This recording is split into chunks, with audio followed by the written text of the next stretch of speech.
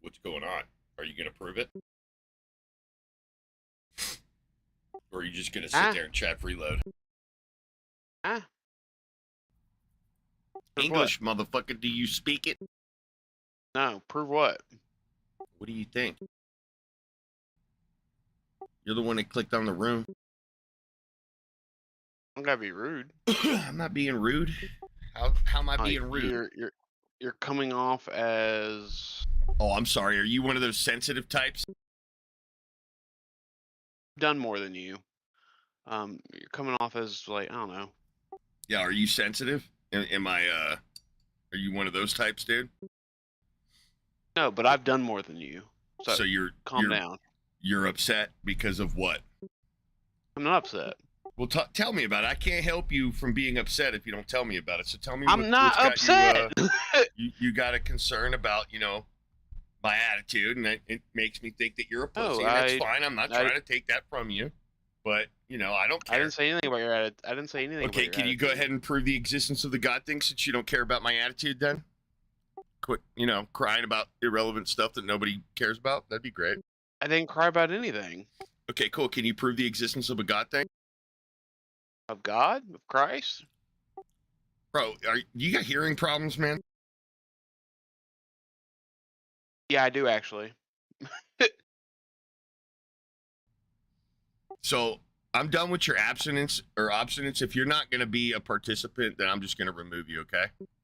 So it seems like we're at the end of the road. You're not going to participate, right? Because you're upset. Upset. Okay. Can you leave if you're just going to cry then? I'm not crying. Well, you are crying because I asked you a question and you're talking about everything but the question. Seems like you're crying to me. Repeat the question. Can you prove the existence of the God thing, retard? How about that? Did you hear it that time? Yeah, I did. Can you prove it's Here, goodbye. Go ahead. Fucking obstinate.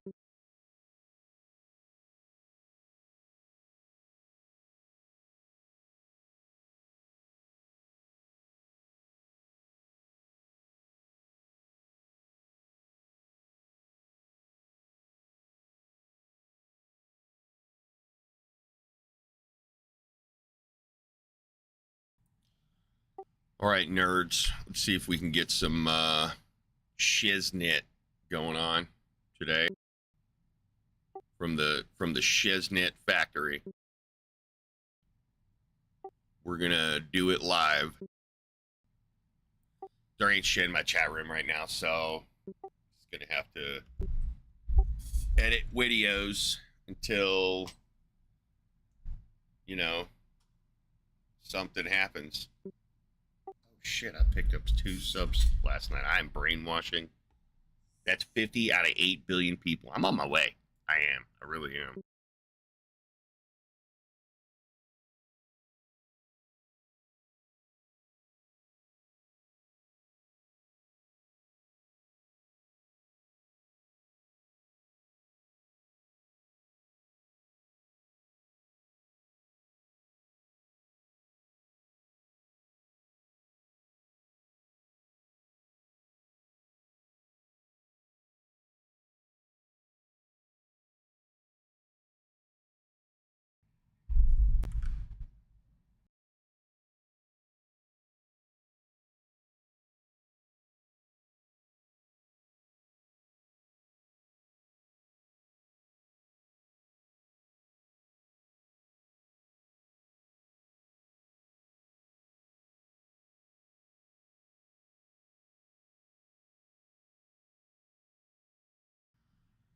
Holy shit, do not watch Live 30. It is the shittiest one ever so far.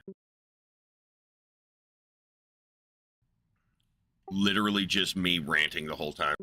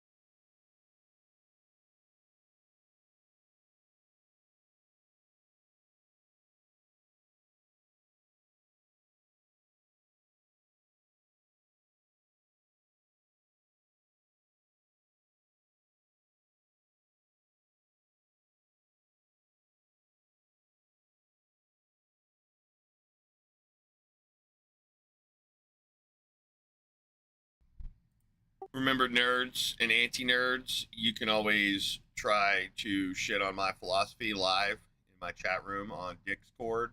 Um, yeah. End of public service announcement.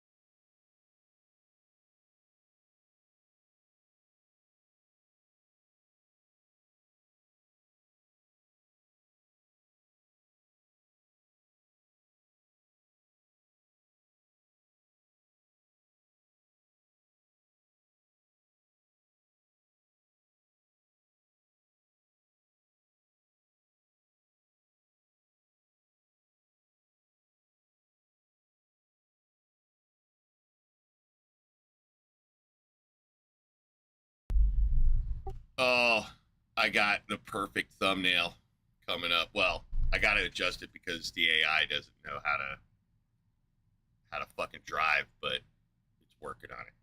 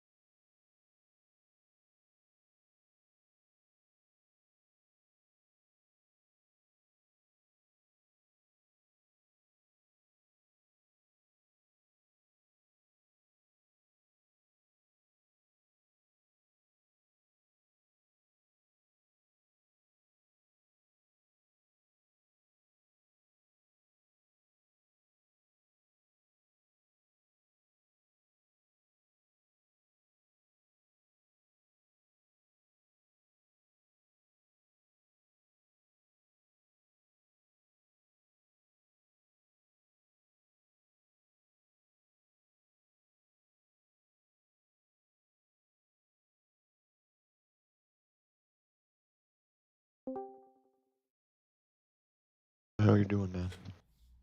All right, nerd. Prove it. Oh man, why'd you talk to me about? Why'd you call me like that? What, a nerd? Because you're on politics Discord, so you're likely a nerd. Oh man, I didn't even know I was on here. All right, you can leave, dude. I'm not looking to have a conversation with somebody as oblivious as you. You don't know you're on politics Discord. Can you go outside and play, dude? Oh yeah, I mean yeah, play football and stuff. No, I mean like literally. Can you go outside and play and stop talking to me? Because I don't want to talk to you. I mean, well, I just have a basketball hoop. I could probably play on that. Okay, so you're saying no, you can't do that yourself, and you need my assistance to help you do it? Oh, I never said that.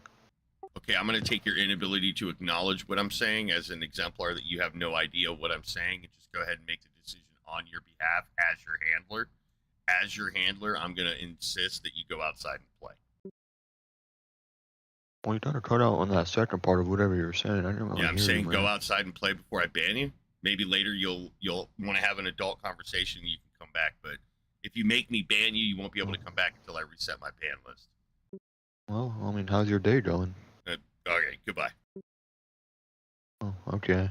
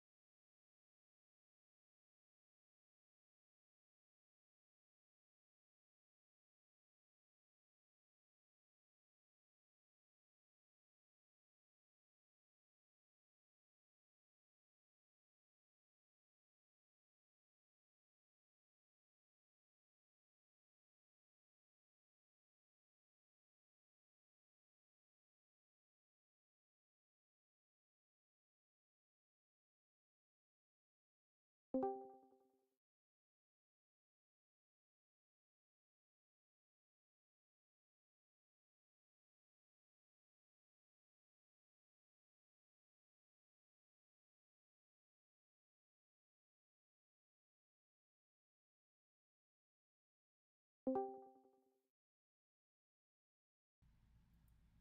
right, nerds, let's go prove it.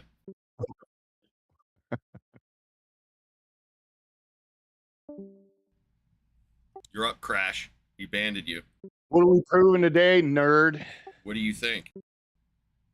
And I'm an anti-nerd, not a nerd. Oh, my bad. I'm just bored. Yeah, so prove it. Let's go. Prove what? The God thing, dude. Where the fuck are you at? Pay attention. You're in God Ain't Real. Prove me wrong. I don't, you're not. No. What? I agree with you. I agree with you. Well, you don't agree with me. You agree with the room title, right? You just said God ain't real, prove me wrong. So That's I agree the with name your of the statement. chat room. Yeah, well, you also made a statement. Yeah, and the statement that I made is fucking retarded, and you agree with it, right? Yeah. No, I don't think it's retarded. Right, I know that. That's why I said, and you agree with it. Because you don't think it's retarded? That's why you agree with it? I'm really confused. Yeah, I could tell. That's your fault, not mine. I'm trying to clear it up for you, but you're probably not listening. Oh, I get what you're saying. Think. Nope. You're hot micing, by the way. Me? Somebody, I can hear my voice sometimes through your microphone. So Oh, that's my fault. you're tasked with proving the existence of a God thing, and you're saying you can't do it. Is that correct? Correct. What? You said you're. Never mind. Just get the fuck out of here, dude. Don't come back. All right, Alkaline, you're up. Prove it. You'd like me to prove God exists? Yeah, it's the room title. You gotta. Can you do that? Is that something you can do or not? Okay. Do you want scientific proof, empirical proof, or philosophical? I want you to demonstrate the existence. Well, I can't do it empirically or scientific. So you would just do it semantically? You would offer pure or semantics as an epistemic model? That's retarded. Why would you do that? Isn't that imagination? Isn't that exactly the modality of imagination? I can't beat that argument. I'm sorry. No, I agree. I agree with you, bro. I can't even argue from it. So yeah, only thing I could really do is just offer like imaginary theories, and I don't want to do that because that's kind of retarded. All right, then I win. Get wrecked, nerd. Now, why do you believe in something that you can only offer semantic content to?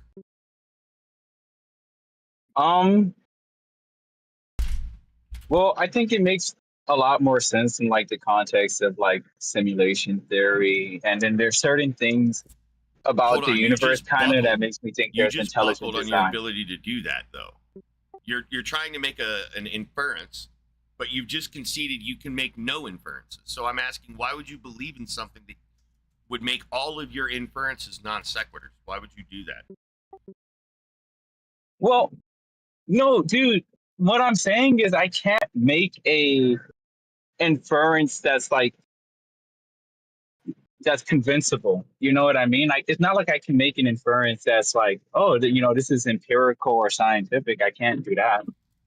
Yeah, so then you should So it's cut just it out. me just theorizing. Yeah, but you should stop Why? believing in that because it's incoherent. You're relying on Why? pure I semantics. don't understand You can that. believe anything with pure semantics. Anything, literally Okay. anything. You can believe in square circles if you want to with pure semantics. I'm a little confused. What does semantics mean in this context? Semantics is just word usage, meaning of words rather than. So there's meaning in epistemology and there's meaning in semantics. Now, meaning in epistemology is conveyed with semantics, but where the meaning is derived is different origin points. So the meaning of an extant object comes from observation of the extant object. The meaning of an imagined creature like Peter Parker or Spider-Man comes from our ability to synthesize pure semantic references, which is imagination. Yeah. The semantic reference is imagination. Man, I get what you're saying, but that's like so complex. Can't you just call it something else that's a little bit more simpler?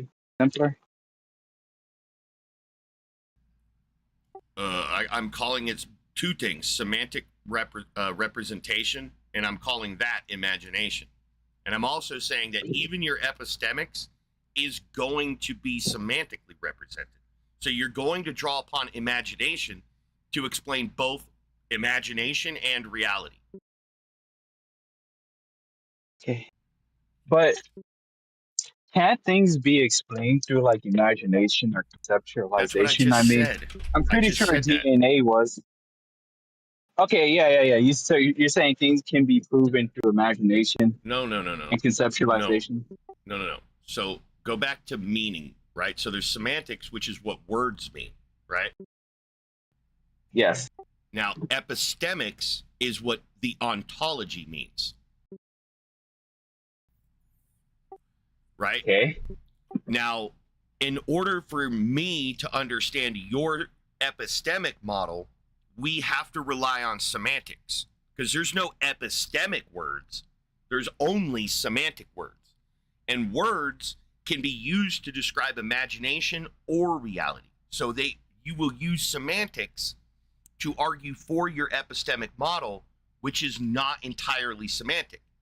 The meaning of, say, like a beaver doesn't come from words like flat tail or large incisors or webbed hind feet. It's not coming from that. It's coming from the animal itself. And we're using expressions like flat tail because it's indicative of the thing we're observing. So the meaning of flattened tail is the beaver. We're only saying flattened tail to convey the meaning. And so we could do this with a unicorn too. We could describe a unicorn. We can describe a leprechaun riding on the back of a unicorn because that's the power of semantics, that we can just offer description, but that description doesn't have to be descriptive. It can be prescriptive. That's the trick that's been played on your brain, is they've offered you pure semantic content. You have interpreted that as a valid epistemic prior from which you can infer rational arguments for the existence of. And I'm saying, no, you're actually appealing to non sequiturs and pure semantic content, and you don't have a valid epistemic prior. A valid epistemic prior would be an experience that validates your claim that the object you're referring to has the property that you're saying it does. With semantics, it's just an internal consistency. It's like, what's Peter Parker's secret identity? It's Spider-Man. Why? Because Stan Lee said so.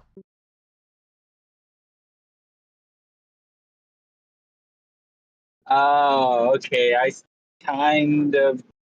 I somewhat see what you mean. So essentially what you're saying is like, I'm not really giving a reason why God exists or something. I'm saying he exists because he exists. And I'm just describing his qualities to you. You're saying he exists because you've been programmed to say that by people who already believed it, but they've only provided semantic references to God's existence. And you've come to learn that those semantic references, those words, are about reality, which would make it an you know what an epistemic prior is? No. So let's say like I'm walking somewhere and it's uneven ground and I stub my toe on a rock that's in the grass. Okay, now I know there's a rock in the grass, right? So the next time that I go on a walk on that trail, I'm going to remember that rock and my interaction with the rock, such that I now have an epistemic prior. Something in reality informed me about a condition in reality, like that rock, so that when I walk down that trail again, I know to avoid the rock because of this epistemic prior. Okay. Now, the problem with epistemics is shit changes. So maybe somebody else went out there and stubbed their toe, and they hated that rock. So they removed that rock and patched that area, and it looks like it used to look, but that rock's gone. my epistemic prior is allowing me to infer that I need to avoid that spot because of the rock. But since I haven't updated my epistemic model, I don't actually know anymore that that rock is gone and it's safe to traverse that spot. So I'm operating under an epistemic prior, meaning a prior experience, something I've experienced about reality that's allowing me to tell you, watch out for that spot. There's a rock there, right? And your ability to interact with the world will allow you to either validate or invalidate my claim, meaning you could walk up to that spot I'm talking about and say, what rock? There's no rock here. And I'm going to appeal to my epistemic prior and be like, yeah, the fuck there is. Walk over there and look. And then I'm going to update my model that somebody removed the rock. And now we both have an epistemic prior that there is no rock there. So epistemic priors are things that occurred in reality that are allowing you to make future predictions. Now, you have replaced stubbing your toe on a rock. So in this scenario where I say, hey, avoid that spot, because I'm telling you about my epistemic prior, if you put your faith and trust in me, then you could reach a conclusion that's not true about reality, where you could walk over there and see there's no rock and push back on my epistemic model because your epistemic model says there's no rock and mine says there is, and we would have to communicate that situation. And then I would update mine. I would see there's no rock and I would be like, hey, you're right, there was, now it's gone, so let's move on. So epistemics is about what you know, and semantics is about how you represent meaning, not what you know, because you can convey meaning of things you don't know. So semantics only conveys meaning, but you got to ask, where did the meaning come from? Did it come from an internal circle of meaning, or did it come from an external pathway that's informing which semantic references we use, right? Because I don't. Wait, hold on. What do you mean by what do you mean by, not to interrupt you, but what do you mean by internal meaning, whatever, like an internal reference where it's meaning, entirely semantic, right? like it's internally consistent that Peter Parker's secret identity is Spider-Man, but there's nothing external making that true. It's true by virtue of the declaration that Stan Lee made. Stan Lee just declared Peter Parker's secret identity as Spider-Man, and that's why it's true. It's internally consistent. It's fine that way. But if you say there's a real person in Brooklyn named Peter Parker, well, then that statement's no longer dependent on Stan Lee. You're talking about reality now. So we would go outside of Stan Lee's imagined world, and we would look for a real person named Peter Parker.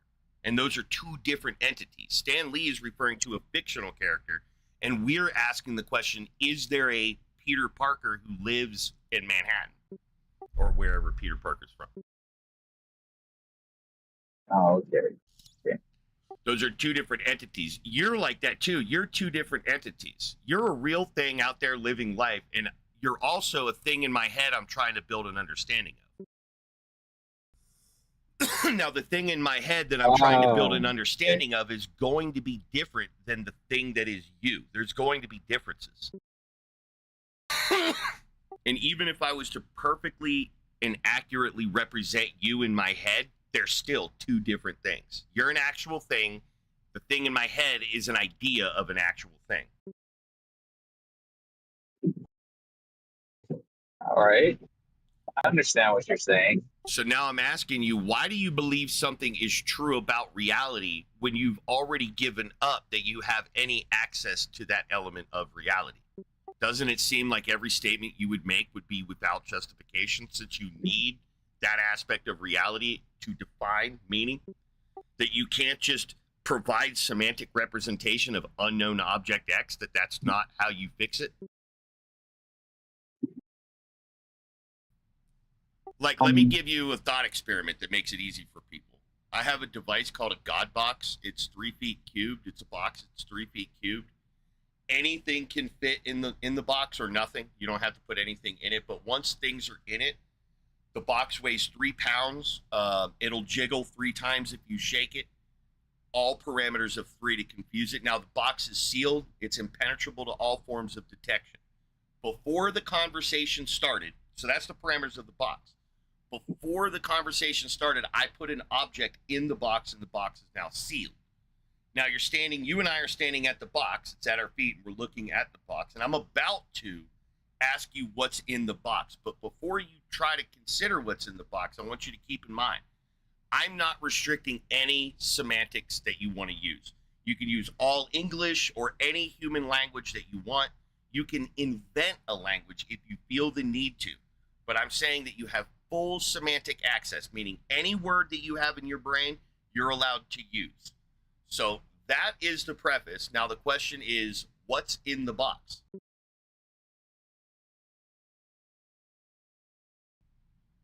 You're at an impasse, right? You don't know what's in the box. You wouldn't be able to begin describing what's in the box, correct? Or do you have a way to do this?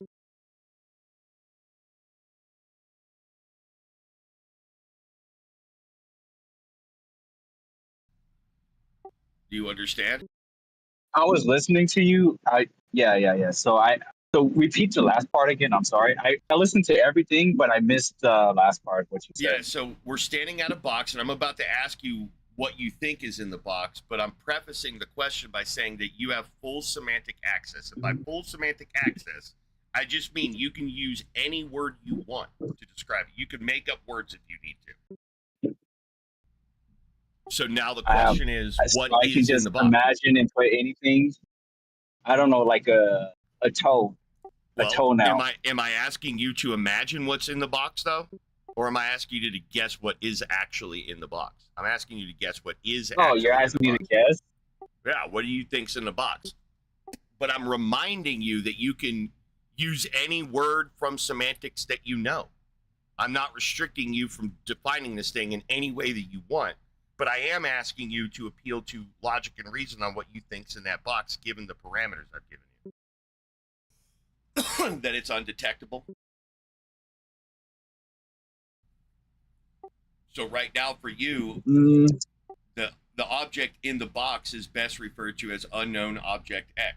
That's all you know about it right now. And I'm saying describe it as accurately as you can, and you have full human language, all human languages to do that. Is there a problem with your ability to describe what's in the box?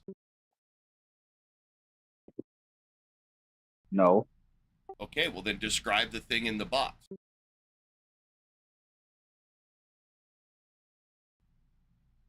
Or is And there again, a problem? Well, if I don't know what's in the box, I can't describe what's in the box, So right? that would be the problem that you're having describing the thing in the box, correct? Yes. Even though, now here's what's going to happen. I'm going to give you the definition. So I'm going to start describing the thing in the box. I'm going to reveal to you word by word the thing in the box by providing you a definition, okay? But Okay. you got to play along, though. And so what I need you to do is when I say a word that you haven't heard of before, that it's a new word, just stop me and let me know, okay? All right. All right, here's the definition. And remember, stop me if you have not heard the word before. So large rodent of the genus Castor, having sharp incisors, webbed hind feet, noted. Wait, stop. You said Castor? Okay. Castor, yeah. Yeah, I don't know that one. That's a name. It's like John or something. John or Stephen, right? It's a name, Castor, Castor. It's the name we give the animal that I'm describing. It's just a name in biology. It's its biological name, Castor. It's the genus Castor. Like your genus Homo, right? Your genus Homo species sapien, Homo sapien. Oh, okay, got it. It's a genus Castor. So instead of genus Homo, it's a member of genus Castor. So you know that word, it's a name, right? It's a naming convention. So that was the only word you didn't know, though, right? Yeah, so far. And I think it was at having large incisors, webbed hind feet, flat tail, noted for its ability to dam streams and rivers. So you had full semantic access to the description of a beaver. You could have described it theoretically. You had all of the words with the exception of castor. You could have said it's a large genus of having sharp incisors, web. You would have gotten everything else. You knew every other word in the definition already.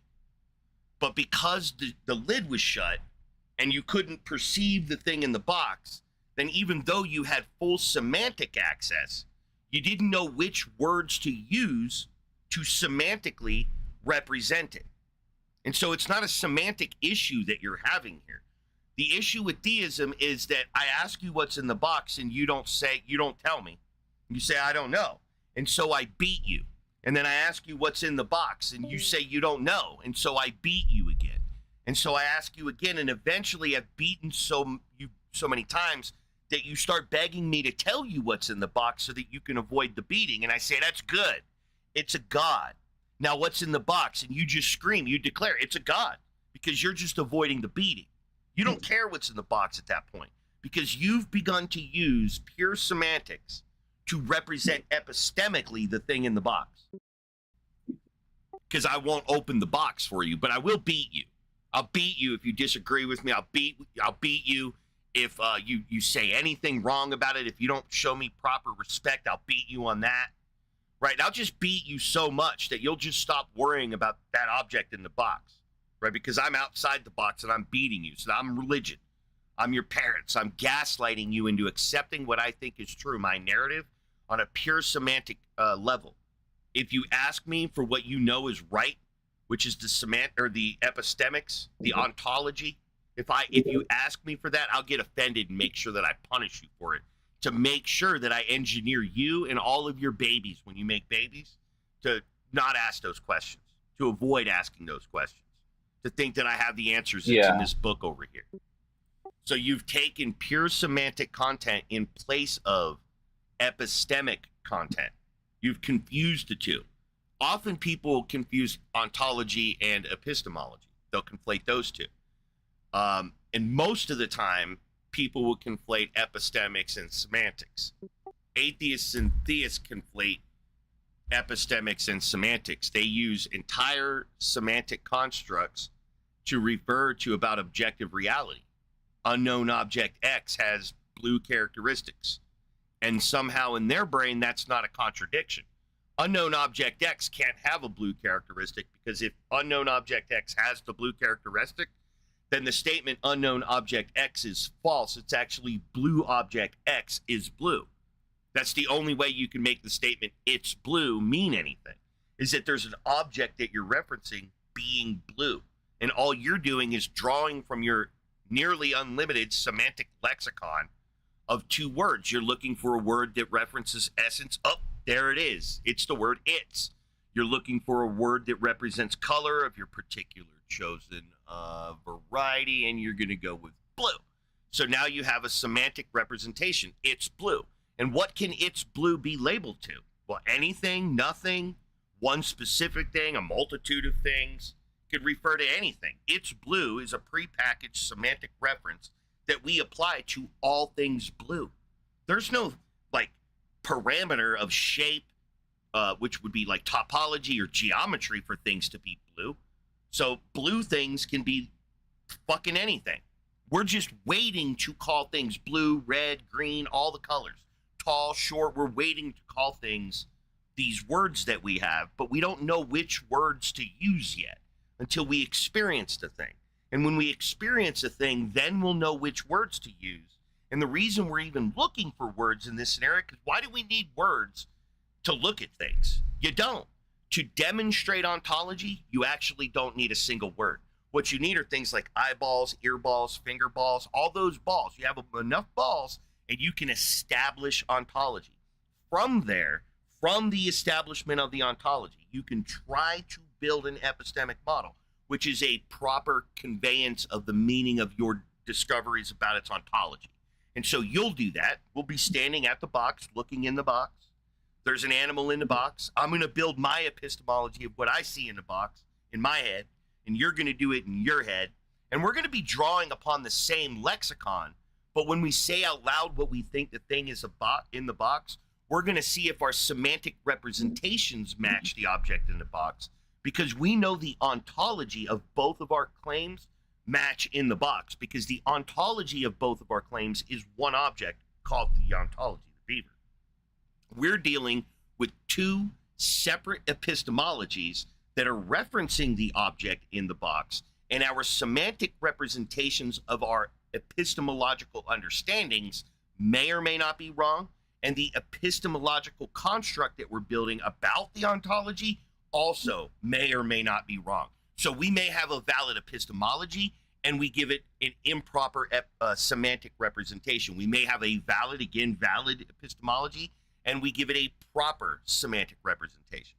We can have an invalid epistemic model, and we can give that invalid epistemic model a proper semantic representation, or we can have another invalid semantic model or epistemic model, and we can give it an invalid, right? We could do this with each type of model. So in order to talk about things in reality, we draw from a nearly infinite semantic lexicon to properly represent what we're observing, and that's called our epistemology. So if we're not drawing upon an observation, then it is entirely semantic.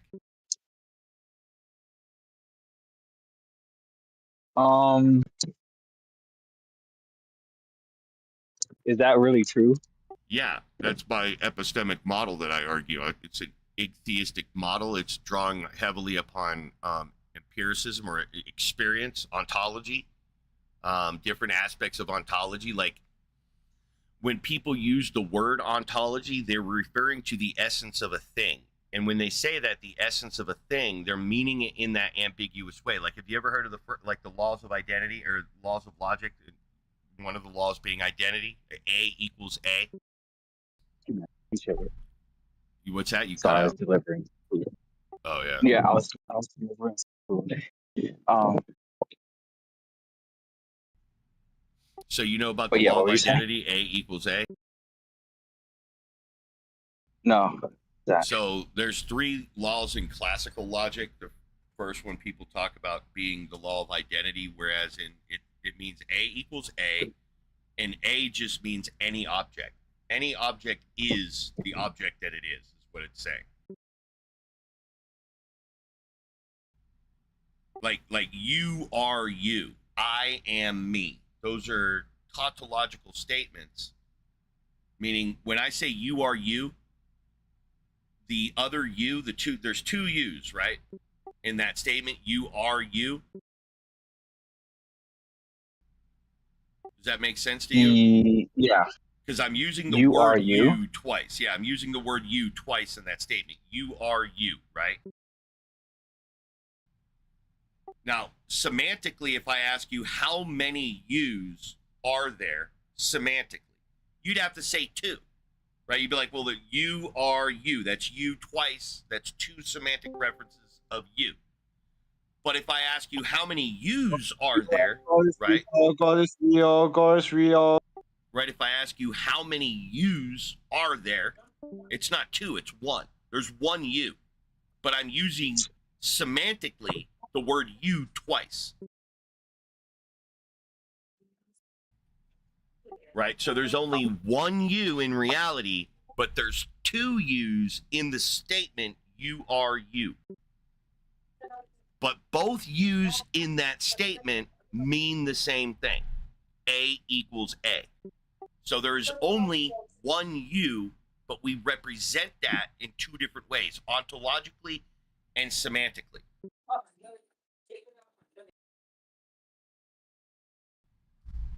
Does that make sense? The law of identity, A equals A?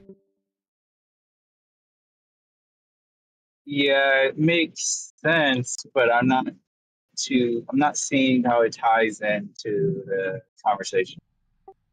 Well, because it's referring to essence, A equals A. And so if you understand the first law of logic, the law of identity, A equals A. Oh, I get it. I get what you're saying. A equals A. Now, equals when B, we get so I into can say yeah, B is when we get I into got it. epistemology and epistemology, right? Or ontology and epistemology. When we get into that, think A equals A with ontology, right? We're just saying this thing is this thing, but we're not describing it. We're just saying this is the object. This is the object, right? So A, we're giving an example of A. And so any object would constitute A. My dog is an A. My dog is my dog. You are you. I am me.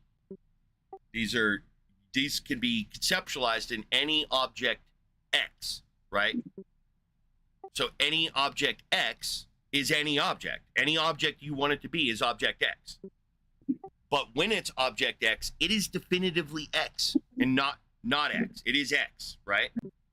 That's how we make sense of logic and logical statements, is that we attribute identity, we identify identity in things, and then we give it a word usage, right? And so the word we use to reference the thing is not the thing itself. Those are two different things. There is a semantic representation of you, and that's alkaline. Alkaline is a semantic representation of you, the guy I'm talking to.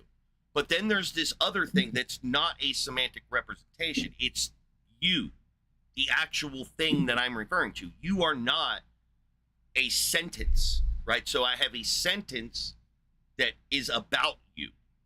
And so my sentence is either right or wrong.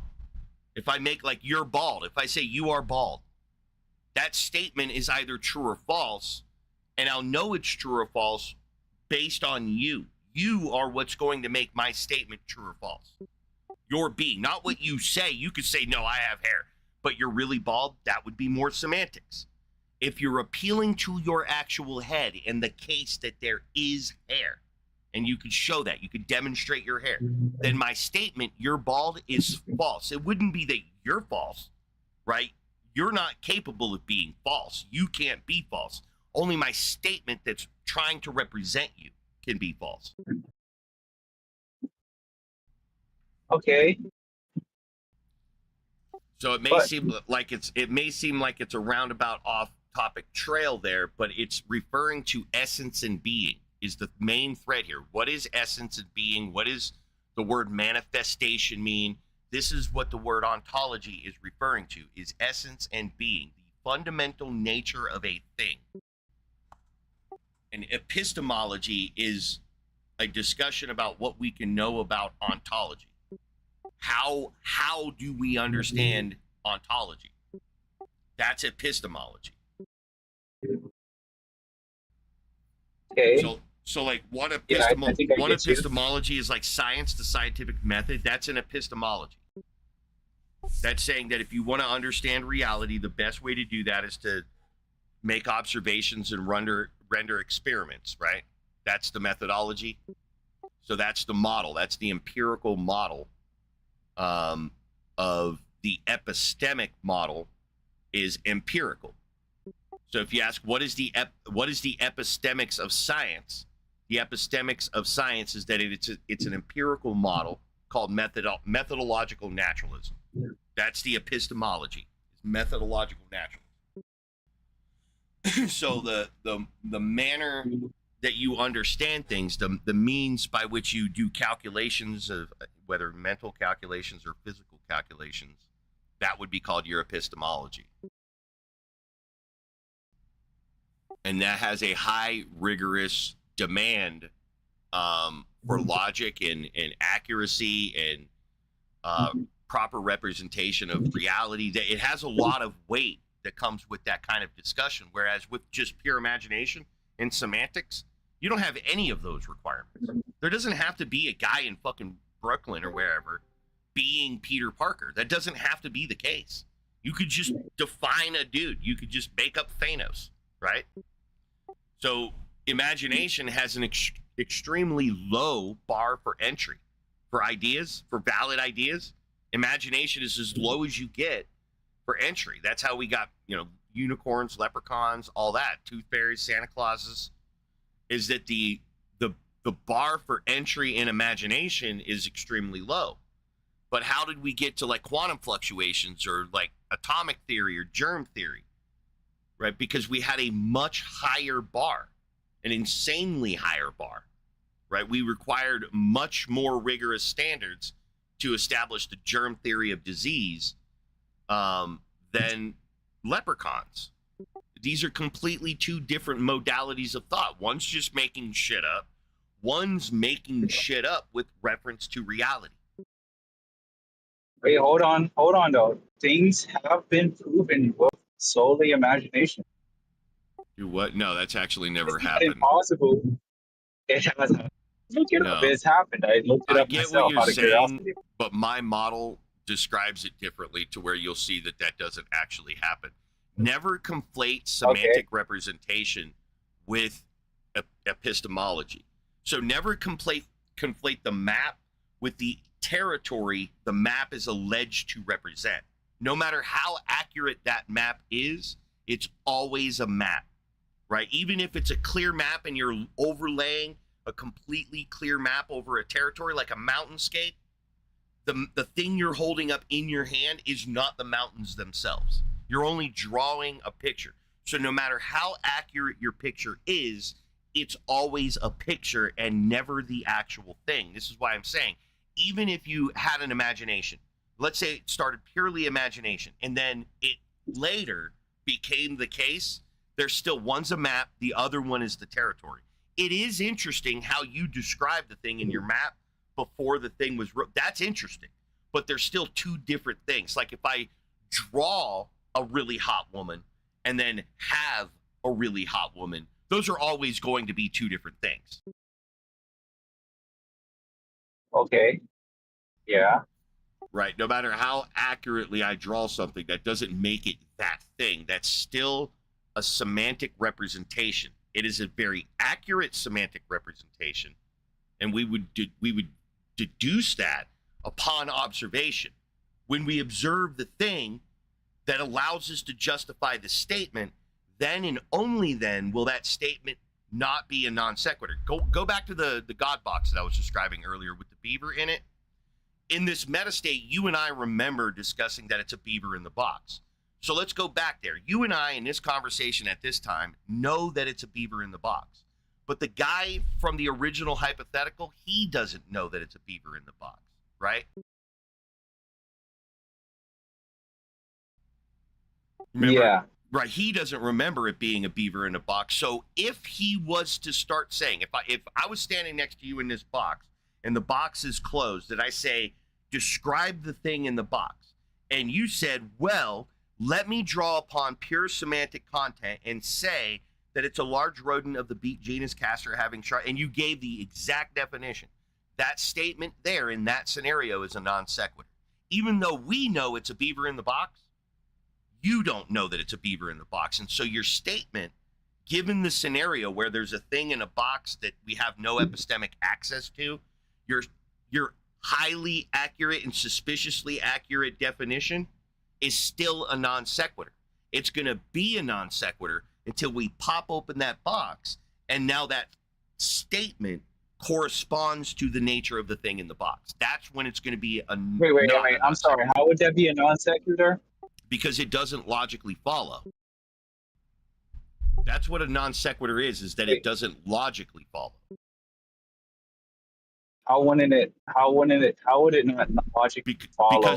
Because what would logically follow, a statement in the first scenario where I first asked you what was in the box, what would logically follow is you don't know. That's how I describe the box, to necessarily put a barrier to your ability to know what's in the box. So your only answer in this scenario is to say, I don't know. And then when the box opens, you'll immediately know it's a beaver. It's simple. It's trivial. It's not a complex thing in a box. It's just a beaver, right? And you'll know it then. What I'm saying a non sequitur means is just that it doesn't logically follow. It doesn't mean it's false. That's not what a non sequitur means. It just means it's not true, right? A non sequitur would entail a situation that's not true, but not by virtue of being demonstrated to be false. It's only false in the sense of the definition not true. Sometimes false means not true, but sometimes false means demonstrated to be false, right? To be not true, right? So in the statement, in the original scenario where you answered, I don't know what's in the box. That's a true statement. That would be true. That would follow logically from the parameter. Now, the statement, it's a large rodent, yada, yada, that does not logically follow from the observation of the God box. You only see the God box. You're not observing the thing in the box. And so even though you nailed the definition, it doesn't logically follow, because we know that what logically follows is you don't know. That's what logically follows. That's the only logical statement you can make, is that you don't know. I have given you a scenario where I have necessarily eliminated your ability to know. So you're just going to say you don't know. But pretending that your definition before you looked in the box is true is a non sequitur. It's not true, because you would have to say that your statement, it's a beaver, corresponds to the state of affairs. And when I look at the state of affairs, I see a box that's 3 feet cubed, it weighs 3 pounds, and it's only jiggled 3 times since we put it down. That's what would logically follow. But you're saying of this box, you're saying it's a large rodent of the genus Castor.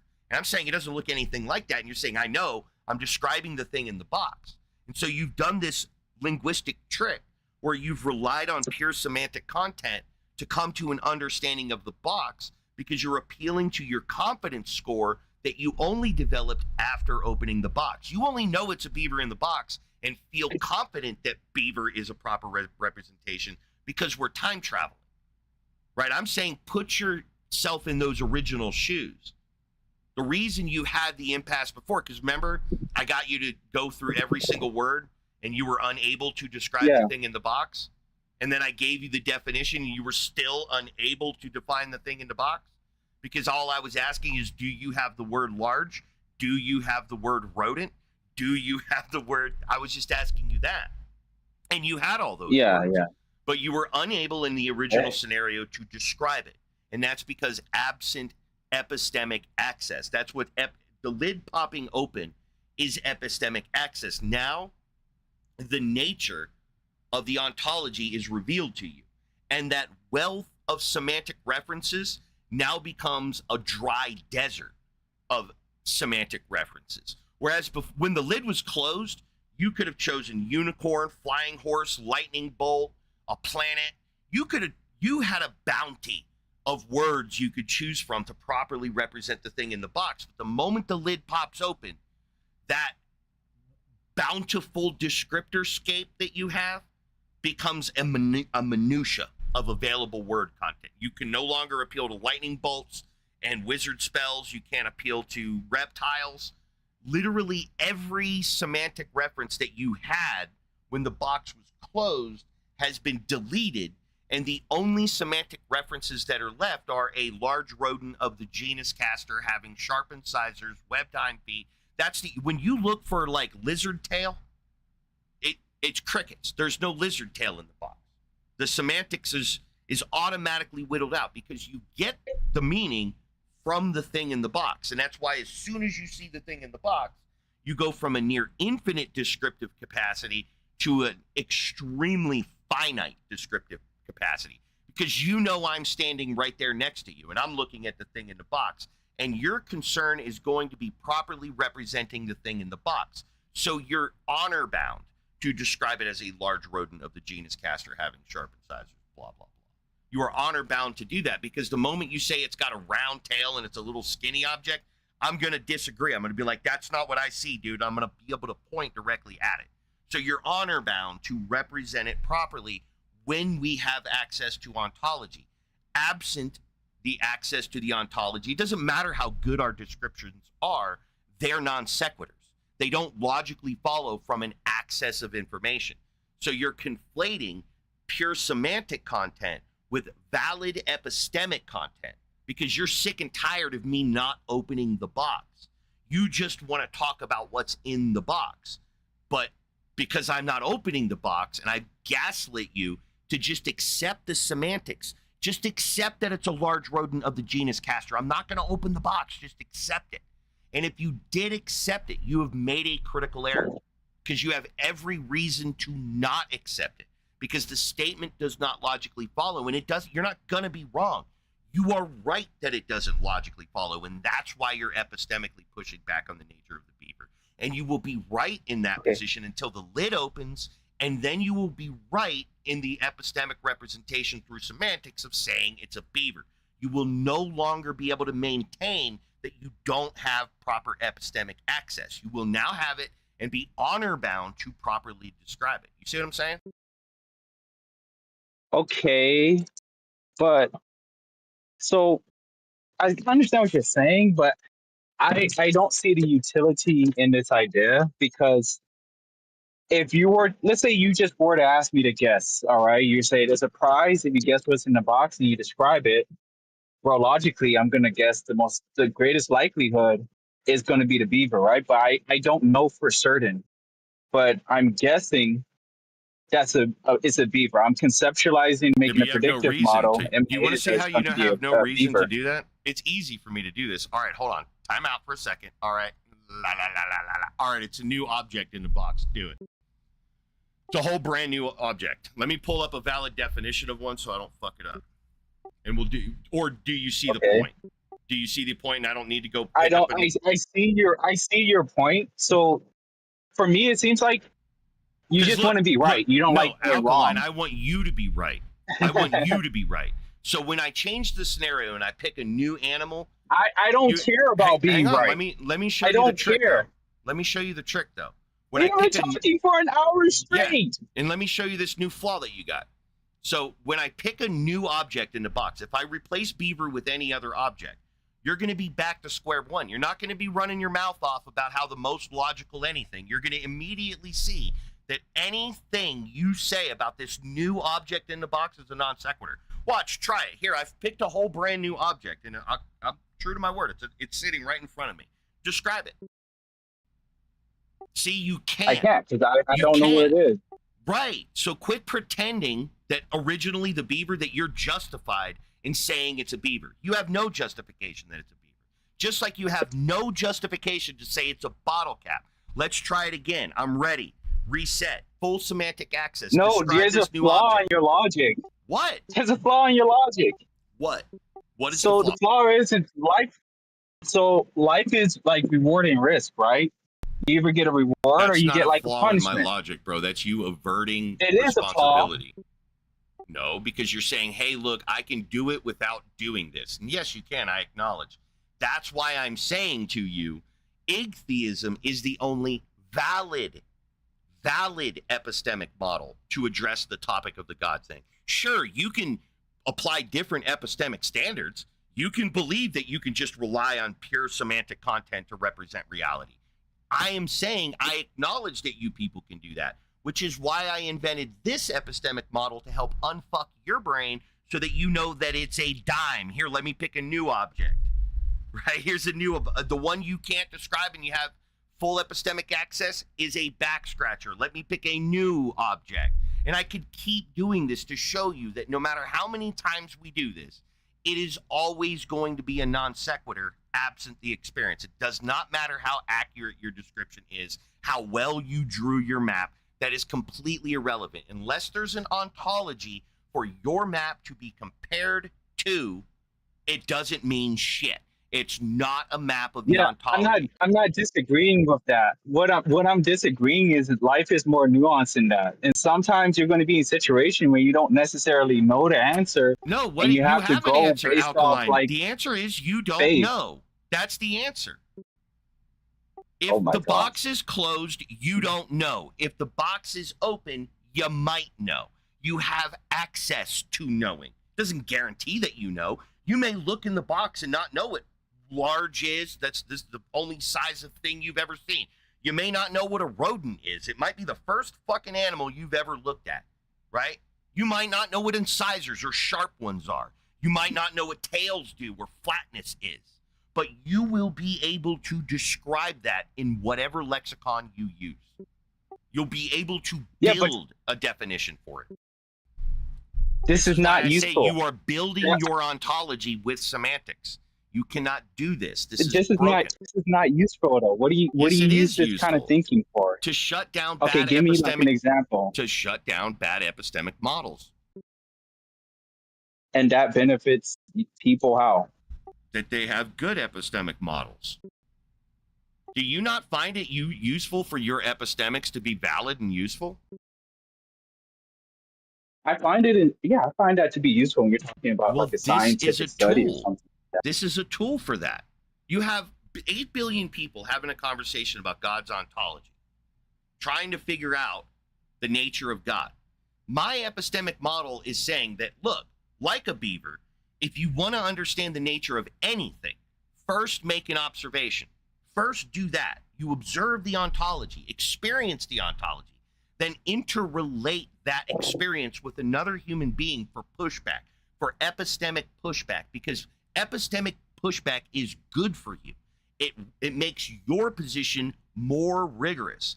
The more people you get online and on board with your epistemic model, the more it'll feel that you're on point. But you got to be open that your group of people are wrong about something. This new group of people comes in and offers their input, and then you share all that. That's the process, is sharing this information. If you don't have information to share, you will solidify in dogmatism, right? You're not sharing the information. But dude, you're inviting what's it called? Information paralysis, because while you're What? because you're not knowing what's in that box, right? Dude, look. But Look it's to your like left. you're not making a decision. You're not Look- being decisive. Look left. You have to be wrong in life. Dude, look. You have to make claims and be wrong. Look to the left of the box. Just look just left of that box. What do you see? Another box, and another box, and another box. And you can investigate all those boxes. You don't have to get stuck on that one box. Put it down. Go back later. Jiggle the lid later. Wait 5 minutes. Come back. Kick it. See if it opens. I'm not telling you to be paralyzed. I'm saying move on. Put a tag on it. Unknown. Put a little flag on it so you know that box is a difficult one. Set it aside. Come back to it later. It's a cold case file. You'll figure it out later, maybe, or maybe you won't. But no one is telling you epistemic paralysis. That's not the case here. That's a straw man. It's misrepresentation. Well, let me give you an example, bro. So I'm like a day trader for a living. Like ultimately, I don't know which direction the fucking chart is gonna go, but I have to make these semantic references. No, and there isn't just I don't know. No, that's and I gotta step away from the have a computer and not portfolio? trade because that's what Do I you make have a a living portfolio? doing. Do you have a portfolio? Yes. Yes. Then you have a valid epistemic prior. You don't have pure semantics. You have an epistemic prior. You're a market trader. Do you make money? What's the epistemic prior? Do you make money? Yes, I do. There's an epistemic prior. Do you lose money? Yes. There is another epistemic prior. And you talked about risk, right? The risk that you take, that's because of your epistemic priors of both making money and losing money. And so you're playing the game. You're playing by the rules, hopefully, right? So you don't get in trouble. And you could keep making that money based on your epistemic model of how to play the market. But if you didn't know whether you were making money or losing money, let's just say all your yield went into a savings account you don't have access to. Would you be a successful trader? Well, you wouldn't know, right? You don't know. You could have made money or lost money. That would be an absence of a valid epistemic prior. But when you go to the bank and you see that the account went up, that's a valid epistemic prior because we're talking economics. And in economics, we use abstract concepts like fiat currency, numbers on a machine, squiggle marks, right? That's what we're using here. We're trading commodities and goods and whatever, right? So you have valid epistemic priors. You'll know when you lost everything. You can make the same argument for God. You can make the same argument for God. That's all I'm saying. Do it. You've conceded that yourself. You said you couldn't do it. I didn't force you to say that. You said it. If you want to change your fucking statement. No, but I'm saying it's not rational, though. It is purely I'm saying both rational. things aren't rational. Mine is rational. I'm not making your mistake. You're just saying I'm making a mistake. What would be the example of an epistemic prior for God? God. You said God would be an example of that? A. You're saying what would be the epistemic prior for A, and I'm saying A. So what would Okay, be the, so what would be maybe the I'm epistemic prior? misunderstanding. What would be the epistemic prior for you making money? It'd be you making money. What would be the epistemic prior for you losing money? It would be you losing money. So if I make the statement, you made money, and I wanted to prove that statement, I would show you making money. If I wanted the epistemic prior of a God existing, I would show a God existing. God's not special, okay? It's unknown object X, and I can't tell if unknown object X is special or not because it's unknown object X.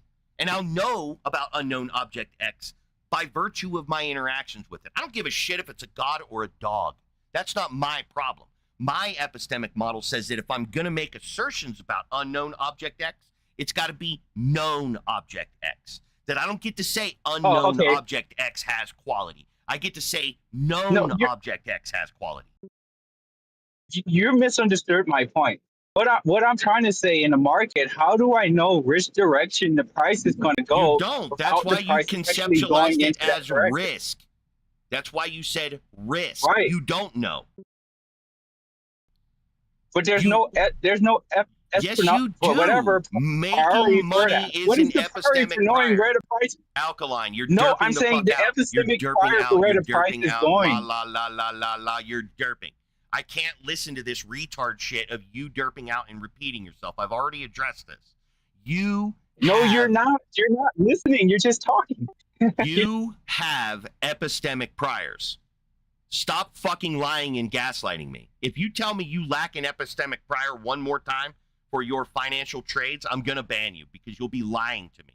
We've already clearly established your epistemic priors. Why are you lying to me? Listen. No, you listen to me. Answer this new question. Why are you lying to me, acting like you have not offered valid epistemic priors for your financial trades?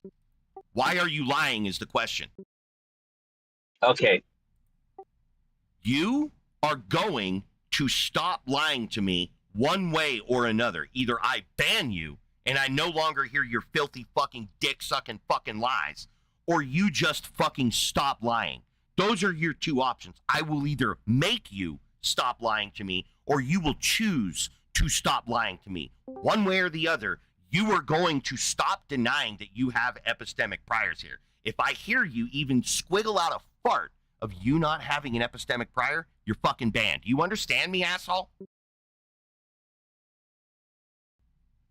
Do you understand our fucking relationship? That if you lie to me one more time, Hold on. the question is, do you understand our relationship? That if you lie to me one more time, I am going to ban you. That's a question, and if you don't answer that question, when I unmute you, you're banned.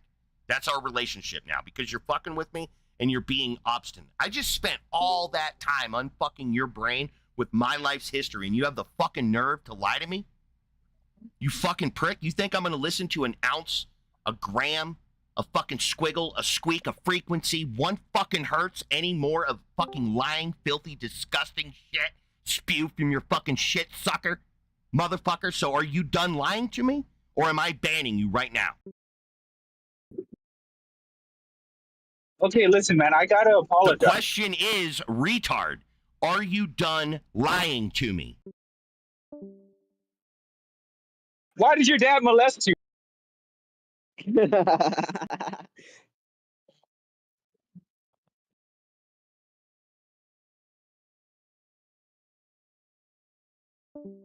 I have a question.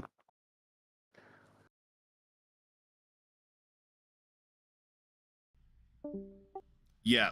Can you prove the existence of a God thing? Okay, can I just ask? No, you can answer you- my question, or you can get the fuck out like those two retards before you. Can you prove the existence of a God thing? Yeah, if I may just ask one thing. Are you the... I said, can you prove the existence of the God thing? And that's the only conversation I want to have with you. Do you understand that? Can I just listen then? No. You can answer my question, or you can get the fuck out of my room.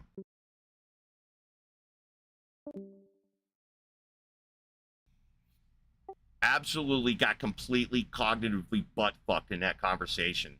And his brain just completely derped the fuck out. Don't like don't do that, idiots. Like, just come back later, right? I know this dude was enjoying getting his shit wrecked like that. He was learning. You could have just left. You could have went outside and played. Don't Right. you remember me? You could have We just went talked outside and a played. long time. I don't give a fuck about you, dude, and I never will. Don't you get that? I don't care. I'm here to unfuck your brain. That's it. I don't want to get to know you, right? I don't want to get to know you people. Not like that. I want to unfuck your brain. That's the only relationship I want with you. If you don't want that relationship with me, don't come back, asshole.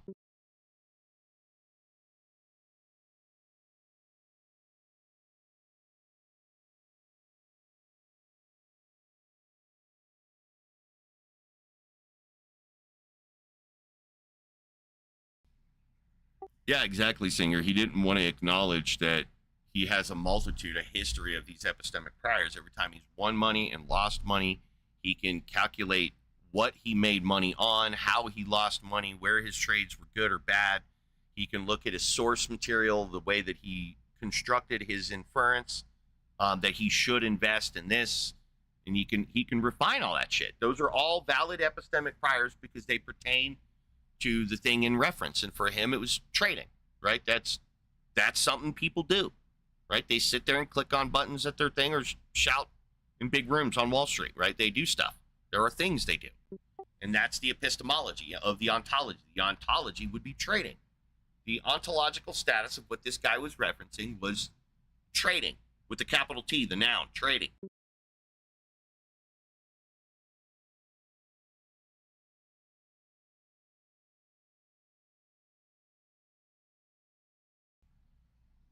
Dude, Europor, you could be outside playing right now, not annoying the shit out of me, chat freeloading, but you're choosing to chat freeload in my room. That's what you're choosing to annoy me.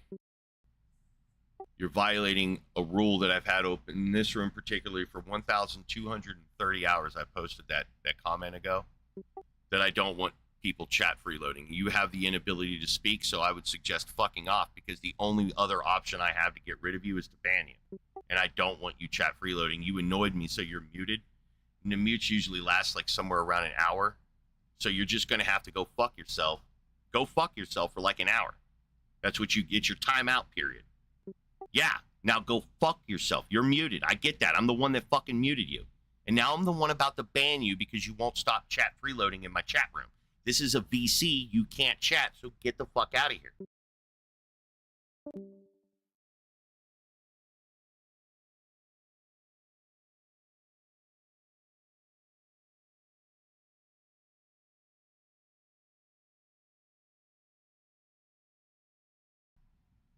People gotta try to empathize with why I would not want to be your guys' friends on this topic. I want the freedom to shit on your fucking worldview to help you, and it doesn't help me if I'm concerned about hurting your fucking feelings. Because I'm gonna hurt your fucking feelings. I'm gonna talk about these kinds of issues with you on a one-to-one basis. I'm gonna remind you that you were culturally programmed and treated like fucking property. Because that's what happened to you. That's what happened to all of us.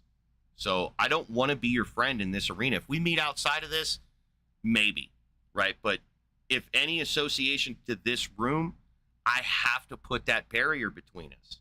Because I can't do this if I care about your emotions that way. If I want to hurt your, but you have to be the adult when you're coming at me in these conversations, which is why I mind my own business and stay in this chat room. Every single person who comes to me is interacting with me 100% on their own volition. I understand that I'm a toxic asshole and I say a lot of shit that hurts people's feelings. It's not my intent to hurt your feelings, but it is my intent to destroy something in you that is a toxic, parasitic meme that needs to be extricated, like, expeditiously. Okay, so I don't know what to fucking tell you people, that if you don't have the mental fortitude to have your worldview fucking ripped apart, maybe you shouldn't be talking to me, because that's all I care to do to you. That is the best way I know how to help you. I'm not rich. I can't give you money. I'm not smart. I can't give you big brain ideas. I can't fucking do anything other for you than detarding your fucking cultural damage. That's all I can do for you. And if that's not something you want, that's fine. That's my mission statement. So I have to put a barrier between me and the people I talk to on a psycho-emotional level. I cannot do this if I care about your current psyche, because I know these kinds of conversations cause angst and animosity. I don't want that in you, but I don't want you being gaslit and programmed by your society with toxic pedophilic fucking religions either. I don't want that more. I want for your offspring that I've never met and never will met, I want better for them than that dog shit, the dog shit that we were all exposed to. If you're hearing my adult voice and you're an adult, you know what the fuck I'm talking about. You've seen it all around you. You're surrounded by it. It's time that you stop fucking pretending that that shit's not real and start making conscious efforts to detard those people around you who were retarded by their society. They were forced into mental submission and slavery. That's what's wrong with you fucking people. I hate to fucking say it. I hate to be the one to fucking say it because I'm a toxic fucking asshole, right? I don't know how to communicate these messages in an empathetic way that conveys the meaning of what I'm trying to say. I just don't know how to do it. And it's why I got this channel, is to try to kickstart some other fucking people out there in the world to start being more proactive about Igtheism and getting people unfucked. Atheists are dropping a ball on this shit. They've been trying for a couple 100 years. They've had their chance. I think it's time that people start trying a different epistemic model here than just sitting around circle jerk each other over the, ontological status of the God thing. There's a better way to do this. Like, you listen to my content, yeah, I'm a fucking toxic prick, dude. I hate myself for it. But there's something to what I'm saying, and you guys need to unfuck it, right, somehow. I'm doing this part of it, but I understand that I have a mental fucking problem, right? So, you can shit on me all you want, but do better, I guess. Do better than I am. That would be shitting on me even better. Show me how I'm fucking retarded. Do it. Do it, fucker.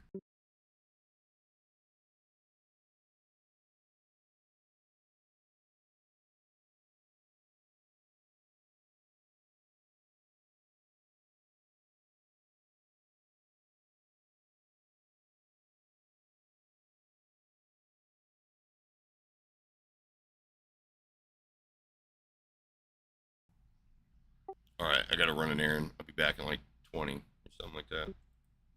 Unless I die. I don't know. I might fucking die. So, we'll see.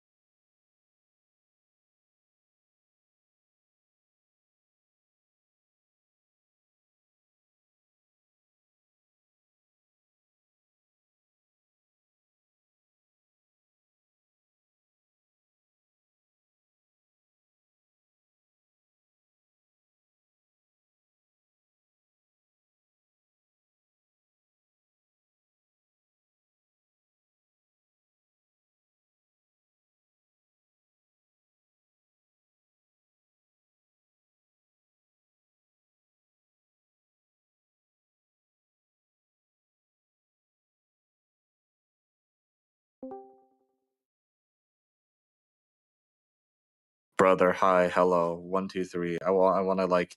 Yeah, is there anyone here? Hello. Prove it. Okay.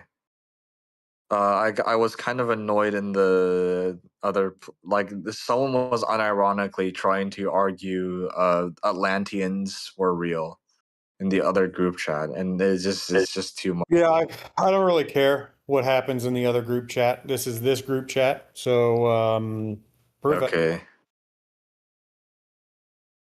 Okay. Wait, why are you called Pitolinus? Why are you called? This is so sad. Like, Because it's the funny cat meme. okay. Are you like, is that the character? Is the guy in the photo Pitolinus? Dude, I don't know what to tell you. It's fucking Discord. What are you looking for? People want people attach value to names and whatnot, and like people like to fuck around with them, I guess. Okay, then my Who's value is what you anti-nerd? see. Who's anus? Like anti-nerd United Strikers. right. I've not heard them. Are you going to prove it or not? Like prove that you're there. Jesus Christ. Okay. Before you say your next words, read the title of the room and then go over to side chat and read the rules of the side. Look, okay, I am an You atheist. didn't do that before, so I am an atheist. go I ahead am and an come back in a atheist. couple of days. I am an. Couldn't follow simple rules.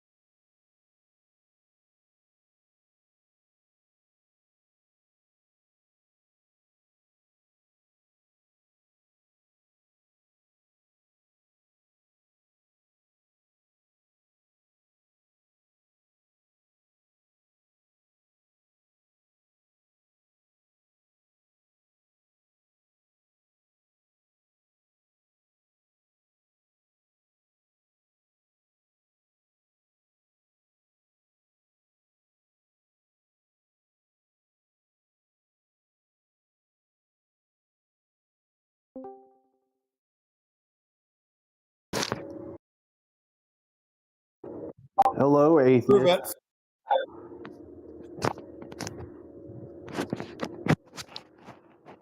Prove it. Hello. Figure out how to use your mic and then prove it. Prove what? The God thing. Yeah. So, can a house be made without a builder? I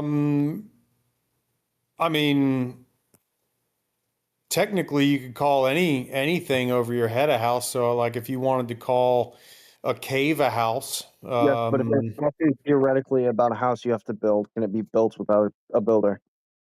well, I mean, if you're gonna, I mean, if you say that a house has to be built, then no, you would have to have a builder to build a house. If you're coming in with the precondition that a house has to be built. Yes, I mean, that's kind of what I'm obvious. speaking upon. What's that? That's what I'm speaking upon. So, theoretically, could you take all the parts for a house, throw it up in the air, and would it become a house? I mean, a house as far as like maybe it has a like you throw all the shit up in the air and it drops on the ground and then there's like a little opening or whatever. Like a house doesn't have to be this big extravagant thing. Yes, It could but be we're whatever talking somebody about calls a house. that's built to last, right? But no, again, if you want to insert the fact that it has to be built, then no, there has to have a builder. See what you're doing there? Yes, but I mean, if we're going to talk about a cave, like you said, still it was built. There was an external force, nature. Well, That would be there's the not builder. necessarily built because built would have the connotation of being like a intention, right? Like I am purposely building this cave to be a house. And sometimes caves are just naturally formed, through crevasses or water or whatever. And That's it's what I'm not saying. There's an necessarily external built force. to be a house because it has no intention behind it. The point I'm making is though there's an Yeah, external but force. see, I guess the point that I'm making is the point that you're making is a shit point. But keep going. I think you're getting a little angry for no reason. Anyway, No, I'm not getting angry. you kind of seem like it though. Well, if we're going to deflect because you're getting your shit pushed into what you think my tone is, then You're you getting can very just leave angry for no reason. because it doesn't do anything to forward the conversation. See, I can't hear a thing you're saying when I'm talking. That's the other thing. And it doesn't do anything to forward the conversation by coming back and talking to me about my tone. How about you separate my tone from the words that are coming out of my mouth and realize that your points are stupid and you're getting your shit pushed in. Okay, then let me ask you this question, right? You're an atheist. You don't believe in God, correct? No, atheism is stupid. Then what are you? Well, I'm not an atheist, but again, for me, you don't have to know what I am to prove, for you to prove that your God thing exists. But if you don't believe in the existence of God, then why do you try so hard to No, disprove it? that's not what I said at all. Again, don't put me in a box. Don't put baby in a corner. You know what I mean? You don't tell me what I believe. I am actively asking you what you believe and can you prove it? And you want to shift to me. Don't shift to me. We're not playing this game. I'm asking you what you believe and how you can prove it. Shit pushed in.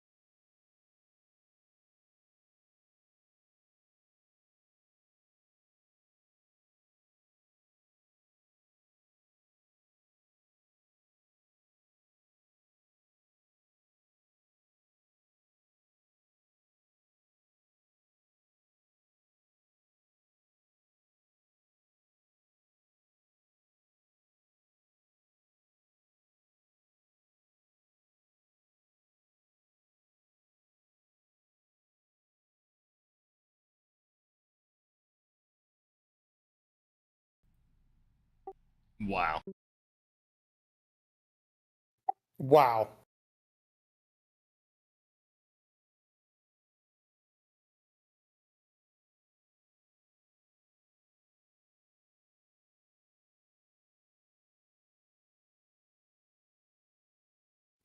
Go back 5 minutes in your YouTube video, and you can hear me push a theist shit in.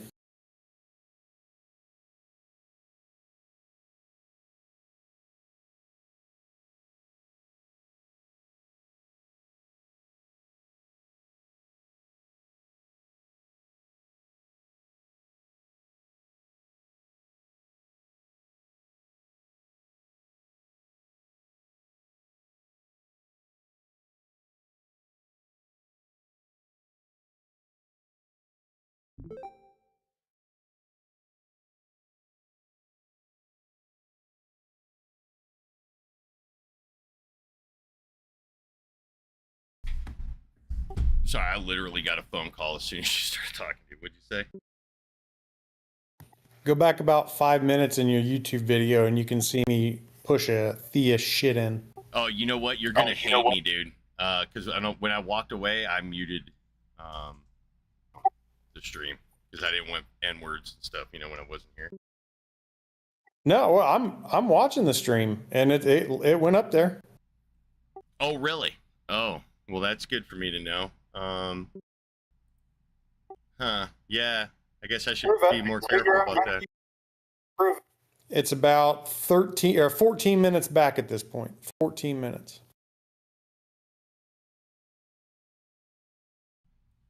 Let's see here.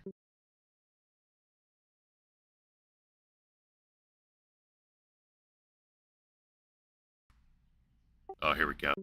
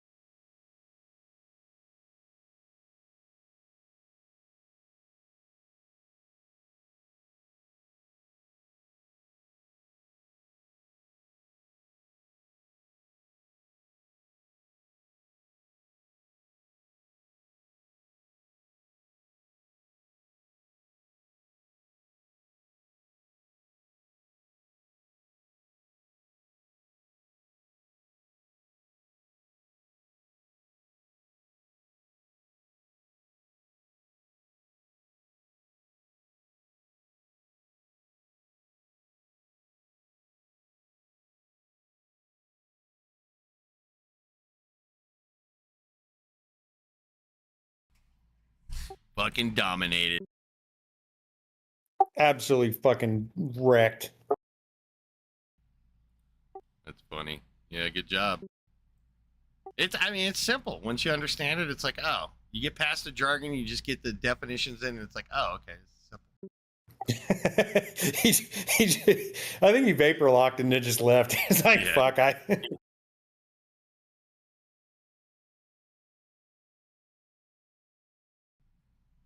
You see what Singer's writing in chat? I heard the pushing in, and then he says, I almost feel bad for the theist metaphorical cheeks. yeah.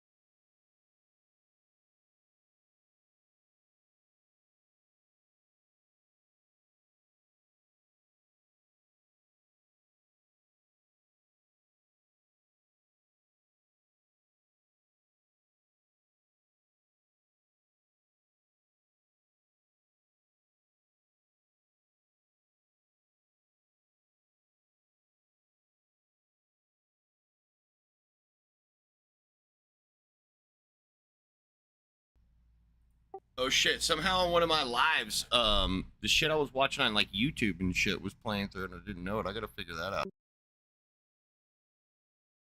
You said through one of your lives, what was playing? On this it just picked up my YouTube audio for some reason. Oh, I was watching this video about these dudes fighting and then getting killed. It was crazy.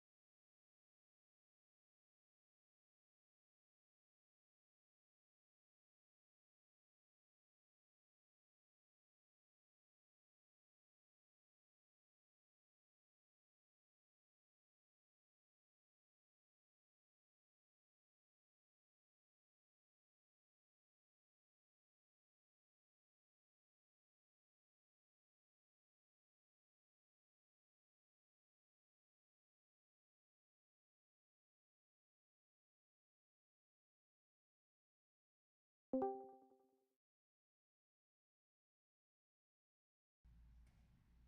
right, nerd. So Let's go. bag. Wow. You think anybody is offended at that? It's called toss.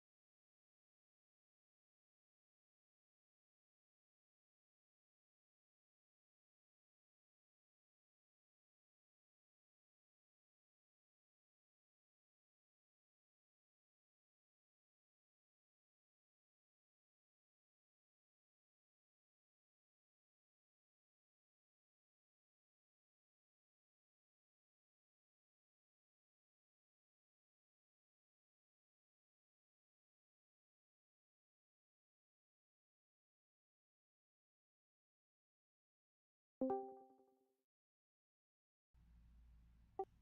right, nerd. Let's go prove it.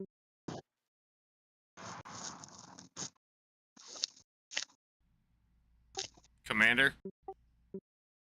Oh, dude, I just got banned. Oh no.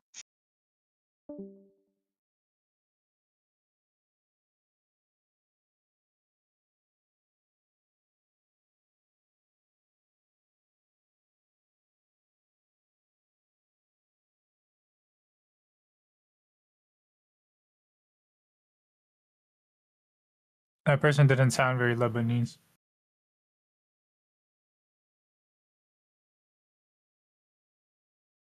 But who knows? Maybe they're really good at languages. Mm-hmm.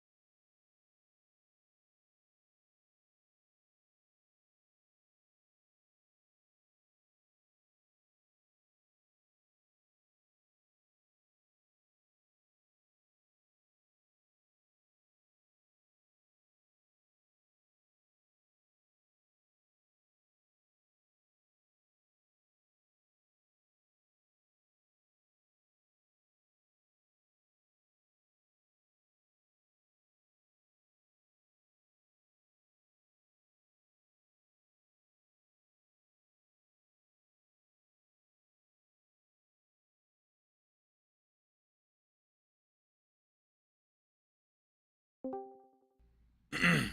right, nerd, you're up. Let's go prove it.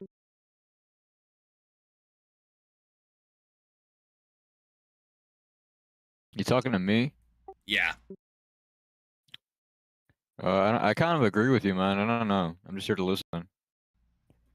So you're saying you can't prove it? Nah. All right, then I win. Get wrecked, nerd. Now, why do you think you agree with me when I could prove it and you can't? Well, I don't know. I don't believe in Allah. I don't believe in Vishnu. Why should I believe in God? You know? Wait, you think there's only Allah and Vishnu to believe in? No, of course not. There's a million things I don't believe in. So why should I believe in Yeah, but can you Christianity? think of know? any that exist, though? We're only focused on gods that exist, not the non-existent. Nah, man. Really? Like I you've mean- never heard of a god that exists ever? What about the sun? Have you heard of that one? I mean, I don't really worship the sun, you know? Did I I mean, I ask you guess, if you like, worshipped a god, or I did got a I just sunburn. demonstrate the existence? Hey, man. Hey, chill out. There's no need to be, like, aggressive here. So I'm gonna. What's your definition of a god? So I don't debate with that kind of shit. So you're welcome to leave my room now. Okay. What's your definition of a god, If you though? I'm don't interested. answer my question, I'm gonna ban you. What's your question? Okay.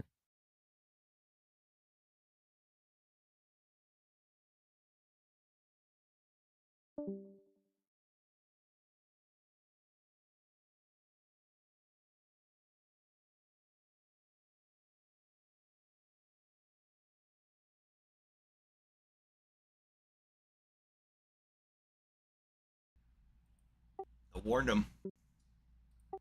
Should have been listening, dude. Ain't got time for your nerdy ass. How you say God ain't real if he's mentioned in the scriptures? By saying God ain't real. What are you talking about? But he's mentioned in the scriptures. What do you mean by that? How is that possible? Well, Why would they mention him in the scriptures if he's not real? are you asking why Do a you book believe says that? stuff? Do you believe that Emperor Nero resurrected? I don't know what's that, but like I know that God mentioned in the Well, in the but it's different written. books. It's written in scriptures. I don't know what's everything mentioned in the scriptures, but what do you think God ain't real if he's already mentioned No, in the scriptures? Emperor The Nero, religious. What's this? the Roman emperor. Nero? Oh yeah. You know ancient Rome. Oh yeah. Yeah, there was a bunch of there was an army that rebelled against the Roman Empire because Yeah. they thought Emperor Nero resurrected. He came back to life. Good. I mean, like I'm talking about the religious books. Why would they mention God if Whoa, he's whoa, ain't whoa, whoa, real? whoa! Why would they mention that Emperor Nero came back to life? I don't know because it's maybe came back to life. I know nothing about that, but You I know think he that came back to God life? mentioned. I don't know what's the Imperioro. I don't know who is this a person or an empire. I don't know. He was an emperor. Emperor like leader of an empire. Yeah, of the Roman Okay. Empire. And was he alive? Yeah, he exists. He Okay, then existed. that's why. Okay, you see, that's another proof that God is real. That he's mentioned in the scriptures, and whatever mentioned in the scriptures should be correct. Wait, you think he came back to life?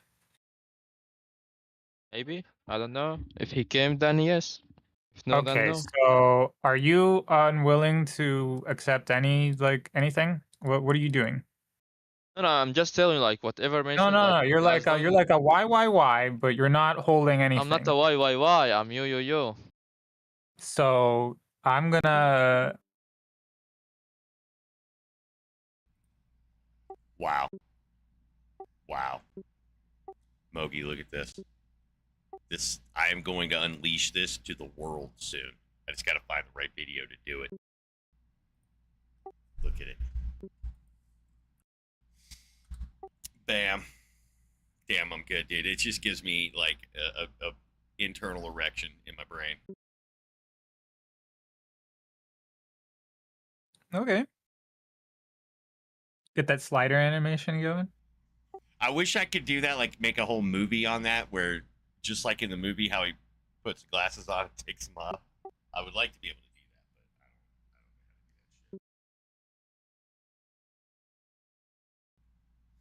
Well, maybe no. Piddle said that he had like a usage he's already paid. Maybe he'd do it on that one. That'd be a good one.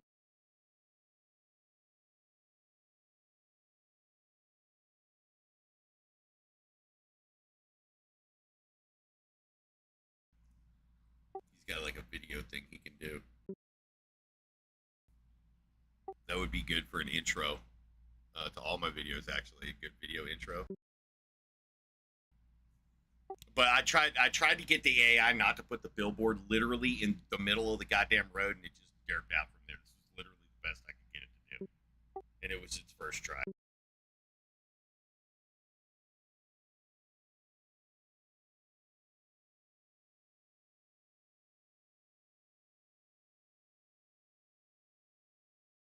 I don't know. Adds to the analogy, maybe.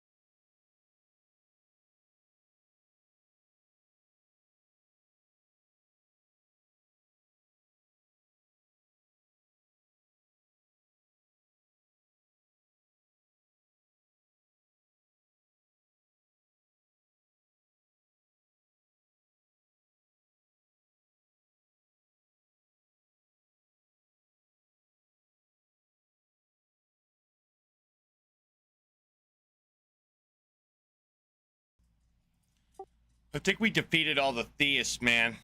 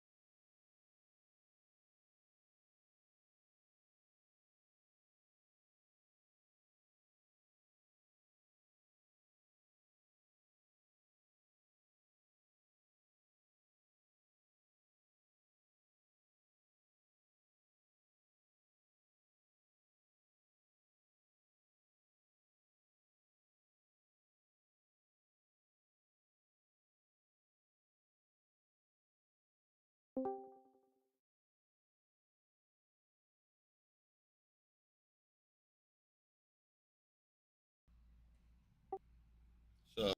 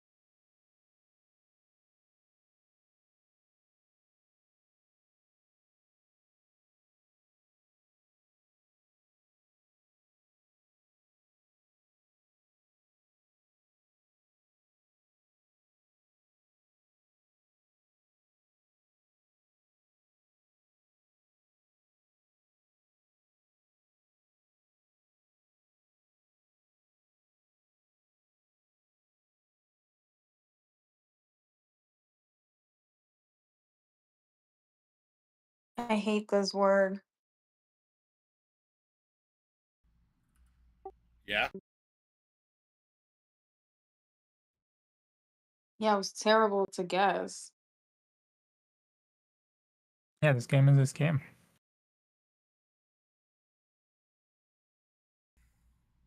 Have you tried rage quitting? Just giving up when it gets hard? No.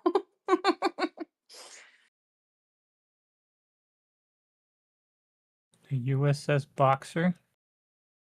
I got stuck because I was like, Laos? Laos. It's definitely Laos. And then I got stuck there for a little bit. Why would an amphibious assault ship be short on supplies?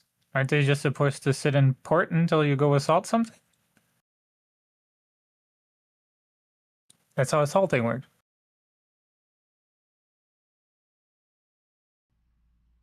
No, I've assaulting never is what assaulted anyone. Romans did to preserve their meat.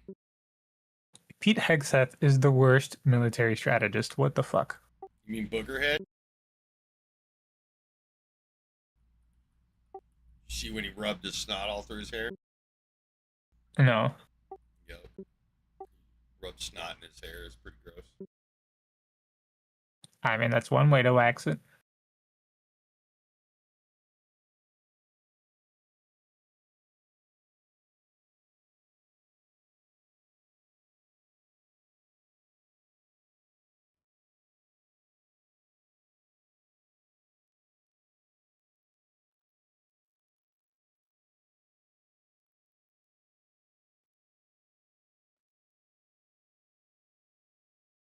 I had 2 edibles today and they did nothing. I can't even feel them. Maybe you should tea break too. I'm gonna tea I break. might need to.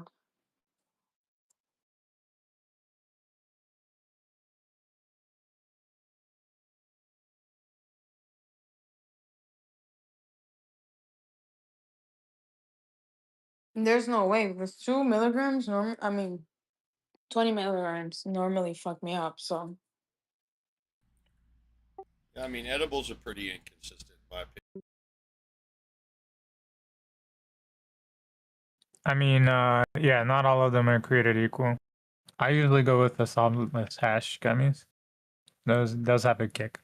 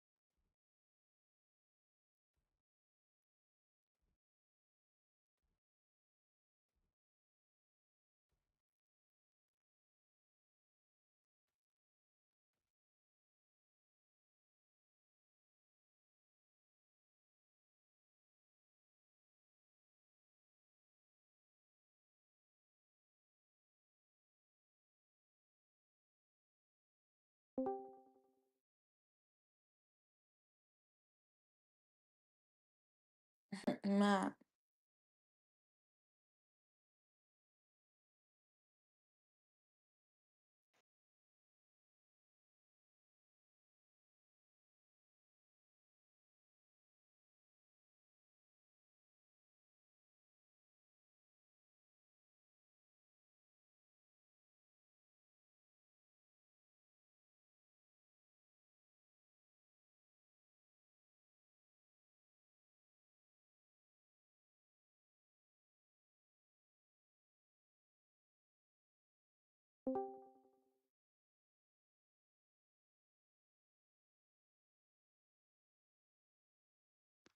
Hallelujah.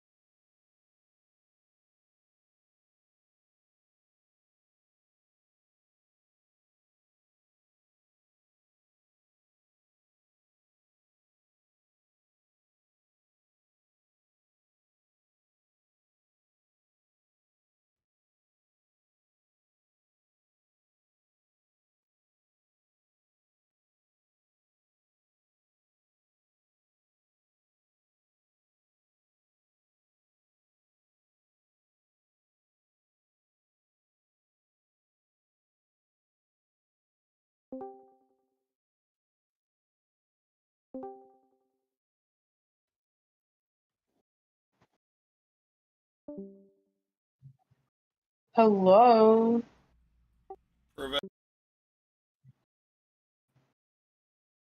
How are you? Are you gonna prove it? Oh, I ran out of proof yesterday. You seem brain dead. Yeah, I am.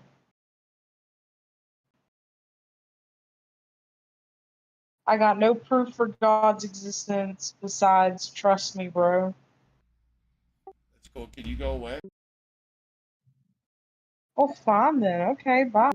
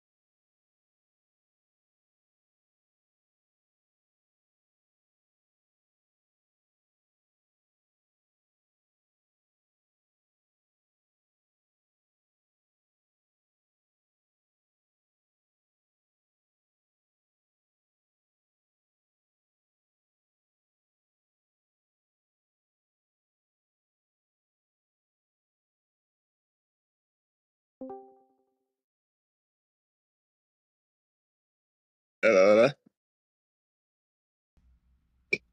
go prove it.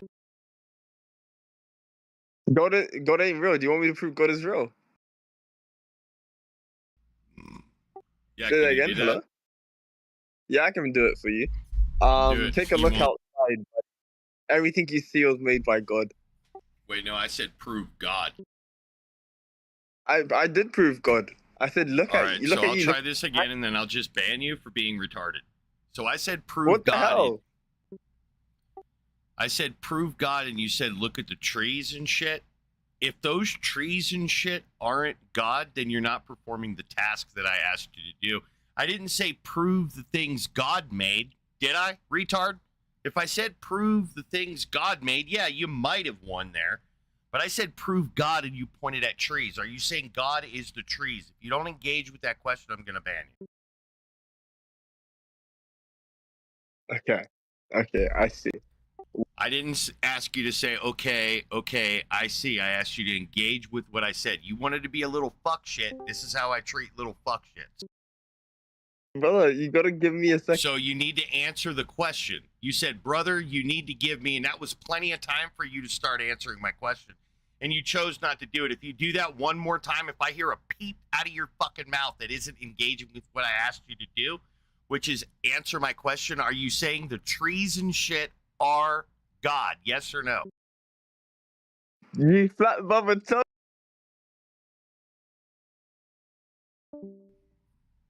All right, Cosmic, you're up.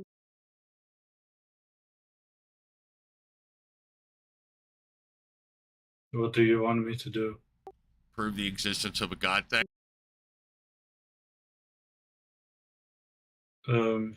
I came across something recently that piqued my interest, so to say. I haven't researched into it yet. But where I left was in the region of Mauritania. But like I only very recently looked up, what was the religion in Mauritania before Muslims took it over? It was. How is this a answering form of anything that I'm paganism. curious about, dude?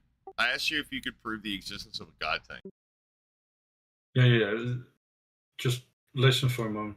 It was a form of paganism, and the form of paganism resulted in the Egyptian. Dead sex of shit. Can't fucking hear. Dude, what the fuck is wrong with you? Yeah, the next one's gonna be a ban, dude. Like, I'm fucking trying to warn you. You're not Yeah, giving me well, many... then ban me, for fuck's sake. Okay, retard. Jesus.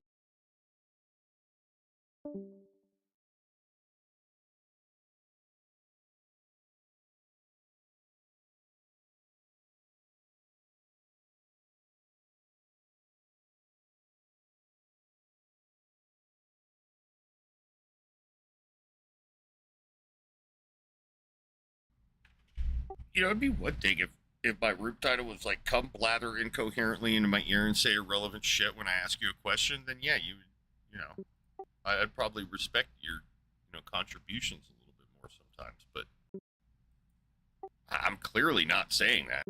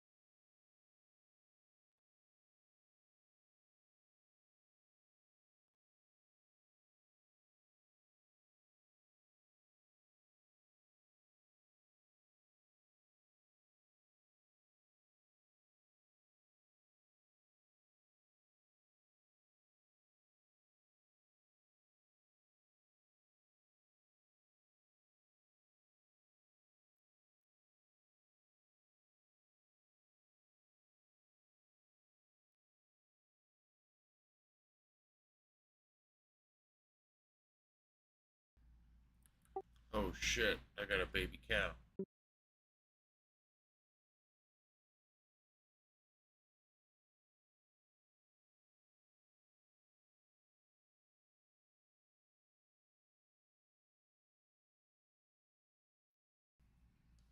Oh fuck, dude, it's a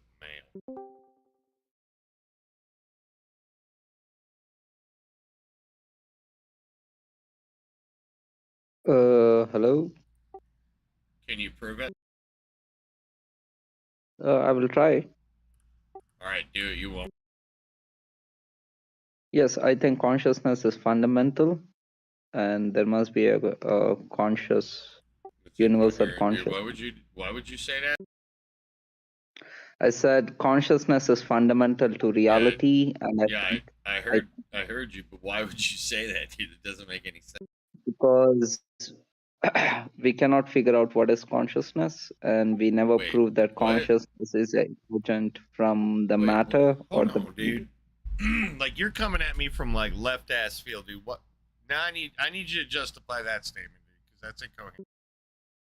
Yes, we never proved that consciousness is an emergent property of the brain. Why do I care? Why does that entail that you're right that consciousness is fundamental? That doesn't logically follow. What logically follows is that we need to learn more about consciousness if that statement's true, which I don't think it is. Okay, so you're saying we have to learn. Correlation doesn't mean emergent. No, I'm saying your statement's a non sequitur.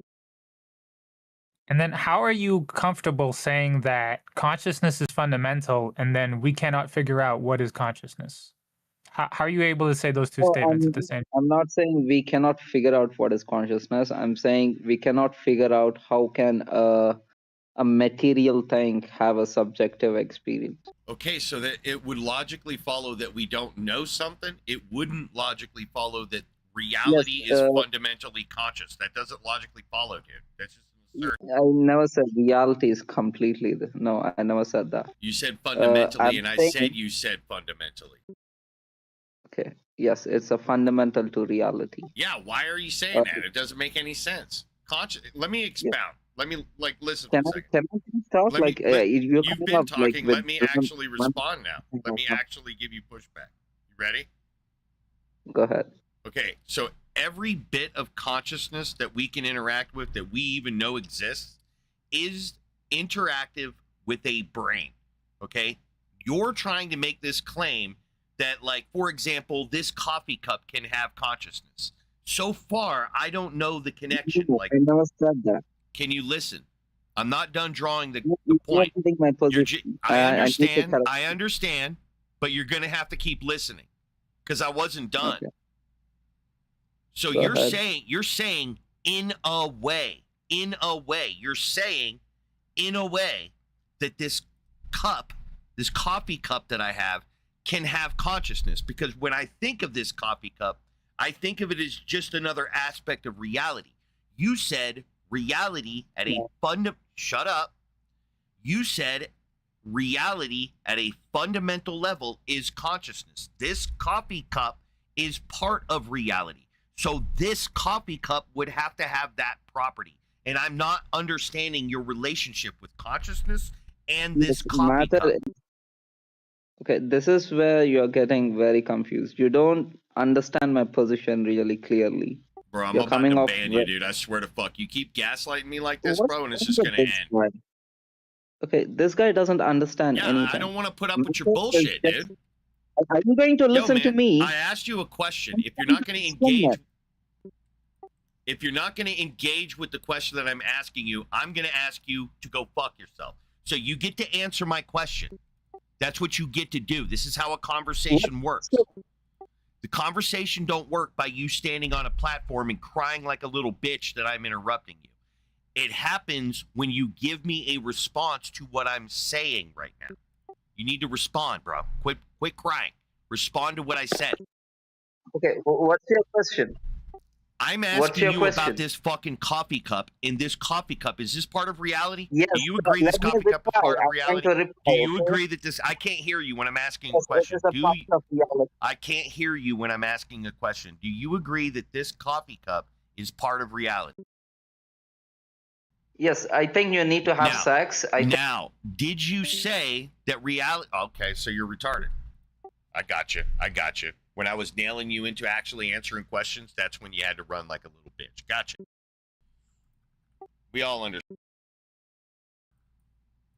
Being obstinate shit until somebody gets frustrated and starts modding you, then cry like a little bitch that you're not getting to blather incoherently. And then when I shut your bullshit down and start asking direct questions, you run. Gotcha. No, I got you, dude. I understand how you function. I deal with like what 80 you guys fucking every day. Well, not maybe not that many, but still all the time. And I got a baby cow, so go fuck yourself, dude.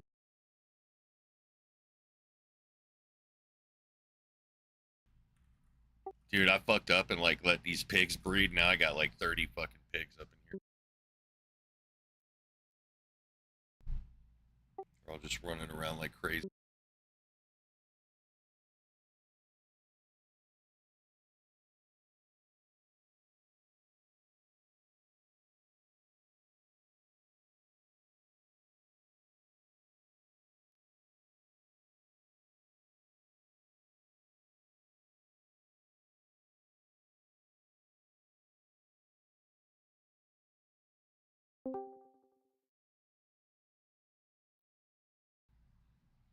All right, James, let's go prove it. See what you got.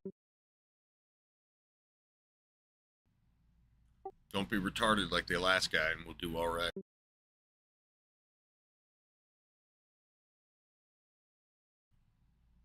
James, Hame,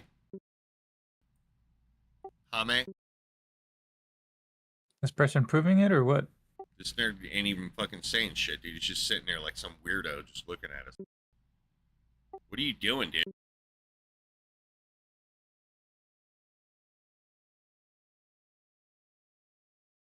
It's like it's a voice chat. You expect it to use your voice. What do I got to prove that you don't already know? Prove the God thing. Like I was asking. You already know it. What are you talking about? I don't know what you believe, dude. That's why I'm asking. You don't know what I believe. I'm asking in the form of a challenge. Right. Well, I feel like I don't have to prove nothing. I just joined to see what you guys. Is that because you talking can't about. prove it? Do you feel that you Don't don't need to have to prove prove it because you can't prove it? I don't need to prove it. You already know it. So you're saying I know that you can't prove it? I agree with that so far, but that can change. Like right now, I'm currently under the Gnostic position that you can't prove it. I just haven't declared I'm victory, saying- but I'm giving you the opportunity to, say some shit that is A, not retarded, and B, proves the existence of God. That's what I'm looking for you to do. Failure I to don't do have to that, prove I it. will accept your concession. So just warning you all up ahead of time. I've already got Well, this you can mapped keep out, bro. talking. Let me know when I can speak.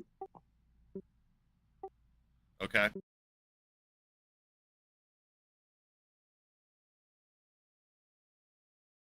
All right. So why would I have to prove something you already know? That you can't prove it? You don't have to prove that. Just concede. That's all you got to do out Oh, loud. you already know it. You already know Okay, it so I'll exists. take your inability to start proving it as an exemplar that you can't prove it. I win, get wrecked, nerd. I warned you, dude. I fucking warned you. Oh wow. You didn't know I knew that move, did you? Yeah, it's called the Cherbuckian didn't- ultimatum, brother. Get wrecked. Oh really? Yeah.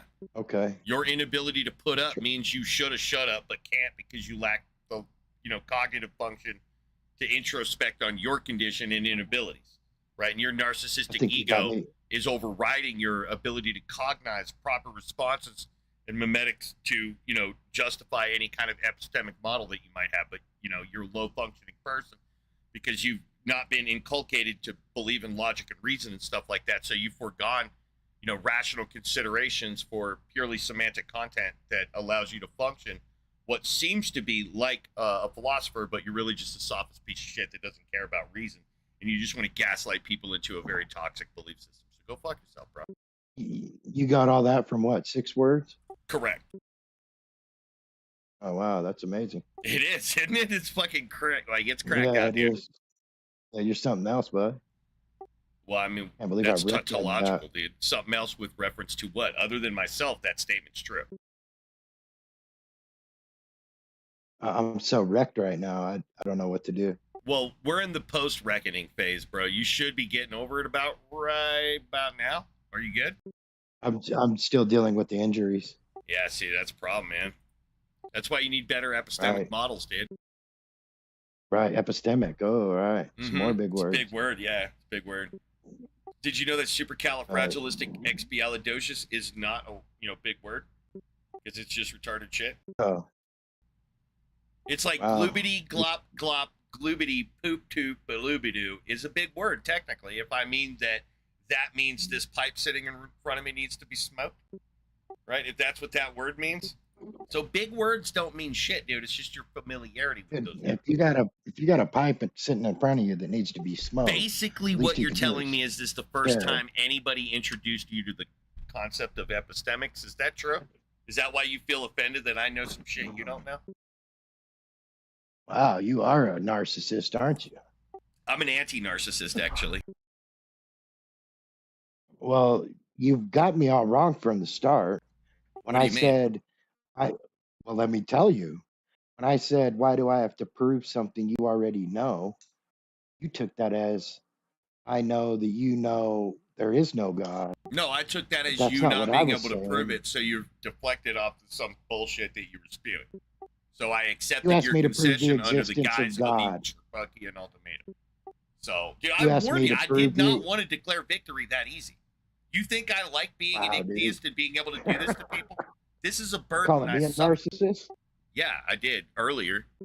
Oh, that's funny. Yeah, you got Sounds like toxic you narcissism. can't. Really, you're the one that loves to hear himself speak. I hate to hear myself But you speak, don't dude. listen to I've me heard it, speak. so I don't ever listen to myself. Oh, really? What did I say? You just said some retarded shit about not being able to prove it. So you don't know what I said? Yeah, you said some Well, retarded shit about not being able to prove it. Okay, if what I said was retarded, what Yeah. exactly was retarded? You Well, it spoke was for other born of a- people saying that they already knew stuff Oh, with so when you we're don't. asking You for don't. an account. Yeah, but he wants to know why Hey, I'm hold saying it's on. retarded, though. I'm talking to the. Now I'm So talking to the two the people. Why can't I reason that just I talk think to the it's one I was retarded, talking to? the reason that I think it's retarded is because the pathway, the cognitive pathway in which you derive this information What did I about say God. though? Can you shut up and listen? Prove to me that you know what I said. If you continue to interrupt, I'll know that you're spurging out. I'll just remove you from the conversation like the child you'll be acting like. So are you good? I need to know if you're good or if you're like having an emotional thing and I need to moderate. Do I need to moderate? I'll be good. Okay, because I'm What are you expecting that you have the cognitive functions of being able to remove yourself from the room if you don't want to be here. But if I assume that you're low functioning, then I'll just make that decision for you and hope that you get a handler. So are you good? I just want to make sure you know my stance. Well, you're asking me a question right now on why I'm saying your shit's retarded. Yeah, but you don't even know my stance. But I want to call it explain to retarded. you why I think your shit's retarded and you lack the ability to prove it. Okay, tell me why my shit's retarded. Okay, and what so- it is that is retarded. Right. So once again, the cognitive pathway that you're using to elicit knowledge. Which is that? Jesus Christ, dude. Look, I'll unmute you when I finish. You could spurg out and leave if you want. I don't give a fuck. But if you want an answer to the question, there you go. Fucking retard. Right when he knew he couldn't interrupt anymore, that's when he was done. Because he's a, predator like his image there. Little predator. Is that what you are? A little sick predator? Little alien boy predator? Is that what you are? Fucking James, you just got fucking rectally dominated by a knuckle dragging philosophy, dude. It's pathetic.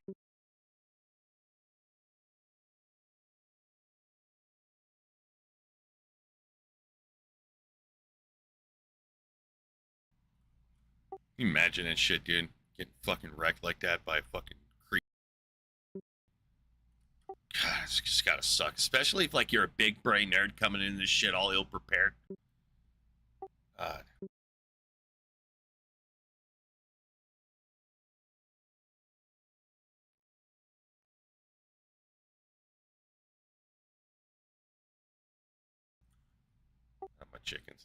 How my chicken's doing?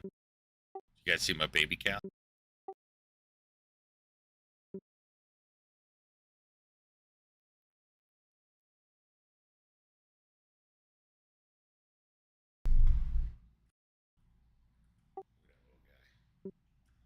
Sucks he's a bull. I'm gonna have to do something. I guess I'm gonna have to. What am I gonna do? Like, he's gonna kill him. Why, you can't milk him just the same? Well, it's a bull, so my adult bull is probably gonna let him live for a little while. But as soon as he turns into like a juvenile or something, they're gonna fight. So I gotta figure out what I'm gonna do with them. Right now, he's probably got to get. I guess I could put both the cows over here. Because I need 13 days is it's gonna take for the cow to be ready to breed again. And plus, little homie's gotta maybe I could just I could move the bull over here when yeah that's what I'll do. That makes sense.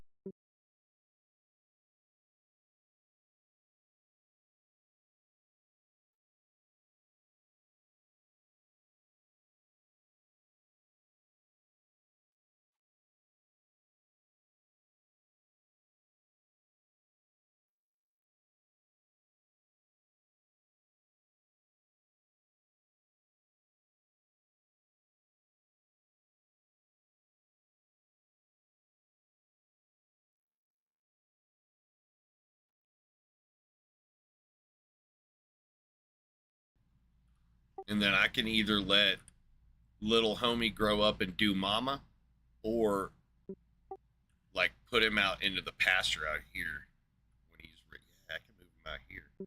Hell, I could put my bull out in this fucking area, but I don't have a building for him. I have to build something there for him.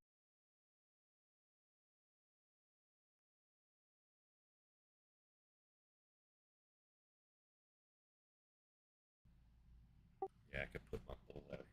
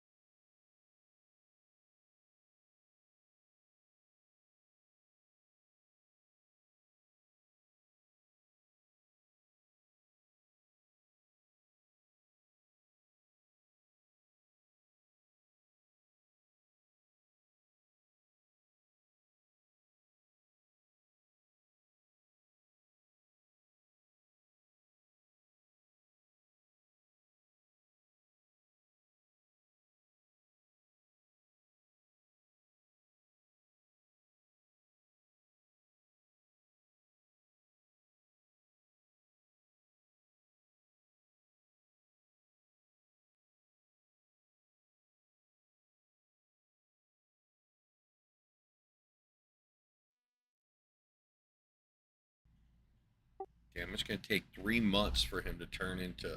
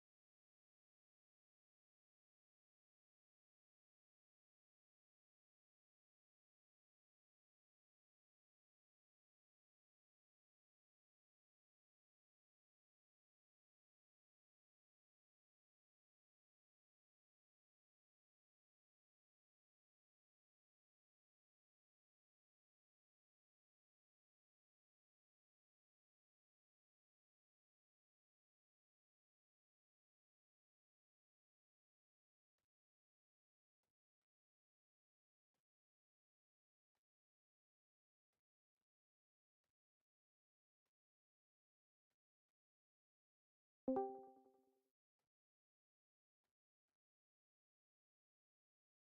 right, pass. You ready to begin?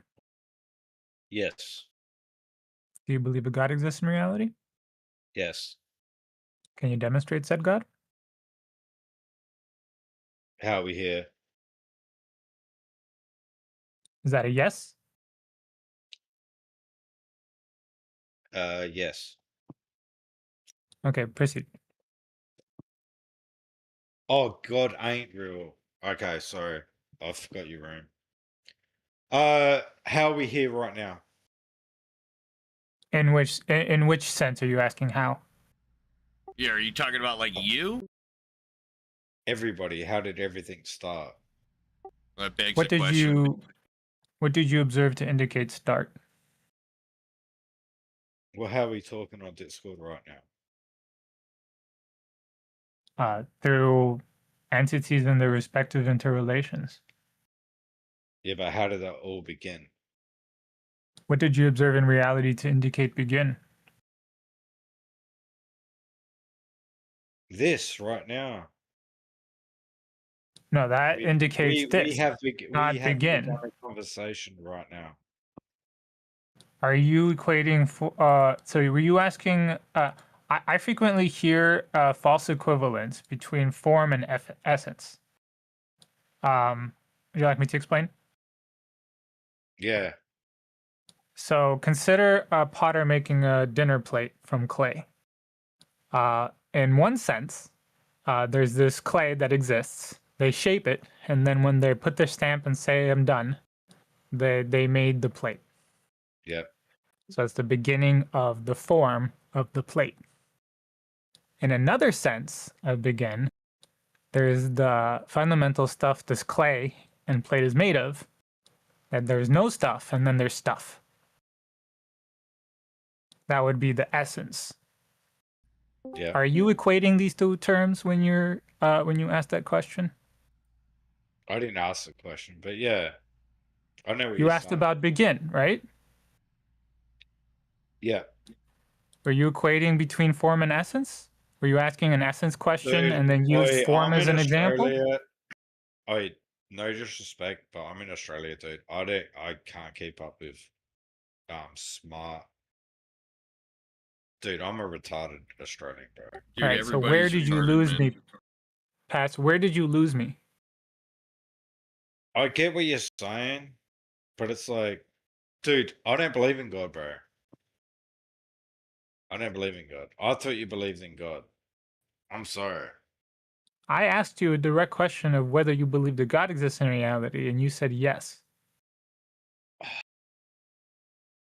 Dude. So did you lie for me? Did you lie to me from the beginning of the conversation? Yeah, a little bit, because I don't want to be rude, man. All Because right, go away. That's a terrible way to begin the relationship. Dude, it gets really, really, really fucking deep in this world, man. You know what else gets Well, real deep? It goes. I'm not interested in talking to you, Pass. Yeah, that's fine. You started with lying to me. Yeah, but I thought, dude, I don't want to disrespect someone that believes in God, dude. You're disrespecting me by lying to me. And a person who believes in God doesn't like people who lie to them. Yeah, fair enough. It's all good, bro. I really don't give a fuck. No, it's it's all not good. It's precisely the opposite. Yeah, it's all cool. Wait, at the Yeah, end this of is the bad. day, This is bad person behavior. yeah. If you, whatever people believe, it's up to themselves, bro. Like, I don't want to offend people. That's all. Well, you've offended me by lying to me. Yeah, I really don't give a fuck, to be honest. But it's all good, man. Well, it sounds like you're doing the opposite of what you're trying to achieve. Okay.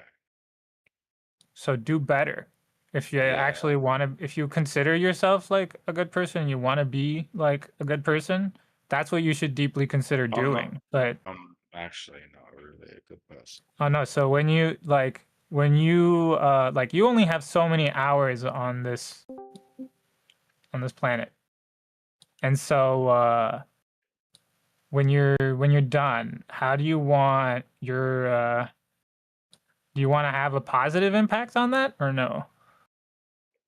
Dude, what about you, man? Like, what do you believe in? You want to have a positive impact on that or no? On the world? Yeah, of course. Right. And so this behavior is a negative impact. No, don't listen to him. It's all good, man. He's cool. No, it's not good. I'm telling you it's not good. This is what I'm trying to explain to you. How not good it is. Dude, me and you believe, like, you don't believe in God though, do you? I'm telling you that your behavior is not good and that this is going to be a detriment. Like to say you don't care when it seems like you kind of do care, but you're not willing to do anything about it.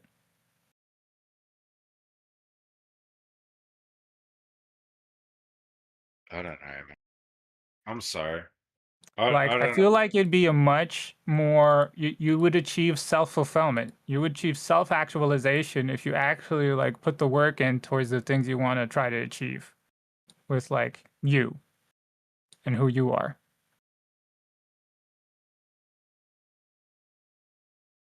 You need to want it bad enough though.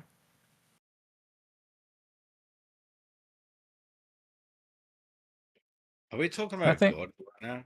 No, I'm talking about you, and it's like how you want to. Dude, I'm old. What Bro. kind of I'm impact you 43 want. years old, dude.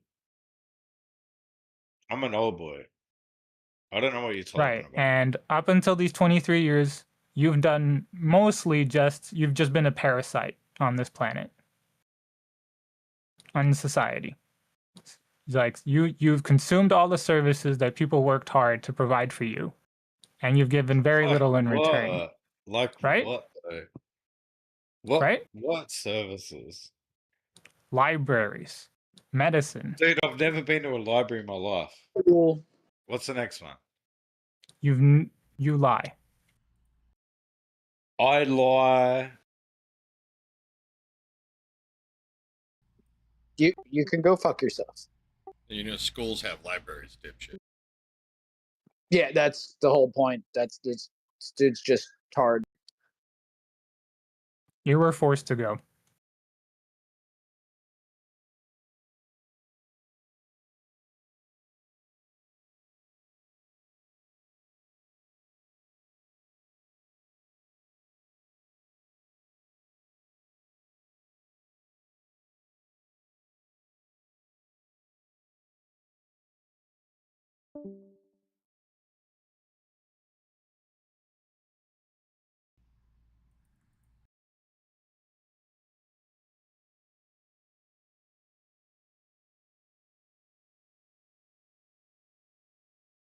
I need an honest opinion.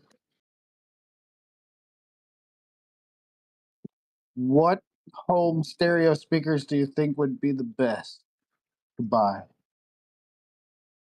So it's a loaded question because there's a lot of factors involved. There's how many amps you have to put in. The second one would be would you like active or passive speakers? So it'd be like passive ones would need an external amp, and then active ones come with their own. That means you have less room to like maneuver. Passive, because I have a 400 watt Yamaha head unit. You got some EQs? Fuck atheists, total atheists that fuck you all. They're You retarded. all die. Atheists are retarded, bro. We know atheists are retarded. Like, we agree with you. Dude, I would really recommend getting like an additional like EQ module, like a 7-band. Like my 24 band equalizer. Is that what you're talking about? Did you say 24 band? That's pretty good. Yeah. Yes. Yeah, those go a long way. And then the unit is 400 watts. It's got this for 4 speakers at 2 ohms. Whatever that means. So Yamahas be good. Yeah, but if like I want like 12s and like mids and tweeters or something like that in a single unit, but I cannot find like what I'm looking for anymore. Like I have to buy something old, I guess. Boogie Mesa is a big name brand, but their bass amps come with tweeters.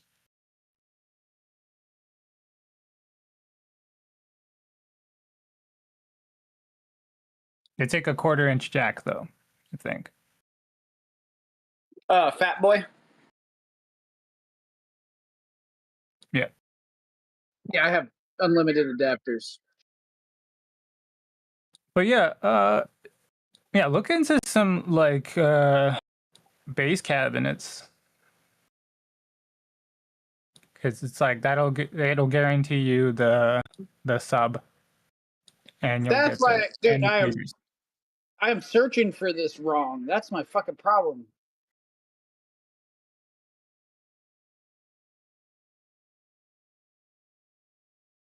Yeah, because What it's was like there's like they offered like the studio things, but it's like a bass cabinet for like most stages does like get you the full range, because it's like high end like bassists love to hear the harmonics that they do, so they'll make sure that they get speakers with tweeters in them. Yeah, I listen to like happy hardcore and techno and dance music. So like I want the bass. I want the whole house to shake.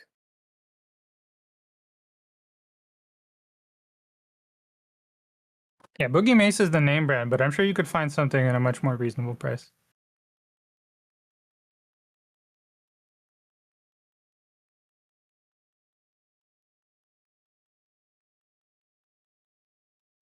Think at the recording studio, we've got like this really weird one from Alice in Chains, which is like, it's like got 3 speakers at like a phase. Sounds awful when you mic it up, but it sounds really cool on stage. Because it's like a triangle pyramid kind of thing. Inverted pyramid.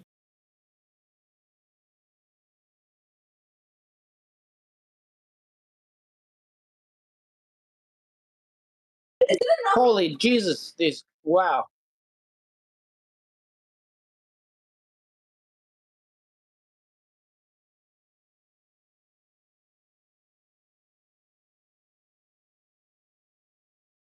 Because my setup at the tiny house is 4 MTX 12s with like custom 6x9 boxes. It's all passive, run off Hitachi, but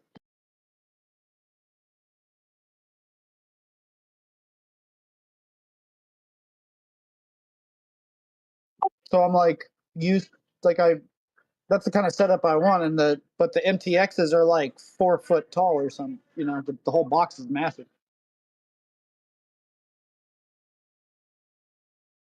Yeah, I can imagine. Yeah, but the Mesa Boogie's like compact. You just need to have a crossover unit to kind of connect the boys together, and you're good to go. Yeah, but what I'm reading here on some of the reviews is that the bass isn't the same as like your larger subs. I have a big Well, face. The bass. I don't out, think not- bass is like a woofer is not a speaker cab no more. It's not a bass cab. That's like something else. Yeah, I'm not looking for the woofer. I'm looking. Well, I guess they would be separated by a piece of wood. Yeah, I guess that's what they are. I'm looking at the internals of the box, and it's just they just combined the subs and then they put the high ends on the top, so they're not like one whole unit.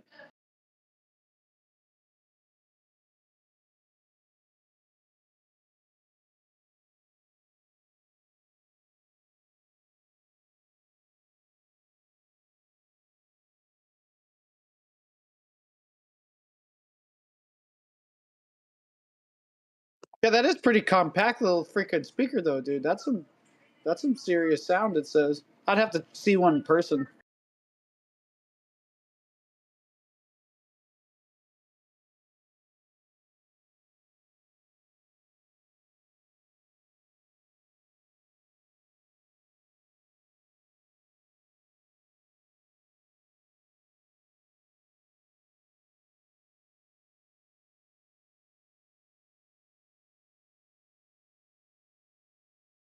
Yeah, look up rectifier, I guess. 4x12 rectifier. Is that what you're looking for?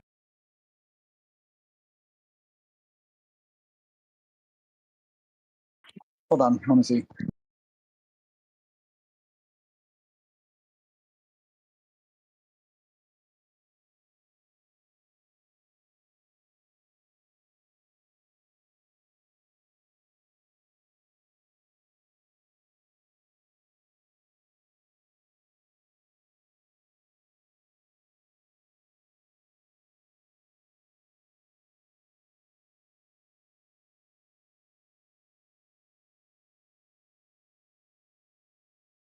Yeah, kind of like that, but they're set up to look like a tower speaker, so it's like it's split in half. Like there'd be two of those with two speakers each. But I found a better way to search because of what you said, a base cabinet. Holy shit, dude.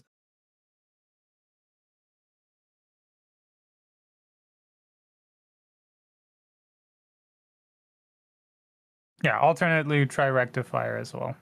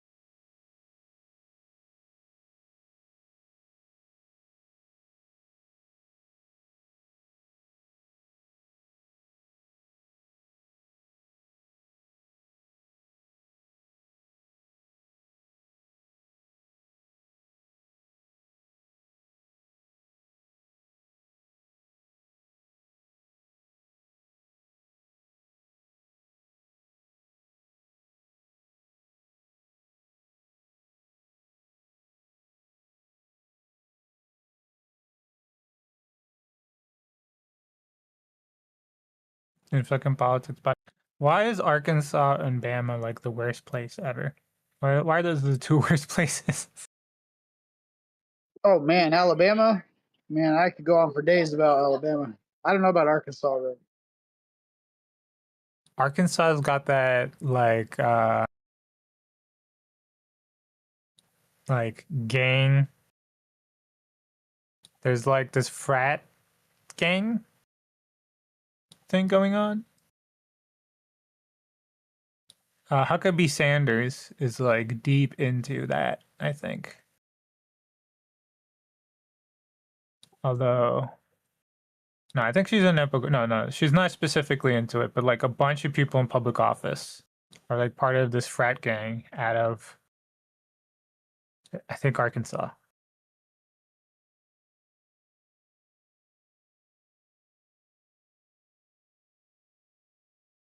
And they do things like wiretapping, all sorts of crazy stuff.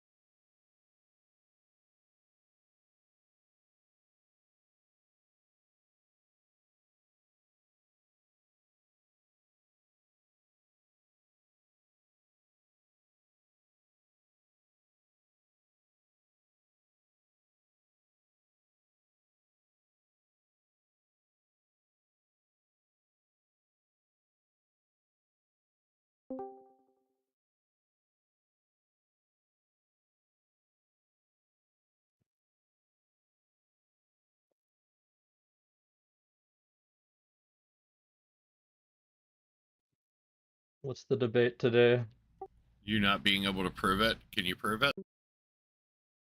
What, that God's real? Yeah. I don't think he's real. Then I win. Get wrecked, nerd. Huh.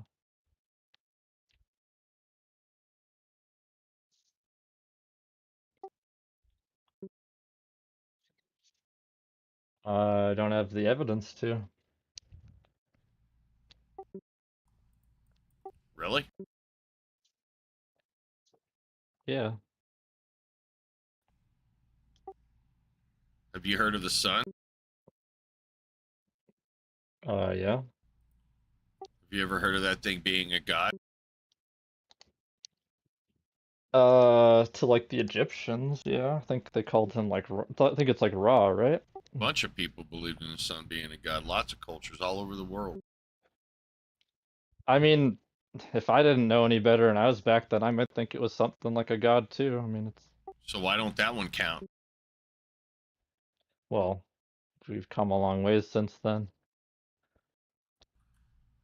Yeah, but we're I just mean, trying the to sun prove is one a god exists. in a way. It's a god in the sense that if it disappeared, like we would just die. Wait, what?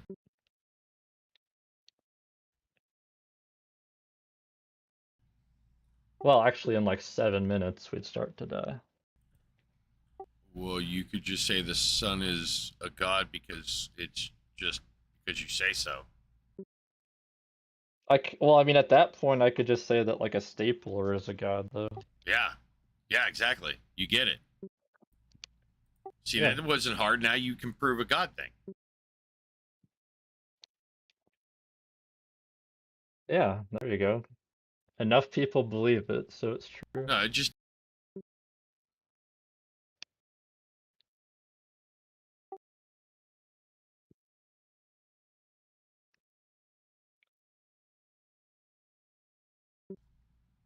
you came into this room not knowing that, and you weren't able to prove a god thing. And now that you know that, it's trivial. It's super easy to prove a god thing. You just do what all the other monkeys are doing. Yeah, look at this book. It clearly states in my book that a god exists. And they don't let just anyone write a book, so that must mean it's true. So, yeah, we're not interested in facetiousness. We're here for like earnest conversations. So, if you want to go do that, you can go somewhere else.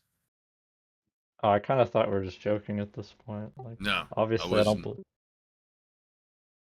Yeah, I don't believe in God, so.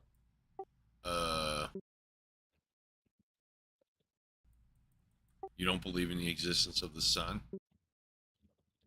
I believe in the sun. I don't think the sun is the same thing as God. Oh yeah, what is a god again? Can you remind everybody? Depends which religious group you ask, I guess. Well, no, it doesn't, because I tried offering the sun and you don't like that one. So it's out in your head, and you're evaluating all other gods based on that definition, apparently. Now, I'm not representing you properly. I remember specifically saying the sun is a god and you being all like, nuh-uh. Well, not to me. But yeah, I mean, Well, like you said, why you do could you just have one? point to something. Why do you have a god concept in your brain? How to get there? Like knowing that people who are religious believe in one. And you think that's a valid epistemic model? No. I just shit. I don't have to believe in a god to know that other people have a concept of a god. Yeah, but you're rejecting concepts of God, and because you're rejecting concepts of God, it tells me that you have a concept of God in your head, and I'm asking you about that one. Maybe we could get rid of that one, and then you'll start realizing that a bunch of gods actually exist. When you start thinking about it, but they're all trivial, right? They're trivialized, or they're complicated aspects of nature. People have just been like, the wind is God, right? The rain is God. Those I mean, they gods did that. exist. Yeah, the natives did that too, right? I guess. I don't know. I'm not a native expert, but I mean, I'm not going to doubt it. People believe, dude, the naturalistic pantheists just say reality equals God. I mean, that's just an easy go-to right there. You believe in the existence of reality, right? Yeah, I probably think it does. There's a God. Like, that one exists. Now, you could give epistemic pushback to its ontology, but we've established common ground on the ontological status of several gods in this conversation.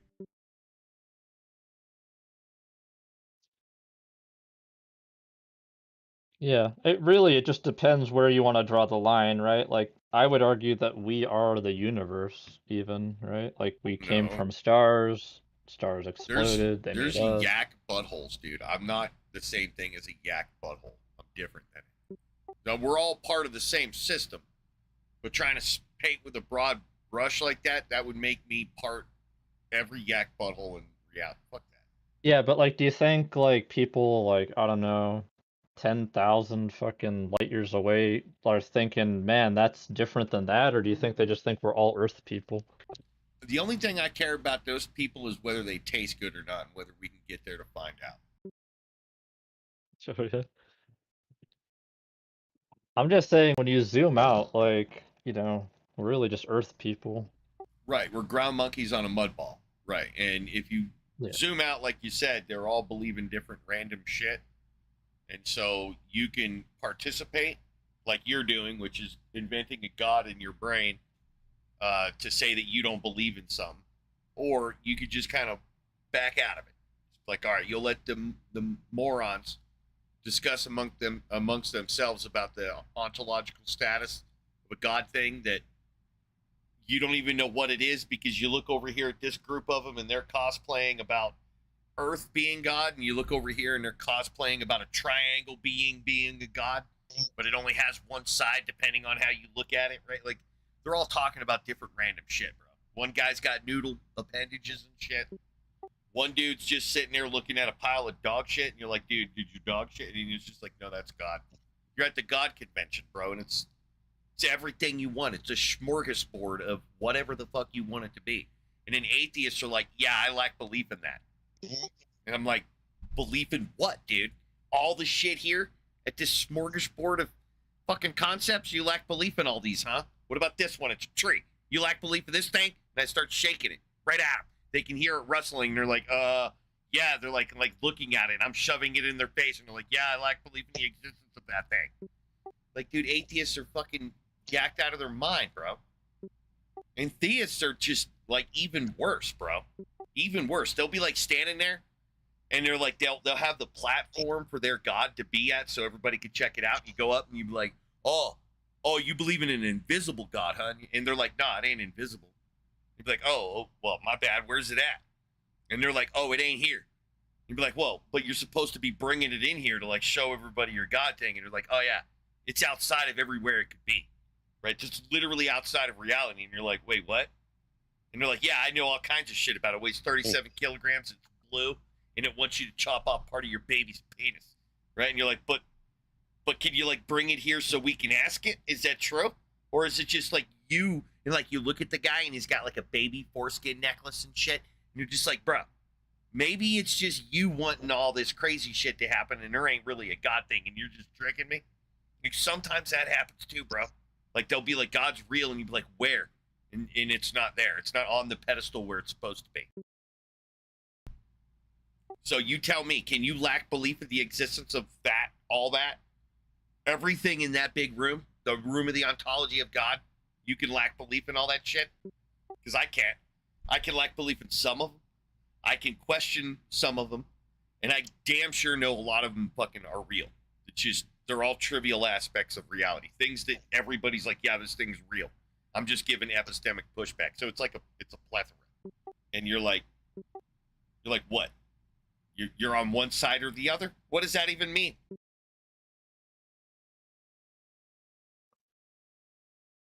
Man, who are you, man? Are you a scientist? I'm a fucking monkey on a mud ball, dude. Yeah, You're I'm an talking like instrumentalist, a so I don't scientist. even really chase truth that much. I believe in scientism and ology, ismology, scienceology. Do you think that there's only one scientific method? Well, it's methodological naturalism, so yeah.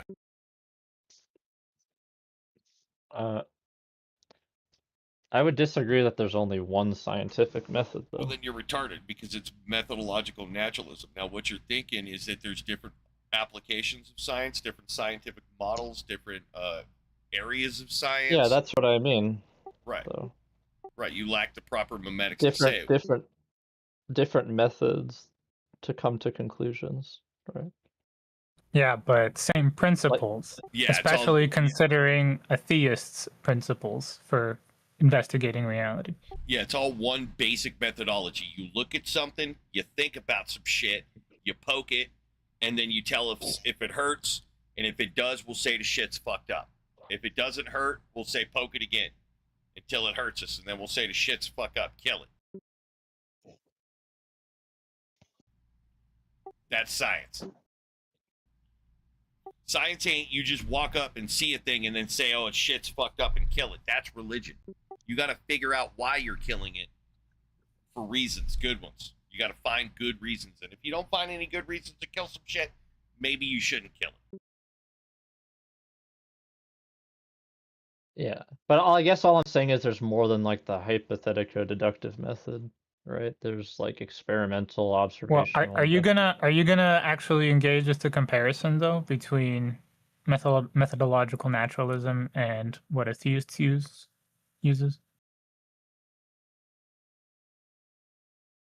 You talking to me? Yeah, I'm talking to you. You're being pedantic when you're kind of like going away from the point of like the real difference that we're trying to highlight. Well, it was my point to start, and my point was just that there's more than one. Well, your point was irrelevant, and so you're losing your chance to speak. I'm putting a sock in your mouth. I'm gonna move because you're kind of detracting from what we're trying to talk about. So it's like if you just weren't trying to go in like free thought association, just go to another chat room.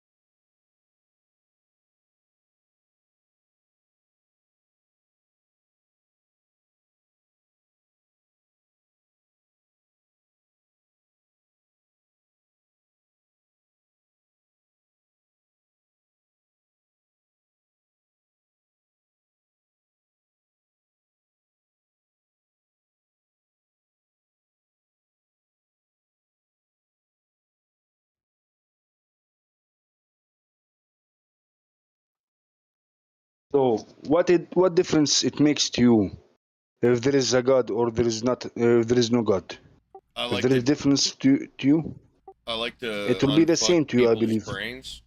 So the difference is that religious people like to child abuse, cognitively child abuse their kids, like deny them access to the proper memetics to think, logic, and stuff like that. They like to deny that, and I like to undo that. I like to teach people logic and stuff.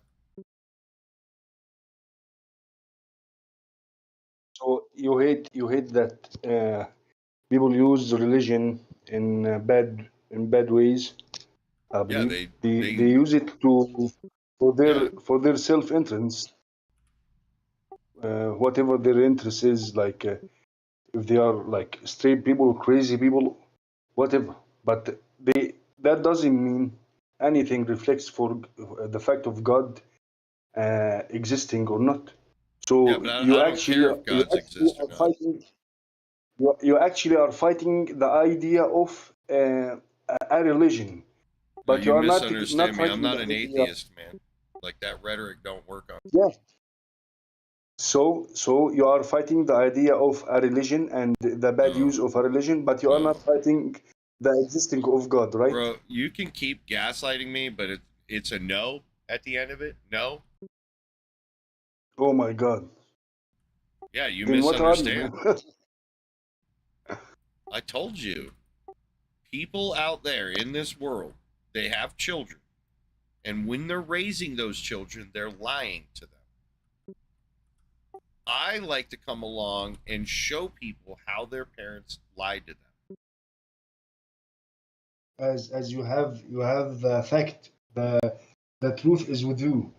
Like you have the truth, right? I have a valid epistemic model that helps address this problem. Yeah. So you don't have the truth. Truth? Yeah, I have lots of different truths, man. Yeah, you have a lot of facts, but like the truth in the end, like the conclusion, the result, you don't have the result or you don't Well, I have use the facts conclusion, to right? derive truth, though. I'm a correspondence theorist of truth. So, my friend, there is a lot of people are more advanced in you, like they are on the next phase What on are you this talking thing. about? We're all This- ground monkeys, dude? Um, What do you mean they got like cybernetic Yeah, you- implants or some shit? I'm sure like billionaires got some kind of cybernetic.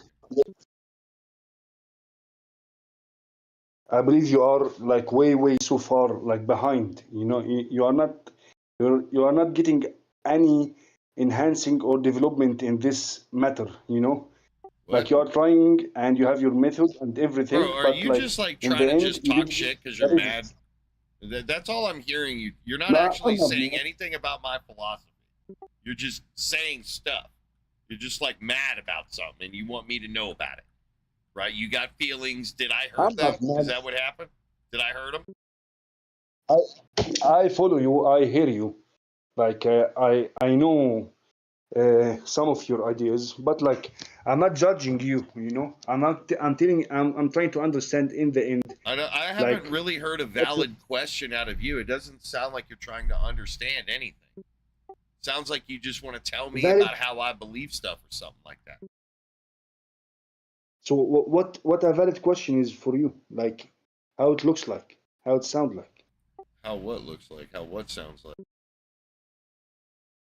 Like you are talking about existing of God and the No, religion. I'm talking Am I about right? epistemics. No, you're wrong. I'm talking about epistemics. Atheists and theists are talking about the existence of God. I'm talking about What is- linguistics I'm- and epistemics. All right. So you are not talking about the idea itself of existing God. You don't care No, about I if there is told God you or I not, right? don't care if God exists or not. That's completely irrelevant to me. I've already accepted All right. some gods exist and some gods don't exist.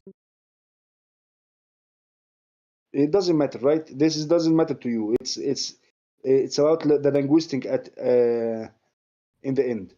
The epistemics in the end. We epistemics. we use linguistics to represent our epistemic models.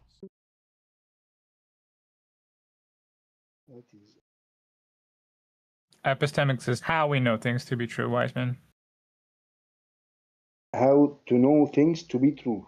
Yeah, that would be epistemics. Now, what things do we know? That's ontology.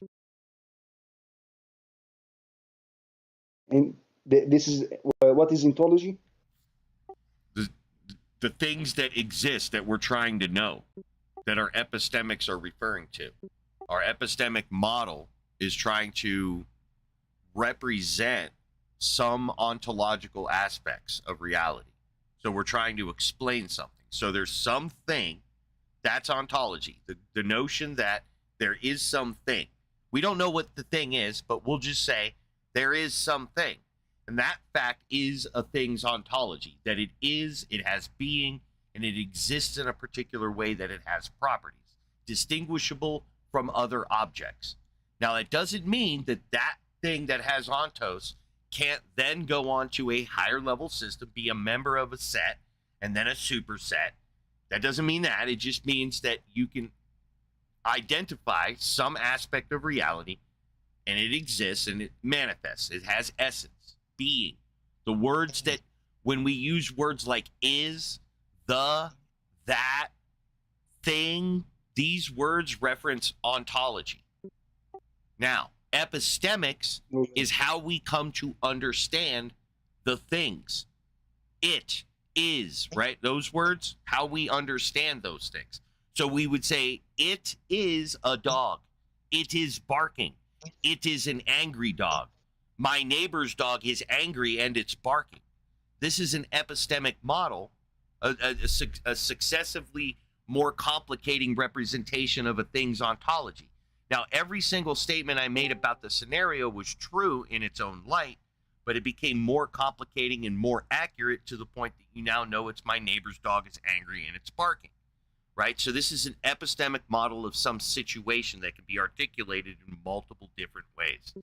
Now, we're doing this, we're articulating it in multiple different ways semantically. Now, the problem with semantics is that semantics is symbolic representation. So when we're trying to symbolically represent something, we're not actually referring to the thing itself. We're referring to an idea that we're constructing in our head. We're synthesizing some sense of reality in our minds. And we can do this without reality. We can just synthesize a whole meta-fictitious realm in our brains, like Marvel Universe, for example. We can just invent it whole cloth in our brain. So our intelligence has the ability to imagine. And we're also imagining what is cognized. So you cognize, that means you experience reality. You use your senses and a bunch of other shit, memories and everything else to experience reality. And then that information is packaged off to higher cognitive functions that I was just talking about, metacognitive states, right? That is my neighbor's dog barking because it's angry because I, didn't give it a sausage or something. I'm getting it more and more complicated. I didn't give it a sausage because the last time I did, it bit my finger. This is, you see what I'm saying? It gets more and more complicating depending on how much semantic information you want to try to convey. But the more semantic information you try to convey, the more precise you're trying to make your model here, and all of that shit has to cohere to the state of affairs in reality, because absent reality, I'd just be a psycho yelling at a non-barking dog. You see what I'm saying? So you have to be able to differentiate imagination from reality. And my method for doing that is that if I'm making a claim absent an experience, then I assume that it's a non sequitur due to the fact that we wouldn't be able to determine the truth value of any proposition about it. You see what I'm saying? We would rely whole cloth on semantic content, which is imagination. So we can go with things that can't be differentiated from imagination, because we know all ideas are at least imagination. You see what I'm saying? They're all of our ideas. Even ideas about reality are in the realm of imagination. They are imagined. All right. And so how do you make claims about the nature of reality absent an experience in your model? Yeah, exactly. So you Now, are using this. how do you make anything. claims? I'm not sure yet, because I want to understand. Like, I didn't get all you said, but like, let me tell you what I understood from you, from what you said. You are using this method, epistemic, so you test things, you test ideas, you test linguistic, you test like a sentence referring to something to have event, and you are trying to use a method. This method you have to reach the reality about this thing you are testing, or model or made it the model of out of it, right? So you are trying to reach in the end. You are using the reality about anything you are testing or discussing, right? Yep, it's an epistemic model, an empirical epistemic model. All right. So what, yeah, like what is the main things you are testing? What is the main core of this? Like it is open. Correspondence. So you're asking about what is the test? The test is virtue. I'm trying to see if statements have virtue. In order to do that with correspondence theory, you need two elements. You need a statement and you need a state of affairs. But I'm saying the order of operation here is not you need a statement and a state of affairs. You need a state of affairs and then the capacity to develop a statement about it. That's actually how you should say it, but it's just more complicating saying it in that direction. But we should teach ourselves that there must first be a state of affairs in order for any statement we're making about it to be true or false. Absent that state of affairs, then our statement about it is indeterminate, meaning it's a non sequitur. Any statement. And here's the thing. If we say unknown object exists, and we say unknown object X is blue, then that statement's a non sequitur, because it doesn't logically follow from unknown object X that it would be blue. So the statement's a non sequitur. So it's not true. But what if we say the object is not blue? Then we have a condition where the thing is both not blue and not blue. So that's a contradiction. Everything you say about a thing's nature, absent experience, is going to have this problem. Indeed. So, what is the statement of today? The what?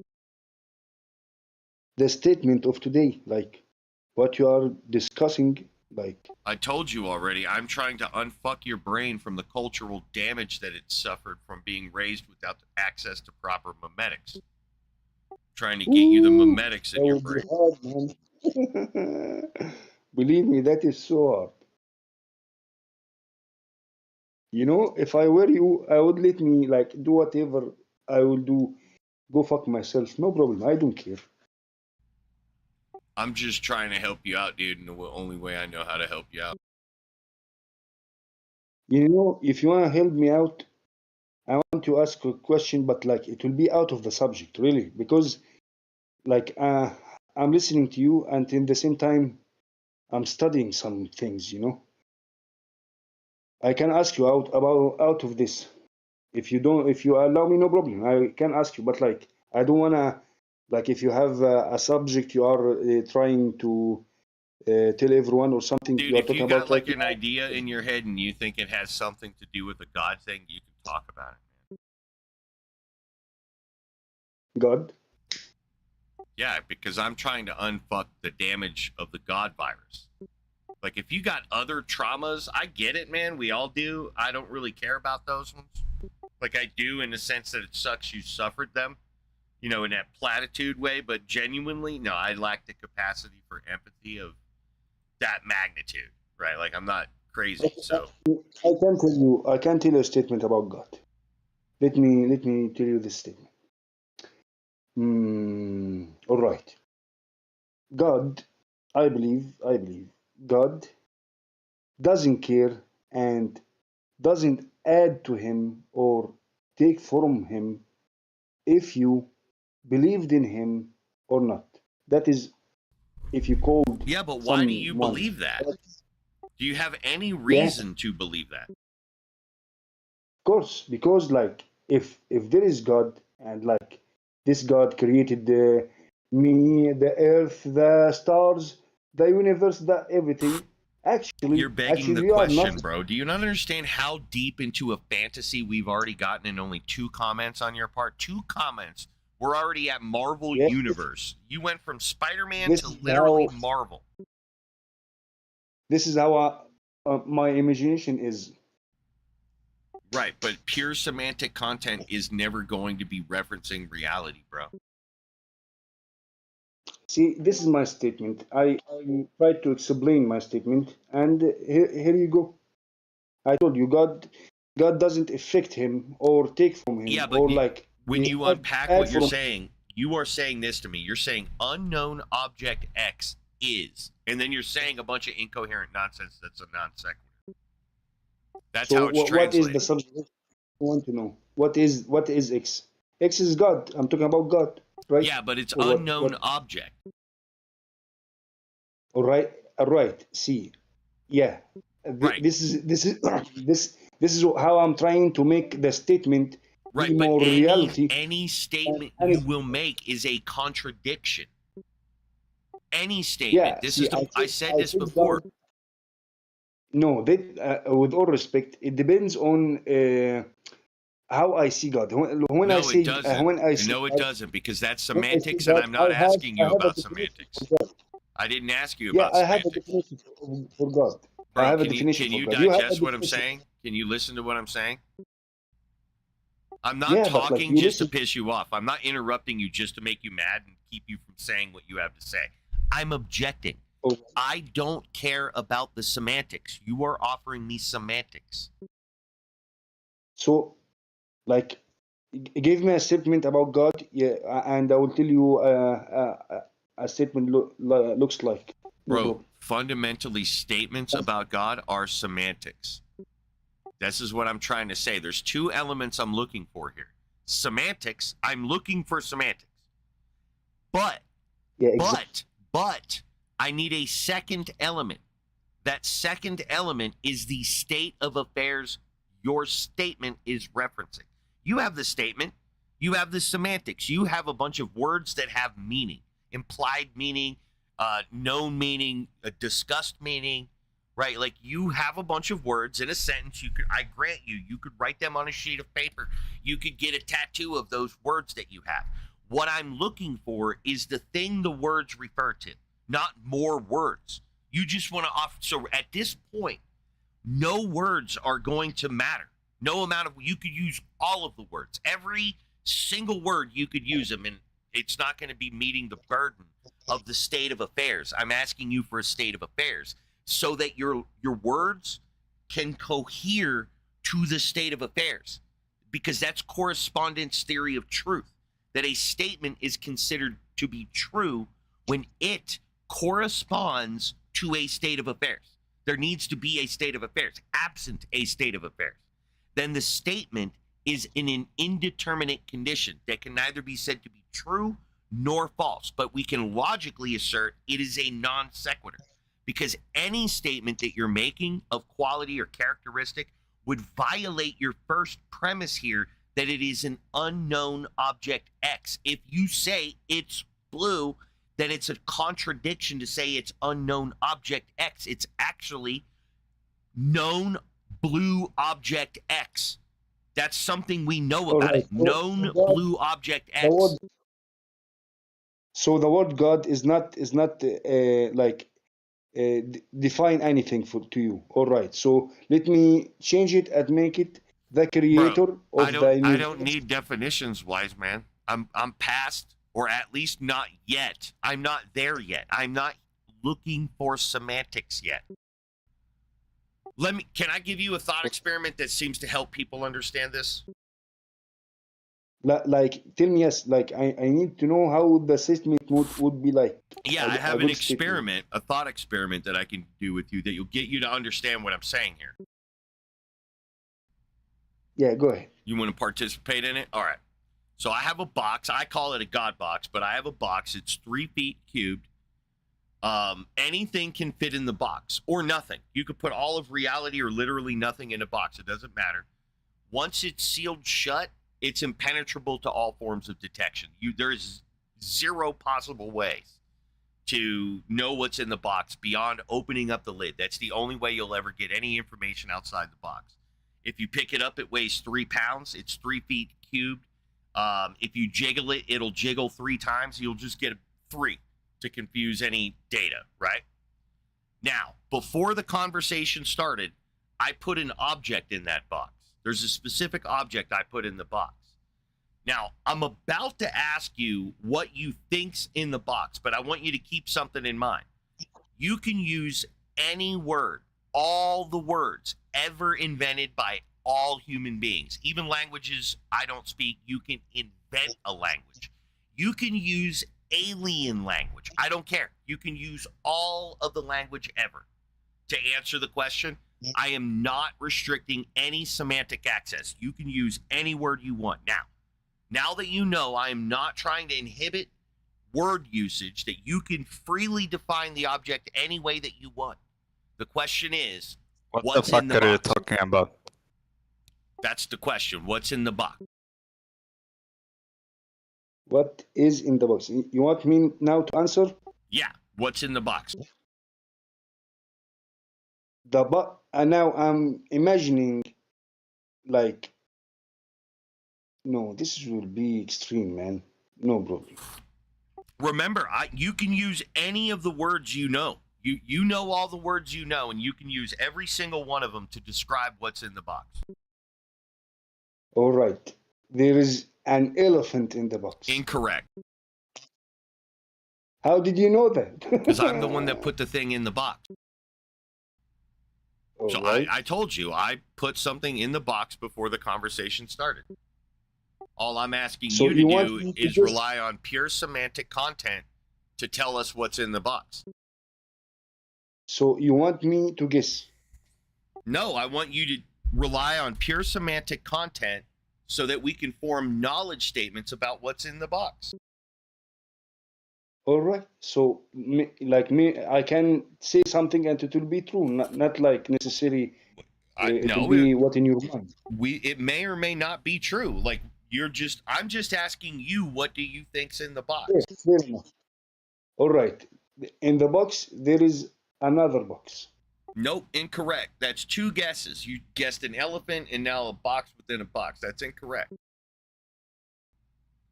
Remember, dude, you can use any word you need. Any words. I'm not restricting you from using the proper words. Just use the proper words. I guarantee the description of the thing in the box, you basically know every single word. You already know. I know you know almost every word. There's probably a couple you don't know, but I could define those real quick and it would fix the problem. But you know 99, you know enough about this definition that you'll know exactly what I'm talking about, like immediately. So just use the words that match the thing in the box. Just describe it. Use semantics. Describe. You understand the problem here, right? You can't describe the thing in the box because you're what? Not experiencing the thing in the box. You have nothing to describe. That any description that you currently have, I promise you have the description in your brain right now.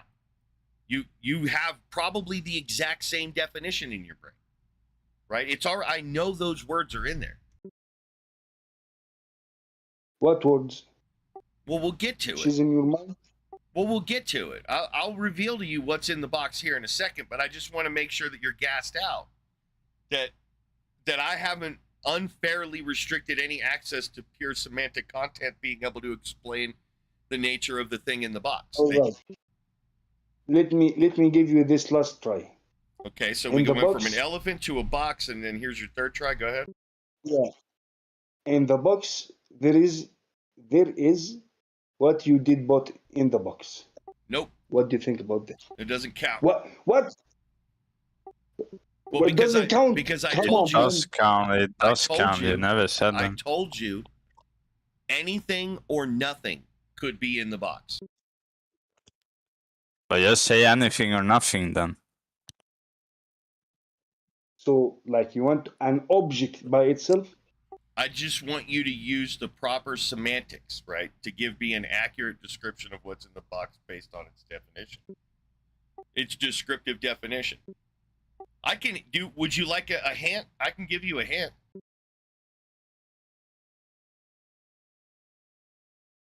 Give me a hint. Okay, now before I give you the hint, I want you to pay close attention to what's about to happen. Right now, as you think about the object in the box, your brain can think of anything, any word. Right now, it's an animal. Now, when I told you it's an animal, everything non-animal just deleted itself. It's gone. Planets are gone. You're not thinking of planets and stars. You're not thinking of rocks and, you know, forces of nature. You're not thinking that no more. You just automatically, just like that, whittled out a huge chunk of the semantic content in your brain. Just evaporated. Right. Okay? And that's what happens when a tiny little portal of experience opens. When I convey information to you from the other side, one little drop of information from the other side, on this side of it where I know what's in the box, one little morsel is, and I just whittled out like 80% of the semantic content in your brain. We whittled it down to animals. It's an animal of some kind. I promise you, dude, all of the words for you to give an accurate description of this animal are in your brain already, except for maybe two. Maybe two. And they're unnecessary. You could skip them. You don't even need those two to describe the animal in the box, but you're unable to do it. Even though you had full epistemic content, I only said basically one word, animal, and it whittled away a whole bunch of semantic content. There was nothing you could do about it. Now that you know it's an animal, it's not a building, right? You can rule out all kinds of buildings and constructs, right? Everything. All that shit. Now you're just thinking animals. That fits the description. That fits the description you gave, like a cube, 3, and it rolled 3 times. Well, I told you that anything can fit in the box, though, too. Yeah, so that's why I said you an elephant. It could be, that would be a possible object in the box, yeah, but I've said no, it's not an elephant. It's an animal, though. It's a type of animal. You know that. Because I'm telling you, I promise you, it's a type of animal. I'm giving you that information from the other side. From the side of experience. Where I'm looking right at it. I can tell you, you know what it is, bro. It's pathetic. Right? Like, once you know it, it's like, oh, that's bullshit. Right? It's just going to be bullshit. A turtle. What? A what? A turtle? A turtle. No. Yeah. It's not a turtle, man. All right, let's do it this way. Let's do it this way. That way it'll be a little bit more fair. So you know English. All you got to do is stop me when you hear a word you don't already know, okay? If you hear a word, I'm going to start saying words. If you don't know one of these words, just say, hey, wait, I don't know that word, okay? You ready? It will be a lot, man, okay. It's a little bit, yeah, but just bear with me. You ready? Remember, you're to stop me when you don't know the word. So here we go. A large rodent of the genus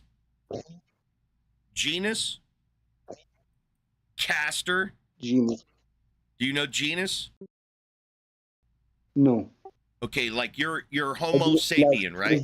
There's 2 words right now. I don't know. Genus. And even the word after genus, I don't know. Right, that's what I'm saying. Genus is one of the 2 words I predicted that you may not know. Genus is a scientific word, like you're a Homo sapien, right? How did you know that? Well, because I'm talking to you. So you're a Homo sapien, your genus is Homo, and your species is sapien. So that's what Homo sapien. Genus Castor. This animal is of the genus Castor, okay?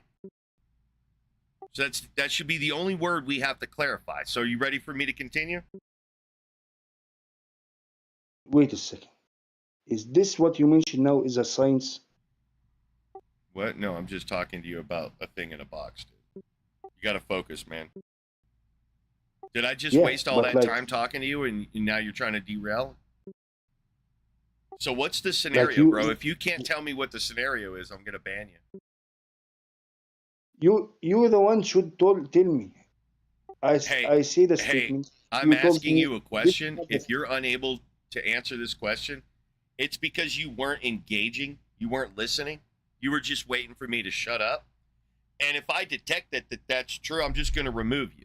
I'm going to stop wasting my time on you. So either answer the fucking question or get banned. You have about 10 seconds. Listen, man, do whatever you like. You wanted to fuck with I me, do bro. not We could listen be having a good anything. conversation, but you wanted to fuck with Because me. you This is the talk too consequence. much, man. You talk too much, and you lost Yeah, me you're not several listening. Yeah, times. because But you're a I told fucking you. invalid piece of shit. You weren't listening. No, You should have no, told no. me. Hey, you should have been Because you honest can't with me. simplify. Hey, asshole. You cannot Asshole. simplify Asshole. what you believe. Let's You try cannot. that. That way I don't got to scream. I'm talking. Next time you come and have a conversation with me, because I remember having conversations with this retard in the past. Retard, I if you couldn't ever, even follow what you said, man. It was if this nerd ever in the future hears this fucking video, you come to me, bro. Just be honest. You don't have to be a manipulative sack of shit and sit there and fucking lie and try to, dodge your way through a conversation by not listening. This is going to require active participation. I'm not going to waste my time on obstinate fucking people. That's just what that is. So if you waste my time, I'm going to remove you.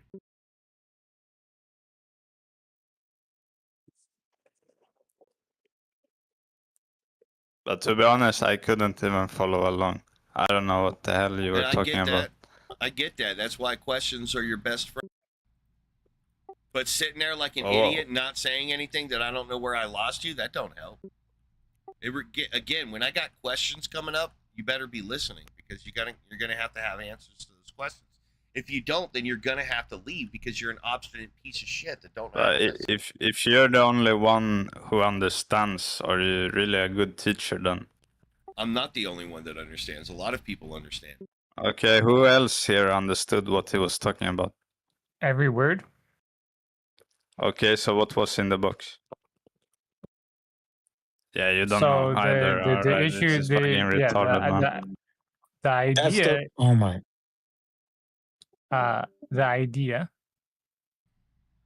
Yeah, they're just retards, man.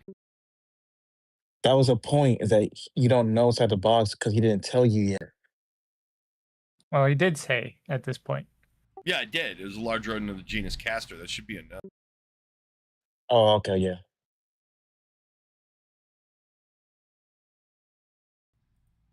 They're just butthurt that I'm right, that their Islam fails, that they're not able to come in here and preach and all that bullshit. So I'm just a big poopy head to these guys.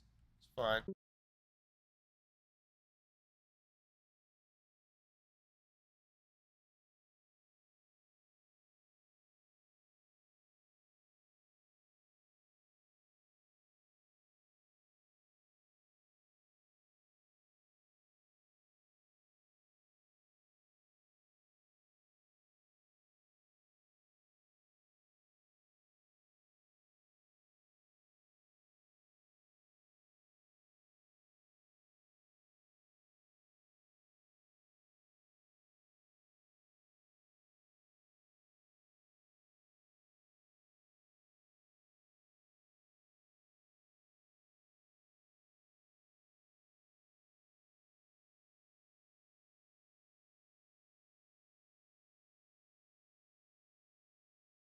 Dude, I cannot find welding rods. Fucking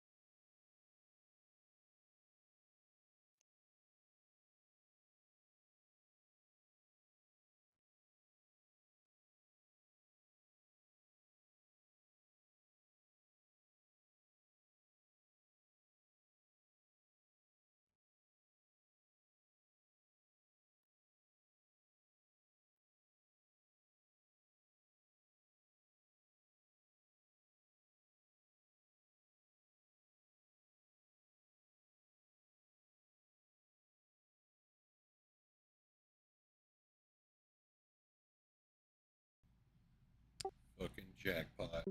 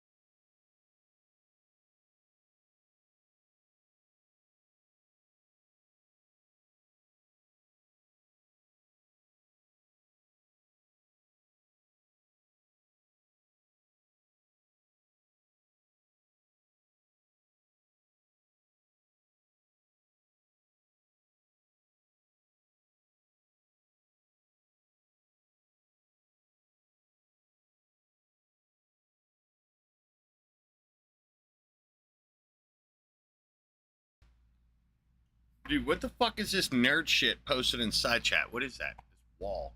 Anybody read it?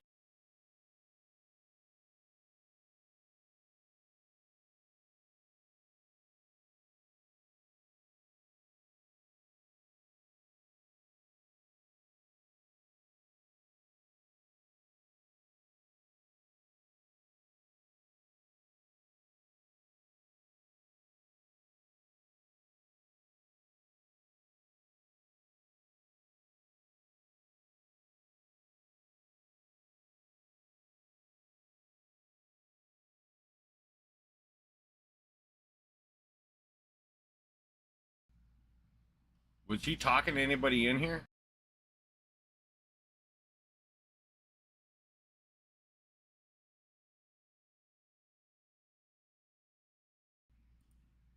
Because I went to the stizzy.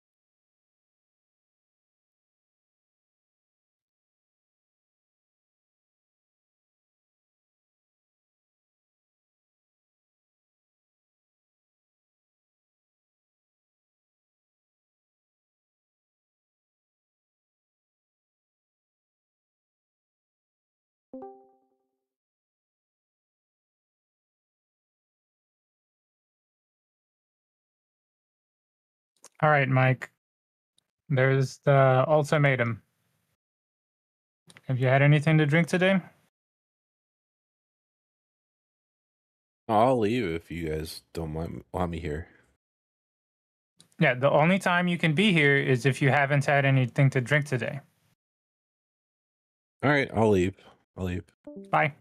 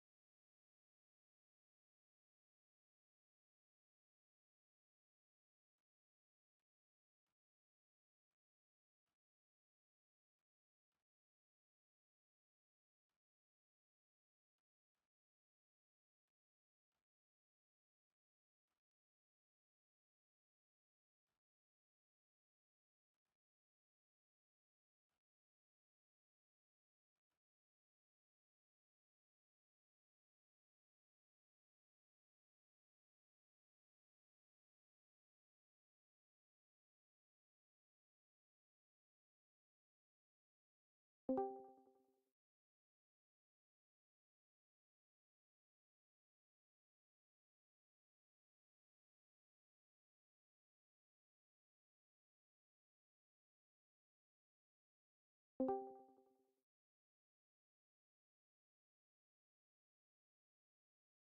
right, Fahad, you ready to begin?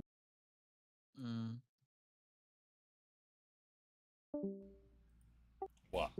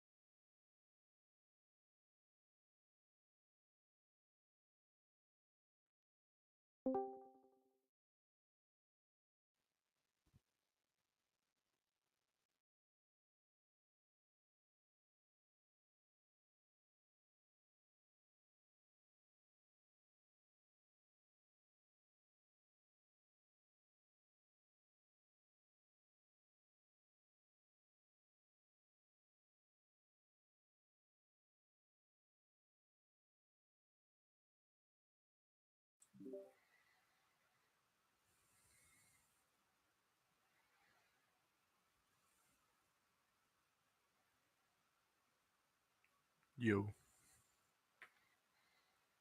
Greeting. Hello. Do you believe a God exists in reality? Yeah.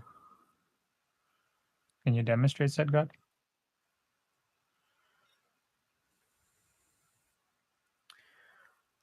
I've been in here before. I know you guys have.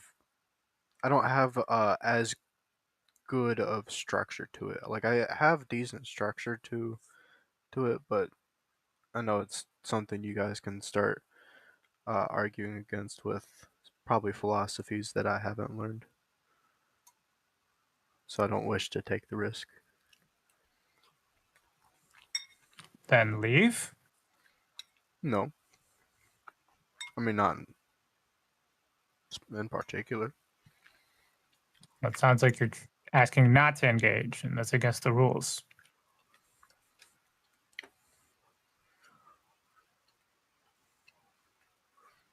There's rules in this? Yeah.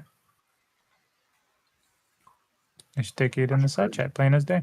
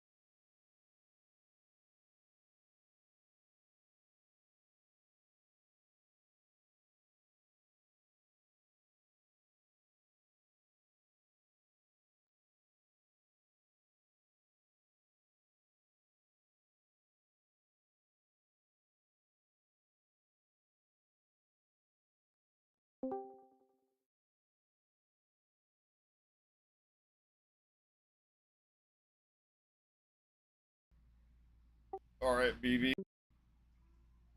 Bring it.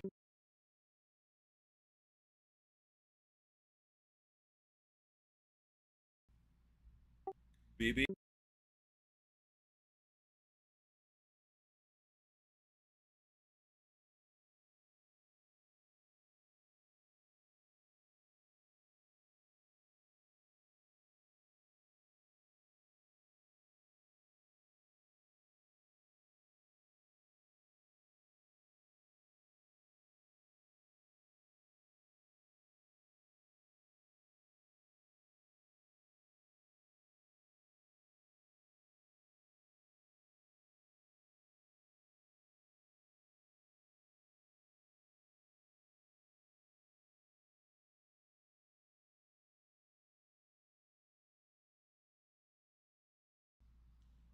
That's a violation of our room rules.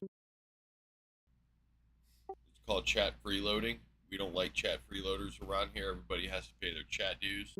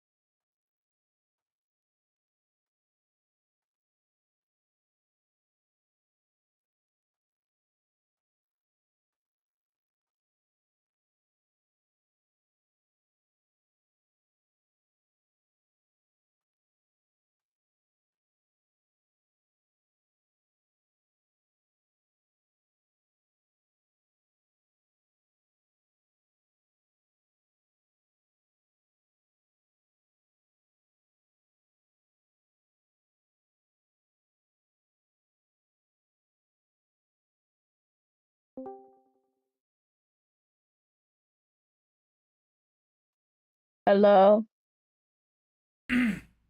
Greetings. Do you believe a God exists in reality? Yes. Can you demonstrate said God?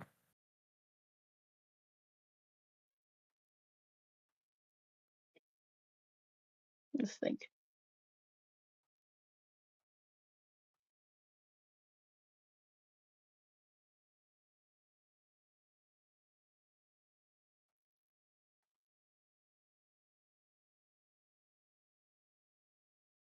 Do you believe that your mind has limitations? Sure. So you agree that your mind has limitations, right? Yeah. So how in the world can we perceive a infinity? Okay, hear me out. Hear me out. Just look So at it. Yeah, hear me out. so So when you infinity, Time infinity. out. Are you asking a question and you don't want the answer? No, that wasn't What a an real question. asshole! You're being an Yeah. asshole. I know, Kind of right? dick. I know, right? But the thing is, I'm trying to explain my point. So But how about I actually have an answer to the question though? okay, go Sounds like ahead. you're being dishonest. Why would I be this? Okay, go ahead. Just talk. Whatever. Right. So infinity is an expression of limit in the sense of here's a relationship, and there's and if a relationship is finite, it means there's an end to this relationship. And if something is infinite, it means there's no end to this relationship. Mm-hmm. If we see this relationship seems to work and there's nothing stopping that, there's no indication of it not being a thing, and it seems to be infinite. And we can pursue that. We can observe it. We can see the relationship function. I knew you were gonna say that's why I said no. Anyways, what I'm trying to say is, so you can say that an irrational number goes on for an infinite number of times, but it gets to the point where how do you get from one number to the next if You there are count. so many So infinite what numbers? you do is you count Okay. them. You go like Yeah, start. right, Give me right, give right. me a Yeah, number, yeah, yeah. like any number. Mhm, I know yeah. all the numbers. Anyway, Just give me one. okay. So can I explain what I'm Wait, trying to tell you? is this going to be Or is that just not interactive, or is possible? this You just know what I where mean? you talk? That's what I'm trying to do. No, you're just talking more. Oh, okay. So pick any number.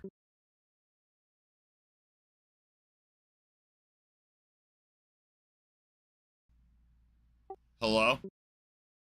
I clearly can't talk, so I'm not going to. Can you just go ahead and pick a number?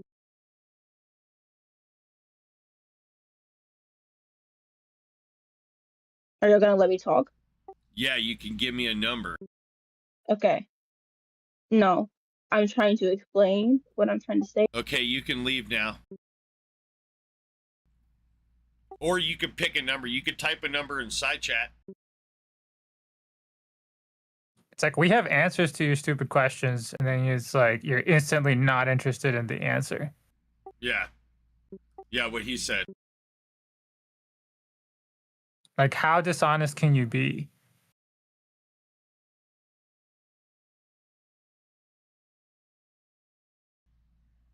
Oh, yeah, to which decimal do you want to go to pi?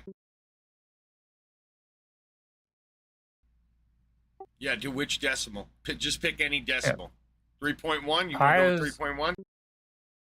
I can explain pi. Pi is a proportion of radius and diameter. Sorry, radius and circumference. There you go. Diameter and circumference works too. It's a proportion. All the numbers How many are in numbers pi. are in pi? Pi is a number. Yeah, and all the numbers. Well, that's not entirely like if you're trying to express pi as a fraction of decimal integers, you're going to have something that doesn't quite work because decimals are not easily divisible within that proportion. But it's nonetheless a number. It's nonetheless a proportion. So, VN, would you like to have a conversation, or do you just want to do that weird shit that you were doing before you got muted? Like where you basically just wait for us to shut up so that you could talk, and then we'll say something, and then you won't say anything in response to what we say, and then when you start talking again, we'll pick up on that, and we'll say, hey, and then you'll freak out that we're interrupting you to try to get you to respond to the shit that I say, or are you going to start responding to us? Because look, people who refuse to like answer questions, they're extremely narcissistic. Yeah, there you go. Fucking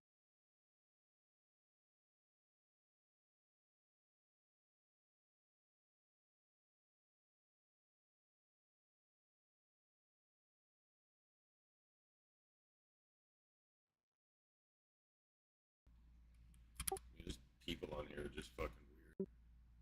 Like, how do they think that behavior is going to be like convincing to anybody?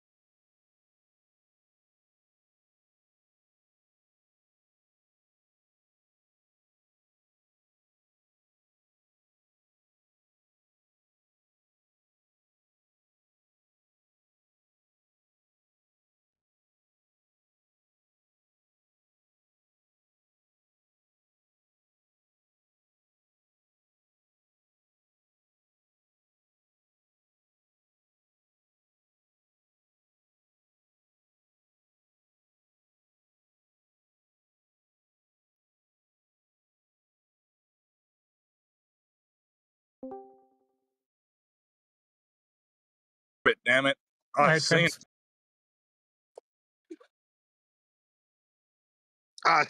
Jesus. Is that an argument? I seen Jesus. Dude, go away. Fuck you. That's cool, but still go away. No, fuck you, asshole. Do you need assistance to leave? Hey, go fuck yourself, faggot. Fuck you, nigger. Don't talk to me like that, bitch. Fuck you, asshole. Yeah, we gotta ban you. It's not like we're offended. Just gotta like enforce the Got rules. and fucking shit. issues, dude. But yeah, you're banned.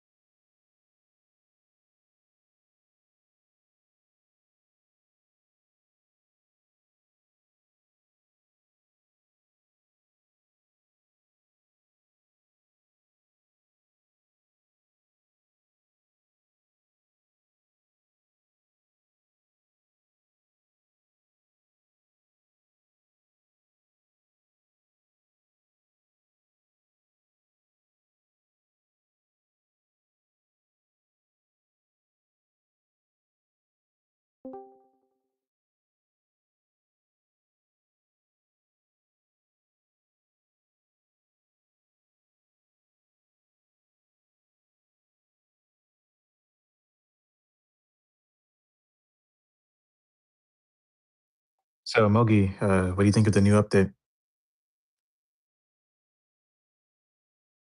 I mean, I'm playing Busan right now, and I don't think I've ever been a fan of it. I like what they did to Eigenwald with that little like thing on the bridge, and I haven't played long enough on that Brazilian payload thing because that like the last leg of that is like so different. Yeah, the Uh, reworks on the maps are pretty effective. That new hero, though, that she is weird. I don't know. I mean, when you play it, things die. I don't know if that's like a skill issue. I think it's just a skill issue when everybody's played dying to that stuff. She's pretty manageable.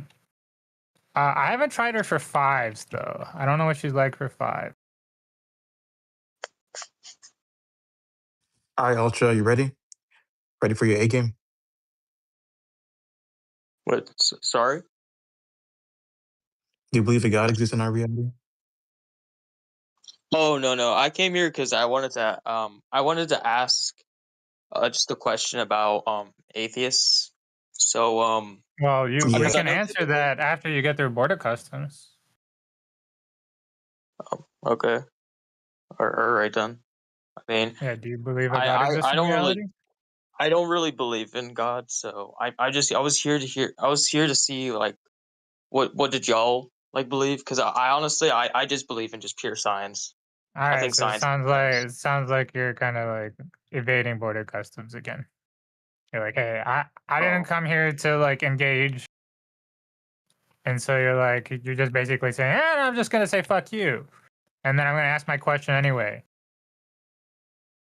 That's the impression I'm I'm sorry. getting, man. Well, yeah, well, fuck you too. Go away. I didn't do anything. I was gonna, Yeah, that's your problem, right? You're supposed to be engaging. wait, So do fuck you you too. Go want me away. to do you want me to act like a Christian so that you can, have the debate? Or Wow. because Are I you was this dumb, genuinely dude? just gonna ask. What? Like, we're Sorry? speaking English, man. All you got to do is listen and then respond to the word. So you want me to explain why God doesn't exist or why God What, exists? dude? You What didn't did I even ask listen you, to the man? question that I asked you. Well, you're talking about boredom customs and stuff, so I don't know what your What point question was, did he but ask you is the question he just asked you. He didn't ask you in a all minute. right. He asked you a question. Can you prove the existence of a God thing? I can't prove the existence of God because God doesn't exist.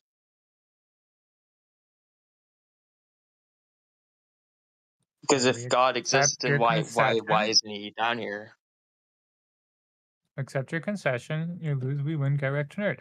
Okay, you had a question. Boom. What's your question?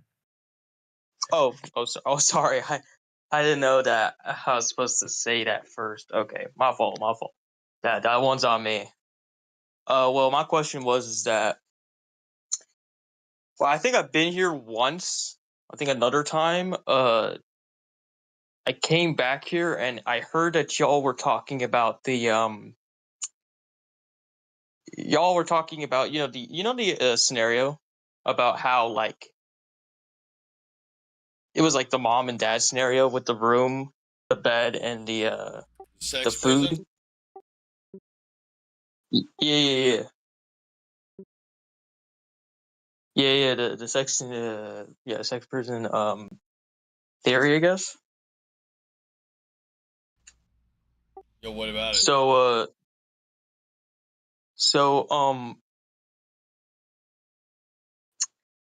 was I gonna ask? There was something very specific I was gonna ask about that. So energy isn't we can both agree on that energy cannot be destroyed. It cannot like just disappear. It's either there or it converts into some other type of energy. or something else. So Same far thing as with we like can matter tell, yeah. too. Yeah. So could you technically add on to that theory and say that as the room expands, the parents have a kind of ratio where the parents are kind of, aren't there, whether or not they have kids or not, it's not going to really play an effect on the room per se in the weight, because the room itself is kind of expanding. Wait, Because what? of like, Space-time is a different relationship to mass. Yeah, the room doesn't Ah. get bigger. It's just a chamber. I mean, I put a holodeck in there just for entertainment, so that they're not miserable. Okay, fair enough. Because But I kind of thought that maybe, because I my original thought process was that I thought that the room was supposed to represent like the space, just what is the space that is there and a what's closed containing container. the stuff inside. The room Sorry? represents a closed container. Oh, okay. I It's the thought idea. it was representing space. So No, in thermodynamics, there is an idea about closed systems, that okay. the energy doesn't go up, the mass doesn't go up or anything like that. It's a closed system, so whatever you start with, you end with. Now it can convert, the energy can convert from one form to another, but that's all we ever see happen with energy in our reality. We just see it convert to some other form of energy. I see. Speaking of energy, on that note, I did have another question, because I heard this other guy who kind of likes science stuff, sci-fi kind of stuff.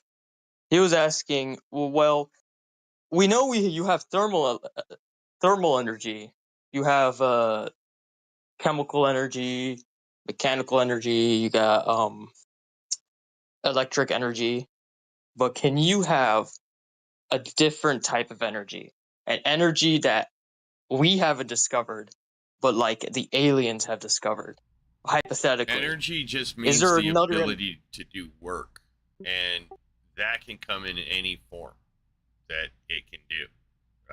We shouldn't be putting limits on it. Now, we know of a particular type of energies that we deal with, but no one's trying to put a limit on it. It just there are certain restrictions. Like you can, have you ever heard of vacuum energy or 0 point energy? I have heard about that.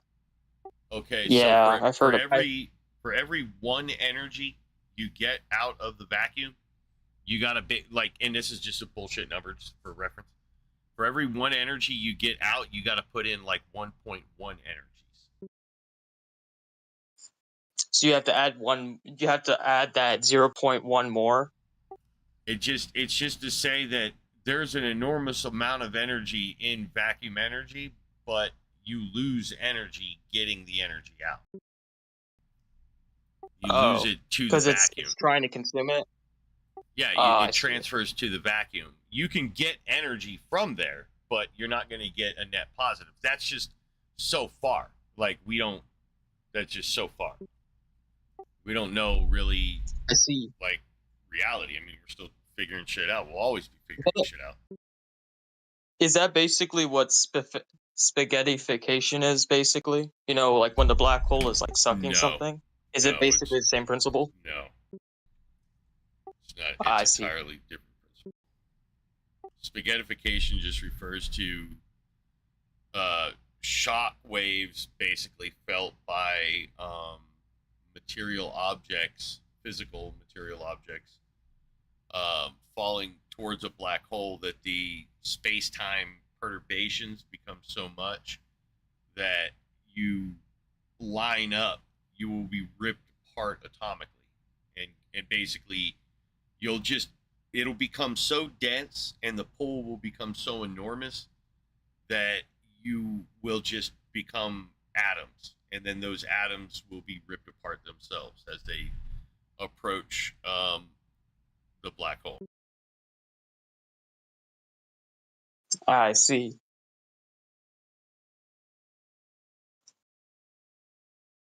I mean, that's interesting. So, is what the black hole is trying to do? Is it that when something gets sucked by the black hole, is it trying to consume its mass, or Dude, is it's it just like gravity, man. What? Yeah, it's just just gravity. extreme gravity? Oh, okay. We don't exactly What know happened to it? what's beyond the event horizon. I've never bought into a singularity. There are some models in physics that talk about a no singularity. A lot of physicists see. do deal with singularities, but we don't really exactly know what's inside a black hole beyond the event horizon. You know, if you look to structures, like, do you know how supernovas go off? Yeah, it's the spinning of two dying suns, and then they collide with each other. It's like No, spinning. that's a merger. Oh, yeah, it's a murder. I misspoke. A supernova happens when iron is produced in the star in various locations within the star, right? As the stuff happens, as fusion happens.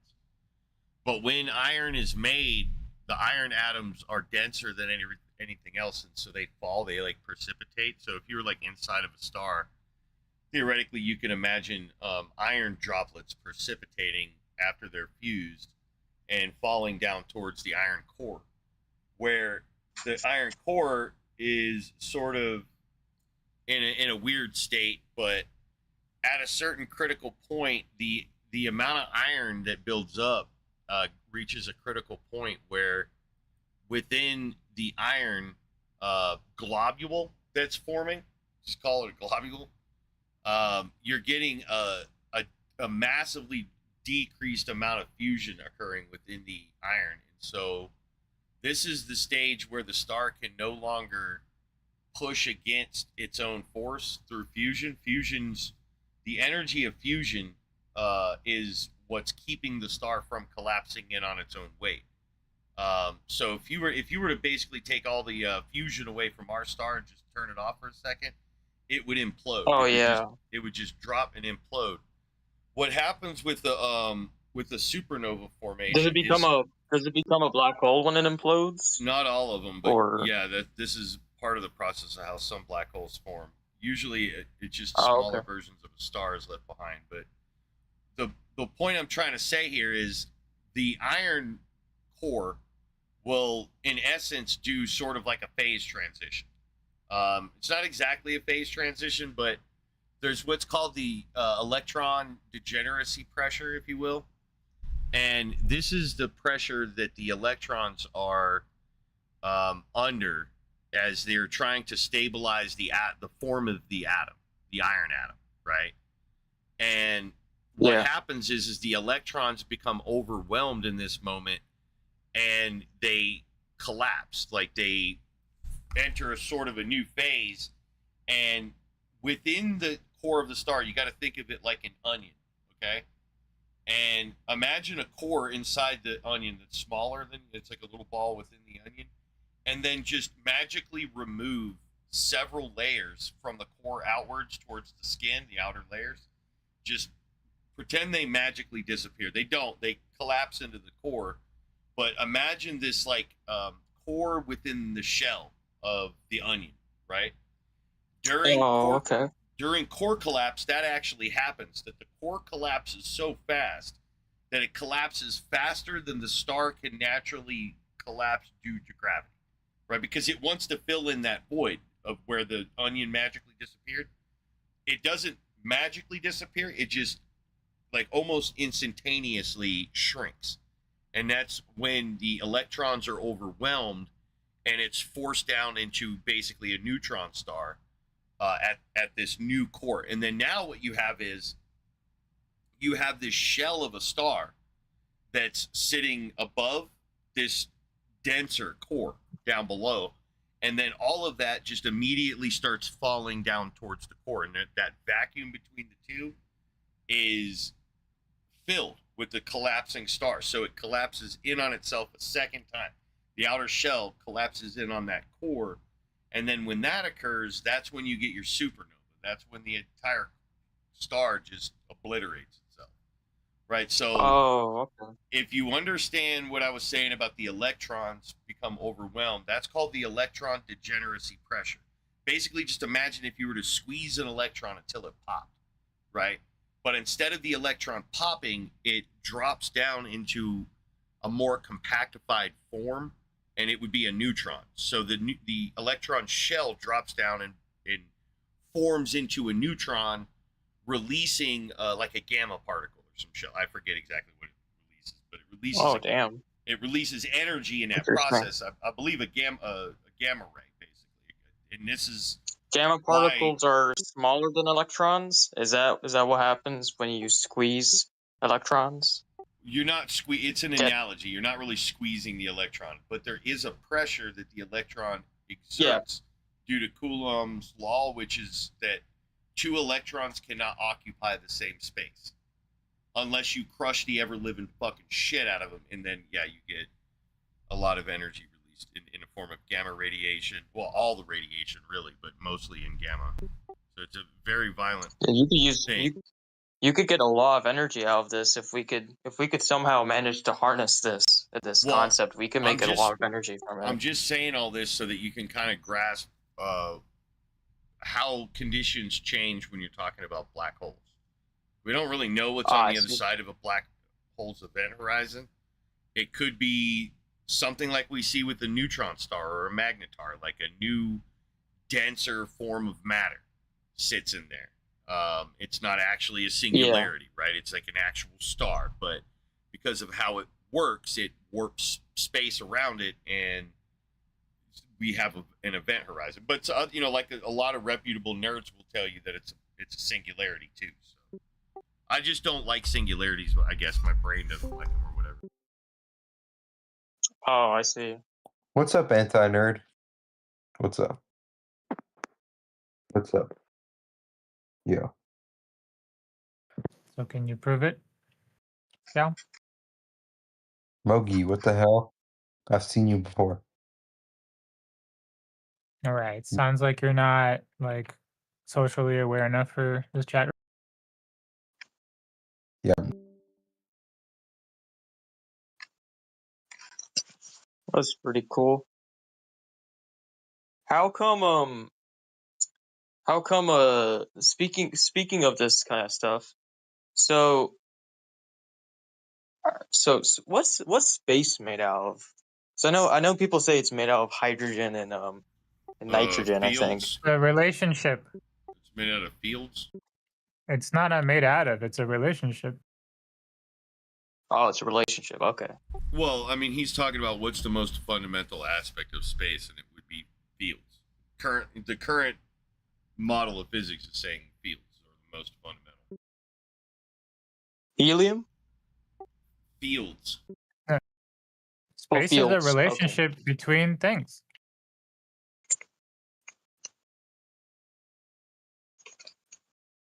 Oh no, I meant like what's actually so what you call space is just basically just made out of fields, essentially. It's a way to describe the relationship.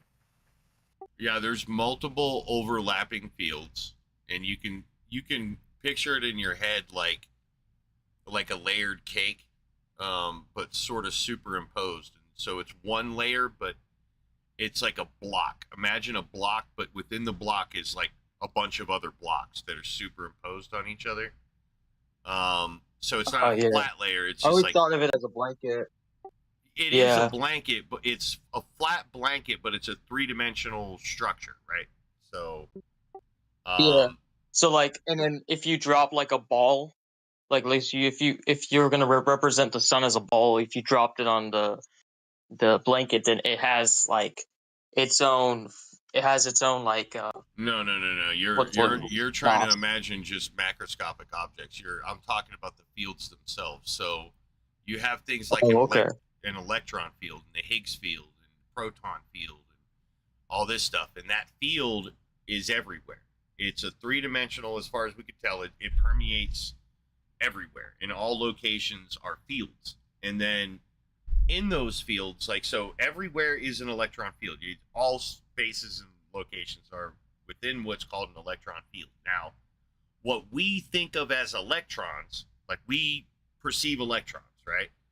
Those electrons are excitations of the field. So electrons are not like these discrete objects. They're vibrations, if you will, on these fields. So the field is in a high energy configuration, and we call that an electron in the electron field. But if it's in the proton field, a high energy perturbation in that field is called a proton.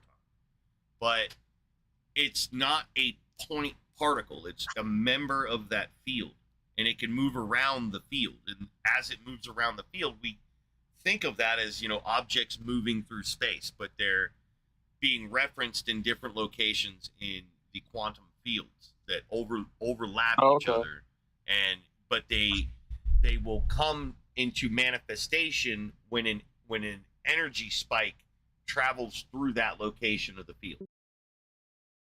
Oh, okay. So like what? So if these fields are kind of like their own layers, are each layers made up of different different elements? Not elements. The relationship between the fields is what we call elements, because the electron field interacts with the proton and neutron fields, and their excitations are things like electrons, protons, and neutrons.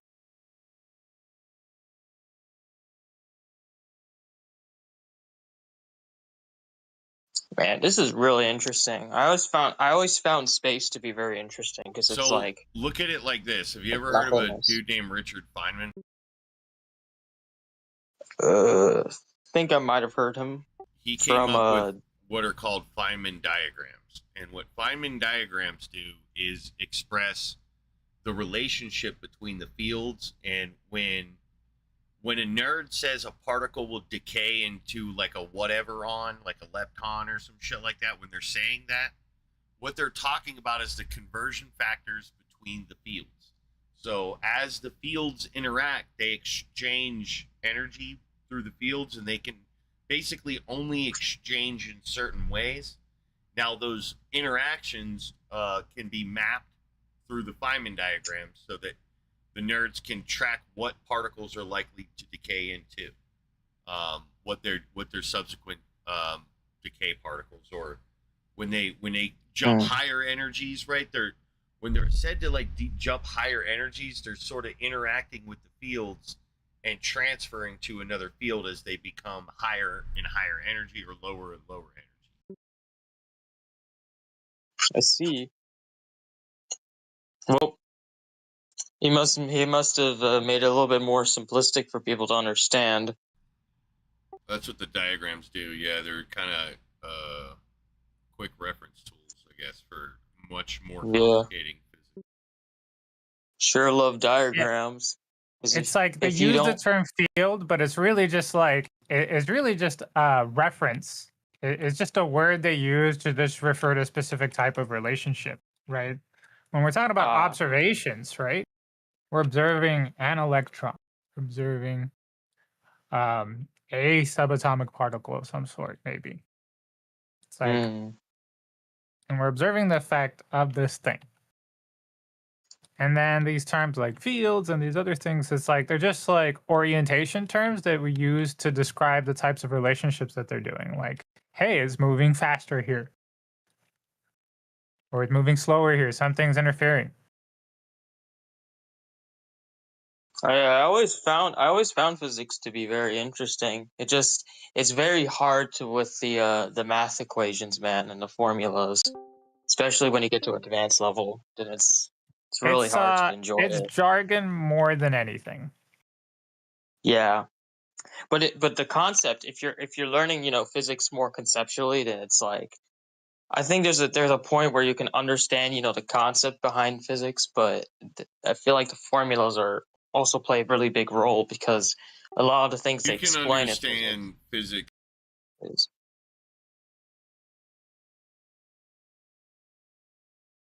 Understood more physics than he understood the mathematics, and actually had to learn a lot of mathematics to understand and be able to express his own physical model. So Oh, okay.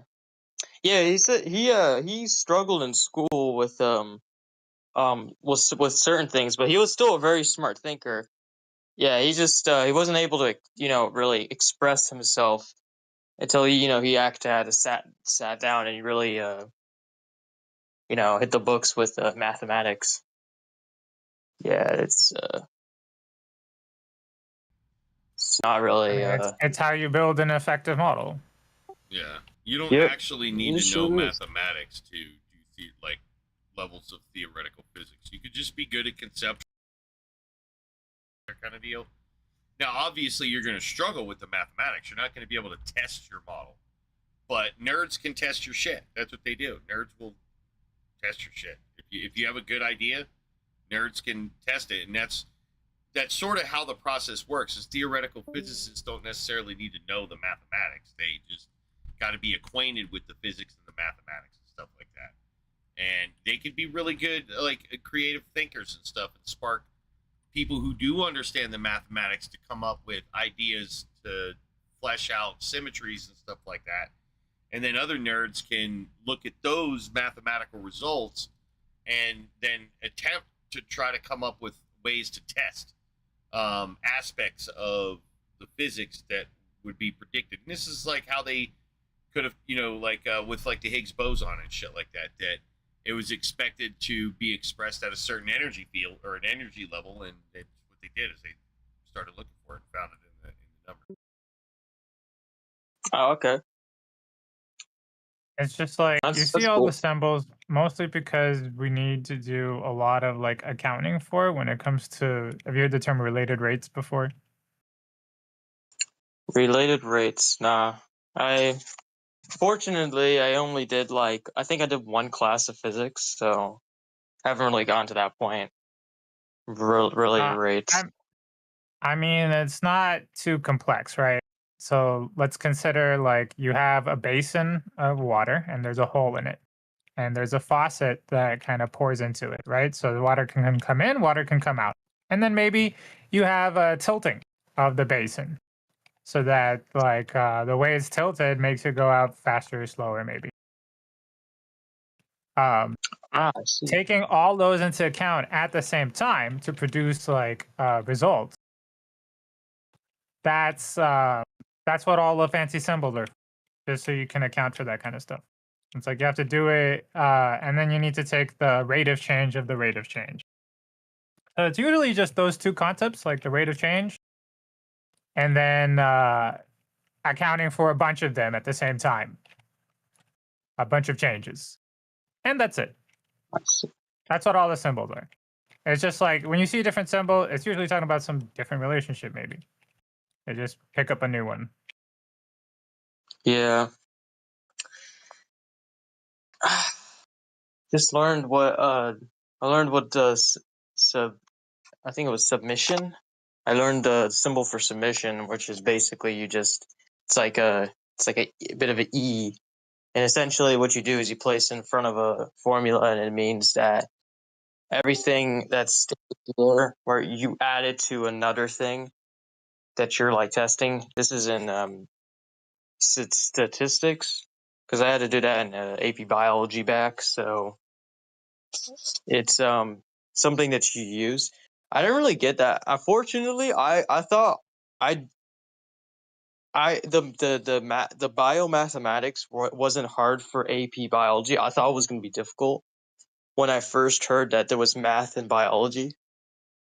Because I was trying to steer clear from math because everyone was saying AP chemistry was tough for the math that was in it. Because after physics, everyone feared chemistry. You know what I'm saying? Because of all the stuff that you do, the formulas in chemistry.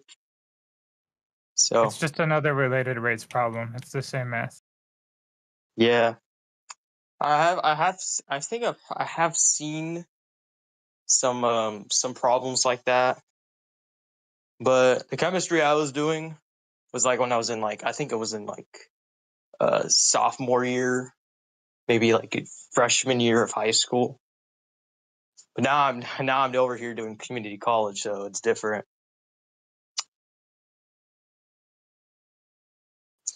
But yeah, to be honest, I was How much better math have before. you done?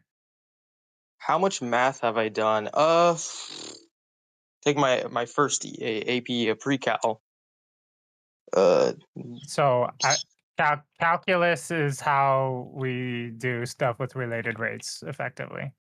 Like once you understand calculus, everything else is manageable. Yeah, I struggled. Honestly, I have a choice of whether or not I could do AP pre-cal again, or I could take calculus. So I'm kind of deciding whether or not maybe I should do AP pre-cal and go back to calculus later. I mean, don't I think understand why. Like, what I are you wasn't. learning? Like factoring some stuff and a logarithm? Just some It's stuff. like you can Just crash some stuff course I this got in kind of like a confused on. few days, man. I don't understand why there's a whole ass college course. That boggles my mind for some reason. AP pre-cal. Yeah, I Pre-cal's can kinda teach like a bunch of 12-year-olds like fucking pre-cal in like 3 or 4 days. Yeah, that's what they be doing in China, to be honest. Those Chinese kids, bro. Hey, those kids are they are warriors, honestly. They destroy our education system because the people that they're churning out, they're really, really smart. And it puts us all to shame. Not to say that we don't have, very, very intelligent people that are, going to Harvard and Yeah, what all makes you these really think big that our schools. students are any less smart? Well, no, not that I'm saying that. I'm just saying that I think the Chinese their education system is very, very rigorous and very strict, but they churn out a lot of guys. The problem is that they overworked some of the kids. So one could technically argue that they're also stifling their the kids because their workloads are kind of too strict.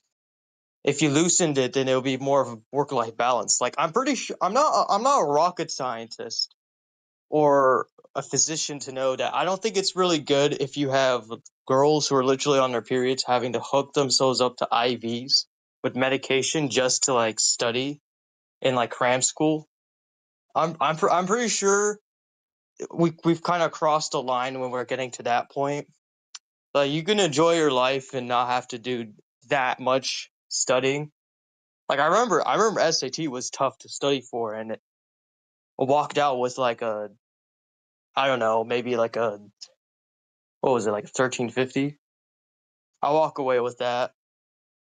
Honestly, I mean I studied my ass off for that, but I didn't hook myself up to like medication if I had like I don't know, period or something. I don't know, that's kind of tough to be honest. But that's my opinion. I don't know. People do whatever. I mean, I don't know. I what guess does this the have to Chinese kids do? need What does this to. have to do with course material? No, I was just giving a little dialogue on strict just strict coursework and stuff. Because I know Dialogue I is heard a about how. conversation with two people. Oh, I'm sorry. So I think I took it off on a tangent, but yeah. But I do hear what you're saying though. Yeah, AP pre-cal. It's a lot of it is, to be honest with you, I took AP pre-cal in senior year of high school, and it's like you're taking all of the stuff that you've reviewed back in algebra 2, and then you're just adding some stuff that's like introductory level to like calculus, and it's basically just algebra and calculus combined together, but like basic stuff for calculus. And then they'll throw in an AP exam, and like if you get like a 3 or above, then you can pass. Like, But I don't know. Some people say that, you know what, I could literally do that during the summer. I'm like, okay, that's ridiculous, but it's astonishing for me to see someone do pre-calc because I'm not really good with math. I'm Your okay. education is what you make of it. Yeah, And that's true. the resources you have kind of do matter, maybe. Like, where Yeah, are you true. learning this from?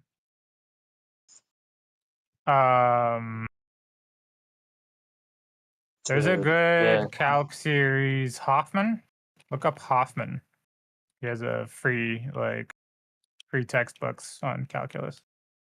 Up to Yeah. multivariate. I think it might Yeah, have I his watched course I on. watched some I've watched some I think Khan Academy had some videos on calculus. I think so. I don't know. I should check. I don't learn through some stupid SU2 video, man.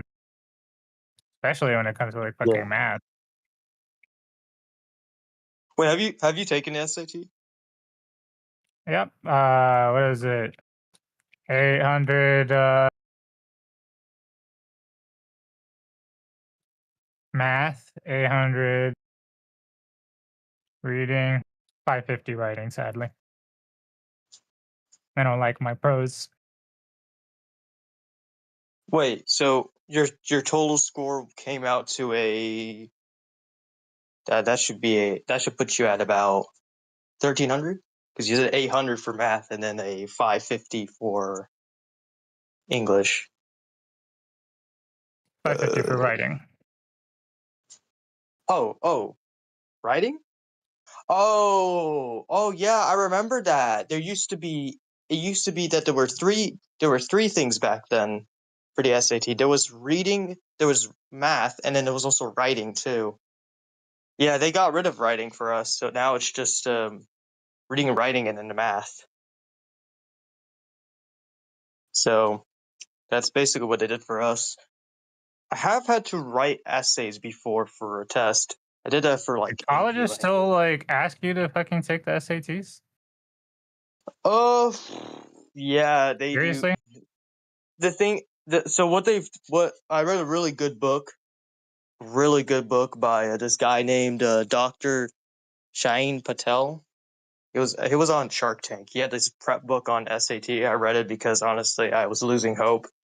So apparently Sounds when I like he was was just reading trying to through the sell book, you SAT prep.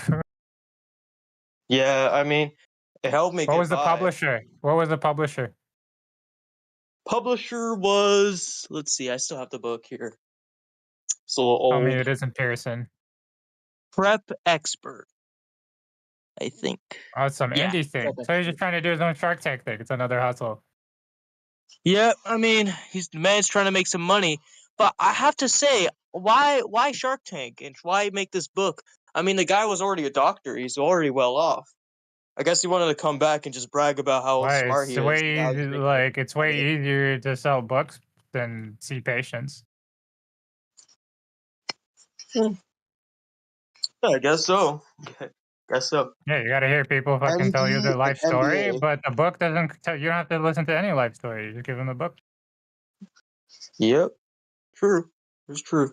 Well, according to what he said in the book, because he did say that back then his scores weren't really exceptional; they're actually below average. He basically says in the book that colleges they've done this new thing now where they'll let the people themselves thin themselves out. Like if you tell people, okay, don't provide your SAT scores, just send your applications and you can send your SAT scores if you want.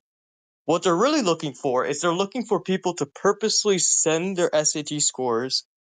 So the ones that aren't confident with the bad scores that they know aren't going to be able to get to college, that will help them narrow the batch, essentially.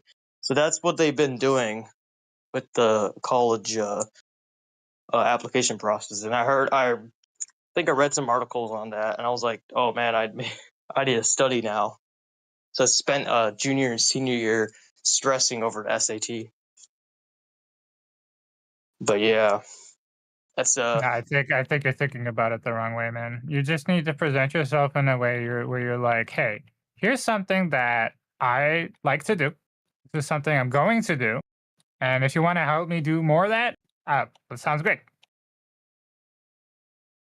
Yeah, it's true. That's it. That's all you need.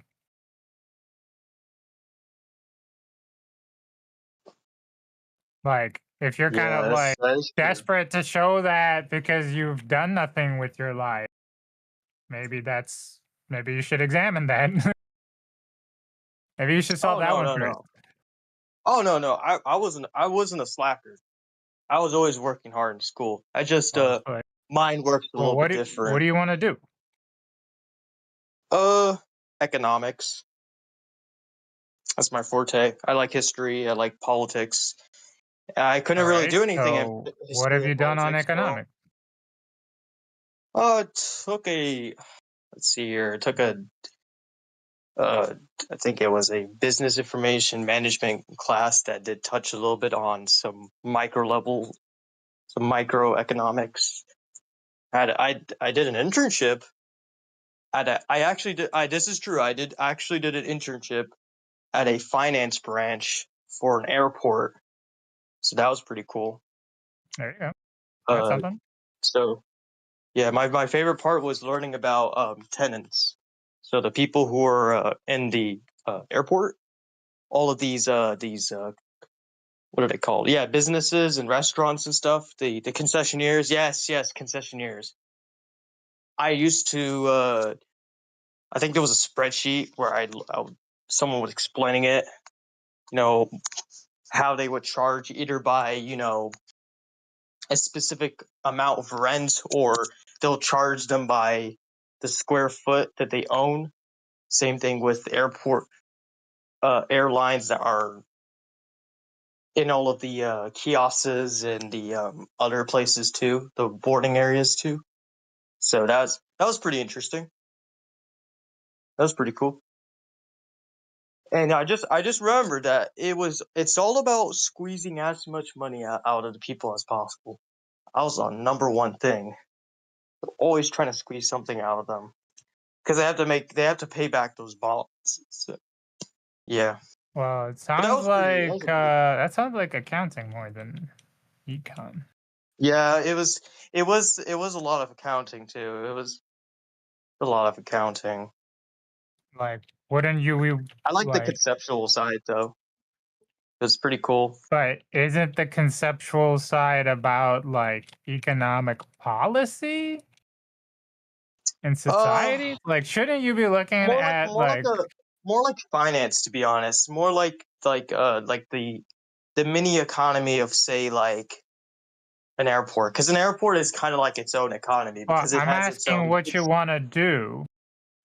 And What it's I want to like, do. you want to be doing that, or you want to be talking about like economic theory in legislation, for example?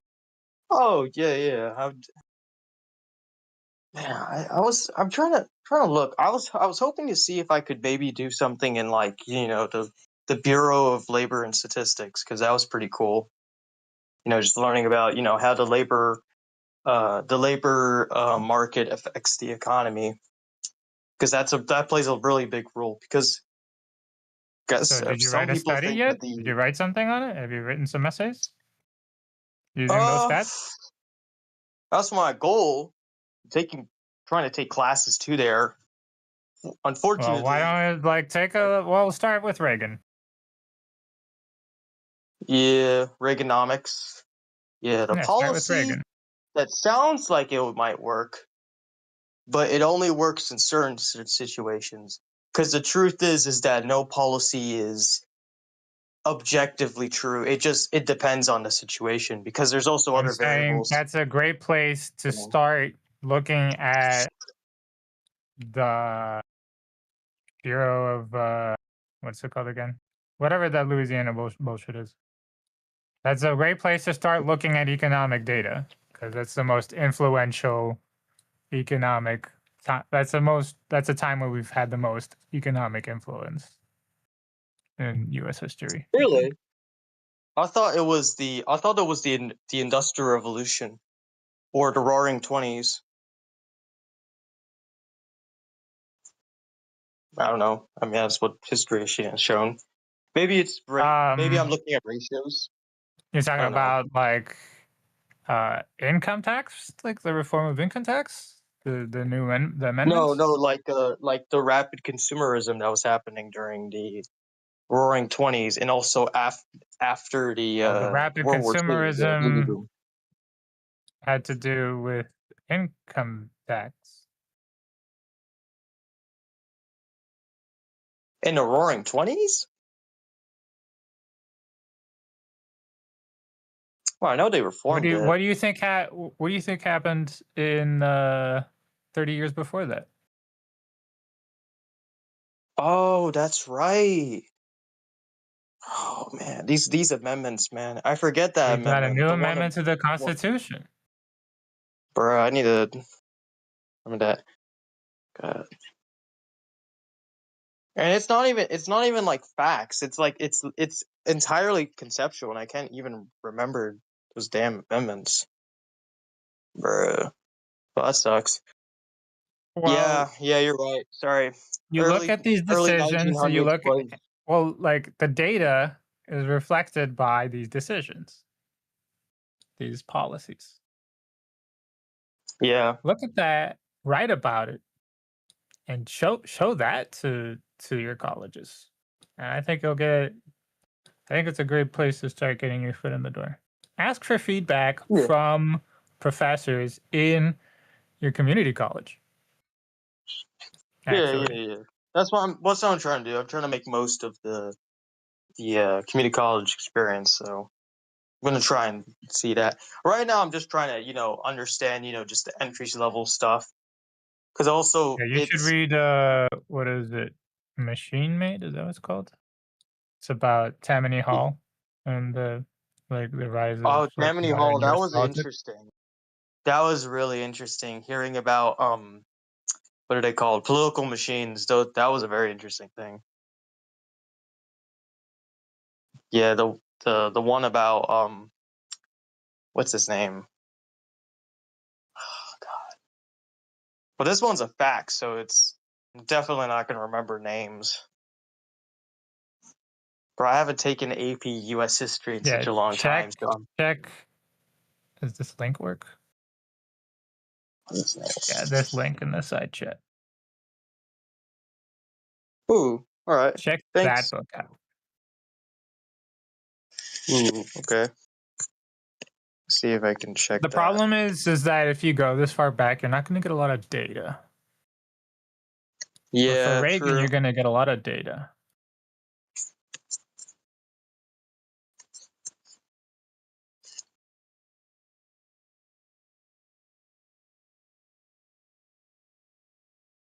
William Boss Tweed. Ah, yes, Boss Tweed.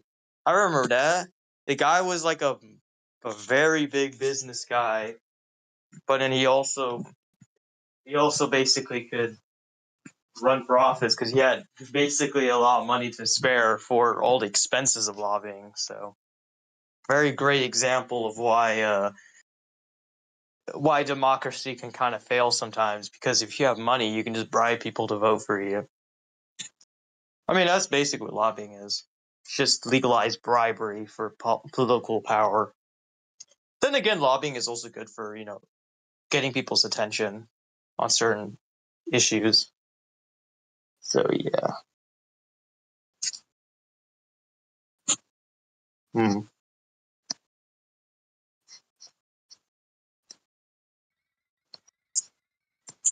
Oh, yeah, I was going to ask, did you guys see the World Cup? Just in general? Nope. You didn't see the World Cup? Nope. Pretty cool. Oh. How about you guys? Did you guys see the World Cup either?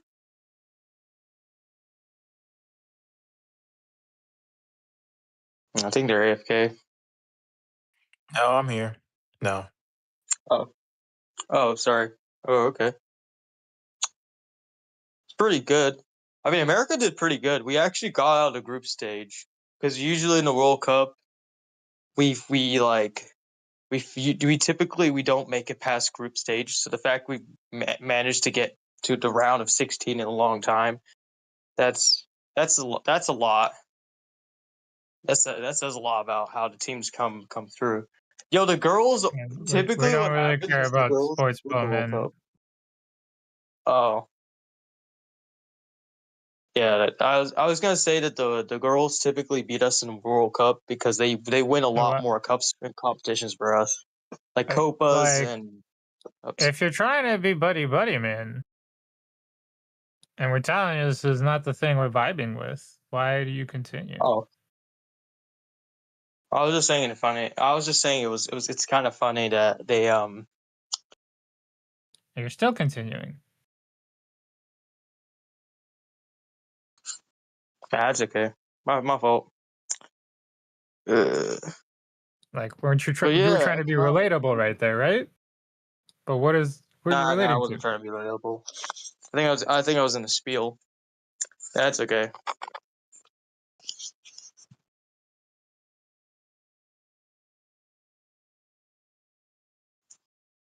You play any games? Sure. What games do you play? Playing Overwatch right now. Trying to shed the disease, I guess. Overwatch. I thought Overwatch died. Yeah. I'm confused. Maybe. I thought the hype for Overwatch was gone. I know Valorant is struggling.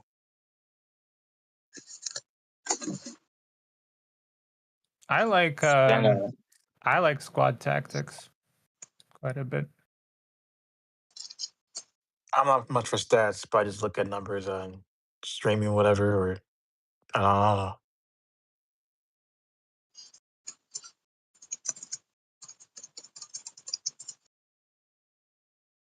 Popularity.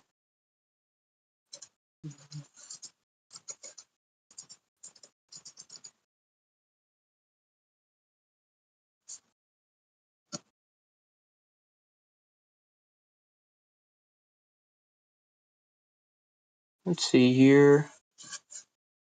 New Valorant esport records by language trained championship. Oh no, these are viewers. These are not players.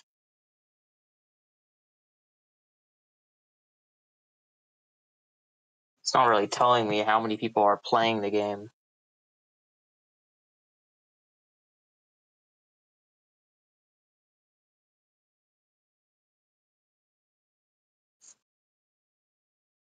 It says 70K about on Steam alone.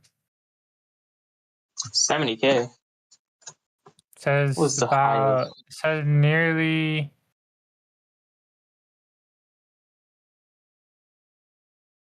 nearly 856K daily active users.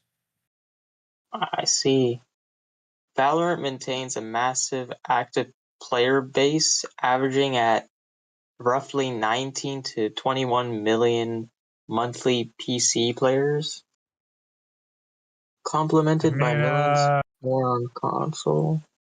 More peak daily. It's basically Counter-Strike. Everyone loves Counter-Strike, I guess. Oh yeah. Oh, everyone knows Counter-Strike. That's a good game. That's a good one. I'm Well, not I guess into it. the mean should be situated at about let's say, yeah, basically that's silver 1 is basically the distribution for ranks. That's like the average player is probably going to be on silver 1. But what's the median? Hold on, let me take out my calculator real quick. I assigned it a number. Oh, what? You're giving a box plot? 15. Yeah, sort of. No, I was just trying to find a median. Try and see where it's at. You could just ask it for a box plot. Yeah, I should probably ask for blocks plot. Plot.